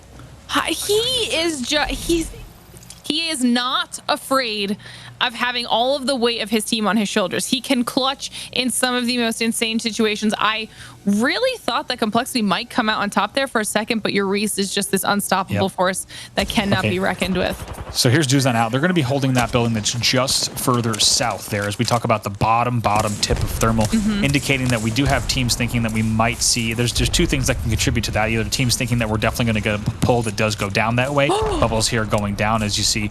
Also a little bit of an ult coming in. They're going to try to avoid that, but Sentinel's going to be forced back even farther. The question is just exactly where that aggression might come from. They'll be able to slow down for just a second, keep an eye on that angle, and then go ahead and re-engage. Scans coming down, no hostiles on the screen as you see, so instead just going to go ahead and loop back down towards that Thermal side. But the question is, with the teams that are holding that bottom left, You have to wonder, it's going to be Dudes Night Out as well as Sheesh, and look, are they looking for a pull there, or is it simply the best option that they have? Well, time will tell exactly where we see this one going, but not much else has changed. You're actually going to have bottom 20 holding kind of that thermal area that we often call the thermal ridge. There are a lot of chokes that come into that area, and you can already tell there's a lot of teams, Liquid as well as MST, that are going to need to choose which route they want, and right now Scurry, Vayne, and Onmu, bottom 20, they're going to be your teams that are going to be watching all those different sides, as well as things continue to get thinner and some bets being placed on potentially a southwestern pull there from those teams. And no, the bets were wrong. Those southwestern teams, Dudes Night Out and Sheesh, are going to have to battle it out. But like we said, that could have just been the nature of them getting stuck in the open ground, and that was actually the best cover to take. As we take a look here at flanker, Bo and an EVA 8 in hand is going to have to nope out of that. Grenades coming out, so going to have to try to get back with the team and heal. 17 squads left in our match number 8. Beast of the Hunt about to run out here for flank, as we see Alberlelli trying to back off and get himself into a better position so that he can heal. But Stay Naughty is right on the side of flank, and he puts out so much damage. He gets away with a sliver of health, but obviously flanker cannot let him live or get one of those heals off. They're able to clean that up very nicely. Now they're looking for the rest of that squad. Stay Naughty looking for a brave play there, but you did see just how fast the help came in from the Liquid side. They did get the team shot right away around that cliff and made it very difficult for Stay Naughty. Aberlele on the prowl still, as they're going to try to see what they can find here on this low ground. Shots coming out right away there with that DT Thermal 8, and that's DT to EVA 8, as now they're going to try to see what might be upstairs as well. Has the time to reset with the squad and just going to take their time on this push up top. That was going to be Zach, the first one that goes down. Oh, Liquid is once again deciding to go a little bit more aggressive for the squad, and it's worked out in their favor. Nice shots coming out flank with the EVA, but he does take a lot of damage, able to back off into the corner and get a bat off, especially with his two teammates right there to help support him. Oh my gosh, what is happening? Shots through the window, though. Liquid finding themselves stuck twice. They're not. Oh my goodness, Knock could go down here as well, trying to pop this syringe. He does still have a player up top, and like you said, players are still on that height, as you can see on screen. And I could, oh my, we knew that this was going to be dangerous. Bubble will go down. Also, Rez will go right away. Nocturnal just hanging on by the skin of his teeth, and that is not how Liquid saw that playing out. And actually getting stuck on the staircase for that time, and then grenades coming in spelled disaster for them as well. As we take a look at Liquid needing to choose this move here, looks like they're going to go ahead and take the eastern side, not push through that CLG held choke. Also, TSM still holding the exact building that they want to hold here in the bottom right of Thermal for the time being. Definitely have them in a position to put out a lot of damage. Hal is just destroying people with his Volt as he gets a crack of the armor, but they are going to have to start moving, whether that's through these teams or into the zone, because it is currently closing around them. This is going to be a tough decision considering where all of these squads are currently. And this final zone, I am scared. I'm honestly scared of this final zone right now, Andy. This is stressing me out. TSS versus TSM. You see TSS coming from that station height right now. TSM has already moved off the buildings, which is good for them. They'll be able to play these crates for a second. They can also play the top of this zip platform, but they know that TSS is right around here. But look at that ult right away. It's going to be a Q from the horizon, taking to the skies. We'll see if they can win this from height against TSM. So far, TSM getting a little bit of that opening damage, but it's going to be a bubble fight that goes down. That bubble belonging to TSM. Looks like TSM on top right now. 2v2. We'll see if they can close this out. Right now, Hal is going to have to take a 1v2. Can Hal do it? Can he win the battle against Burr Flavor here from the third-person view, trying to reset behind the shields? If there's anyone that can do it, it is Imperial Hal. He closes it out and gonna pop the Phoenix. We gotta see that thing from the first-person view. I don't know how the hell he did it in the end. If there's someone who needs to win a 1v2, it was Hal, and he gets a swap here. He's ready to take on Senix. Not done just yet, taking a whole bunch of damage, though. That might be it for the end of the Hal Road. Somehow stays alive as long as he can. But finally, it looks like we'll be in a very dangerous spot, as now Force What is also going to be pushing in here from that bottom 20 side, also on your screen. My, oh my. Taking a look here closer at Central Thermal, that is going to be the likes of 6 on Moon Scurry. Once again, bottom 20 on your screen. Not sure, haven't seen the kill feed in a moment, so not sure exactly how all those ended up going down, but it's also Absolute Monarchy. Still top Central Thermal. I'm out of breath. Glitter, over to you. Did Force just save Hal's life by pushing up and scaring Sentinels away? We'll have to see how it looked like that bombardment. If that bombardment hit the way that it did based on Hal's armor, I'm not sure if we hit it was just an OBS glitch in terms of Hal staying on screen. We'll have to see exactly. We're going to ask for our OBS team to give us an update on exactly how that one played out. We'll have to see. But bottom 20 now, they do lose Vayne. It's just going to be Onmu and Scurry playing from this low side of terrain that we see teams having to play so often there. And now coming out, going to be easy. Nice shots there from Scurry trying to get the break. Not able to do it, though. As we take a look at that team tracker, team solo mid going to be eliminated there, so looks like maybe just a little bit, if I have to guess, a little bit of an ops mode glitch, spectate glitch there with Hal staying on screen for as long as he did. We'll see if the final details, though, but I just cannot wait to see that battle from first person. Unbelievable. And if you have to think if there's one guy that could do it in that situation, it was Hal, perfectly playing the teammate shields as well. Now back on board with Season. We have 9 squads left here, and they're going to be very happy holding this circular donut building here. Nice little shots there from that 30-30 as well onto the purple. Yeah, Season are Fun's able to squeak them through the tiniest area while also leveling up his shield, so that's going to be useful, especially now that we're heading into endgame. I did notice that Energy made a nice push and has kind of gotten themselves a decent position, albeit on the low ground right now. However, they were able to push up safely and not have to worry about too many squads in the process. CLG also in the very center of this zone. Everyone's going to have to decide who's going to take this very first engagement, who wants to start it, because as soon as the first fight happens, that's when everybody starts collapsing on each other. Absolutely. Now as we take a look at a few different teams here playing on that edge, and still of course that central area of thermal just gonna absolutely get chaotic soon, but we still in this donut building still have that battle that we've seen played out so many times here with CLG on that low and Klein not too far outside as well, keeping an eye on that. Liquid holding bottom central, as well as, like we said, Absolute Monarchy, still your team that's holding height. Taking a look here at that bird's eye view, should still be Dudes Night Out playing on that bottom left edge as well, and NRG still holding that eastern side. And it pulled off of them somehow. This is a little bit unlucky for them, but I feel like if any team can handle it, it's going to be them. Checking in with My Little Phony, trying to see which squad they want to push, knowing that they are right on the edge of this zone, but will have to move a little bit, and that movement is going to push them through one of these other teams. You see scans going out, trying to figure out exactly where all of those other enemy players are in relation to themselves. But as soon as this shrinks down, they've got 20 seconds to decide how they want to handle this. Things are starting to get, or will get, chaotic. You can even see all the way over off to the side that there's so many teams that are about to collapse here, Andy. Yeah, absolutely. Doge Father's one of the furthest out that you just saw on your screen as well. On the Liquid side, it's just going to be Albert Lily and Knock by 88 there with the Sentinel. Nice little chip to push the opponents back here, and Scan's going to be coming in, so we'll just keep an eye on that sight line as well. And now here's NRG making their push to that low central and wanting to get into a little bit of better real estate, going to avoid those arcs, and that bubble is going to go down as well. So Sweet just trying to hold and see what he can do. Pops a few EVA 8 shots into the distance, burning quite a bit though, and big damage coming in. 1 HP. He actually will go down to Sweet, so that'll be the first knock coming in for the side of NRG. Needs to be careful. It's going to be all up to Nathan and Rocker in this scenario. Going to try to just blast some doors off, maybe get a few little angles, and that nade is also going to be a denial of entry there while they get that res. We'll see. Nathan's still at that 1 HP. We'll see what he can do. No, he will go down as well. So now Sweet and Rocker are going to bust down the door. Sweet able to get in there. That's going to be Liquid going down there. NRG pushed against the wall, somehow come out on top, and amazing timing there to go for that res. And now going to have even more battles coming through. Needs to be careful. This bubble flying in right away. Sweet knows he's in trouble. It's all up to Sweet here. Just going to try to stay alive as long as he can and just pad out and hope that maybe he doesn't get tagged up from angles. Not going to happen. He will go down. Back on board to CLG here. Still playing this. Going to be happy with the position they have for the time being. Just like that, NRG is out. 7 squads left. The plays that just came out of Sweet were unreal. Valiant effort by Energy to try and survive in that cluster of teams that just happened at the base of the tech. But as I say that, CLG is trying to dish out as much damage as possible to any of the teams that are starting to make the rotations. The defensive bombardments come down.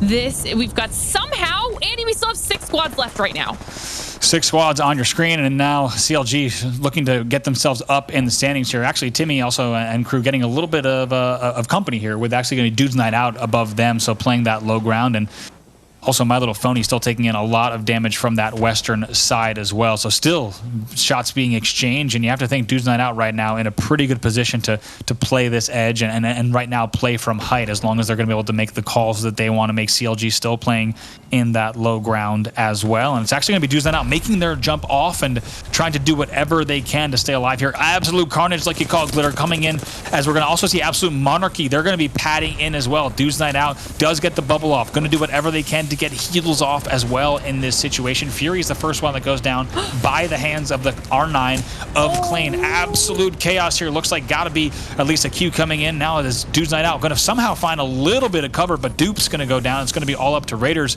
and Aves just slowing down, trying to hold this height for just a second. It's going to work out for them for a second. 5 squads left here. I cannot believe that all 3 of them, they got the res. All 3 of them from Dudes Night Out made it out of that insane fight. Absolutely. Now we've got Season on the outside. CLG Madness is trying to sneak around onto Absolute Monarchy.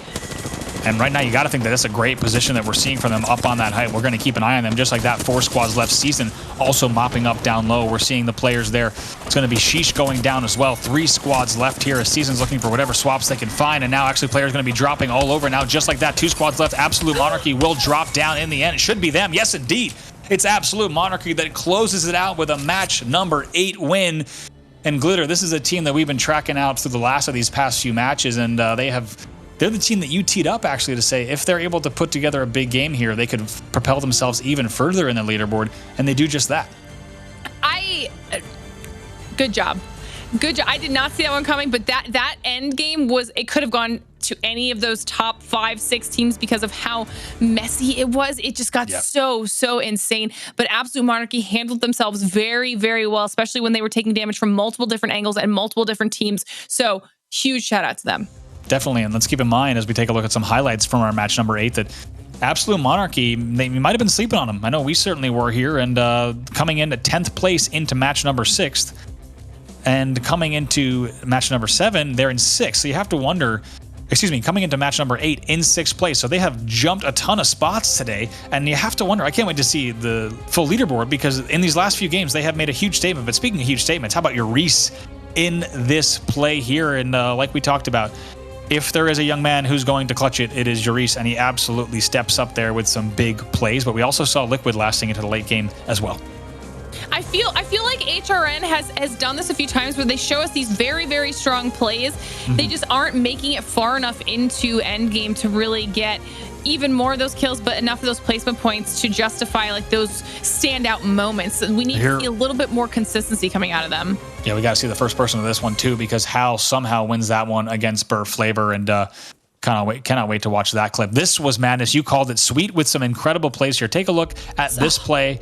We're actually joining it just a little bit later than I think that you and I were thinking about, but Sweet able to lay out that frag that's going to give them just enough time to get that res that lets them get inside the door. But taking a look at all the damage that Season did here, and this was truly a battle where the elevation really came into play, as we do see Absolute Monarchy finally dropping down there and picking up such nice kills in the end to close out that game. And like we said, cannot wait to see exactly where they are in terms of the overall leaderboards. All of that is coming up in just a minute. Before we go, don't forget, right after the quick break, we're going to have the admins tally the scores, and then we're going to go ahead and find out where everyone sits after that game and where everyone sits overall heading into day number 2. So we'll be right back with that before we call it an evening. Don't go anywhere.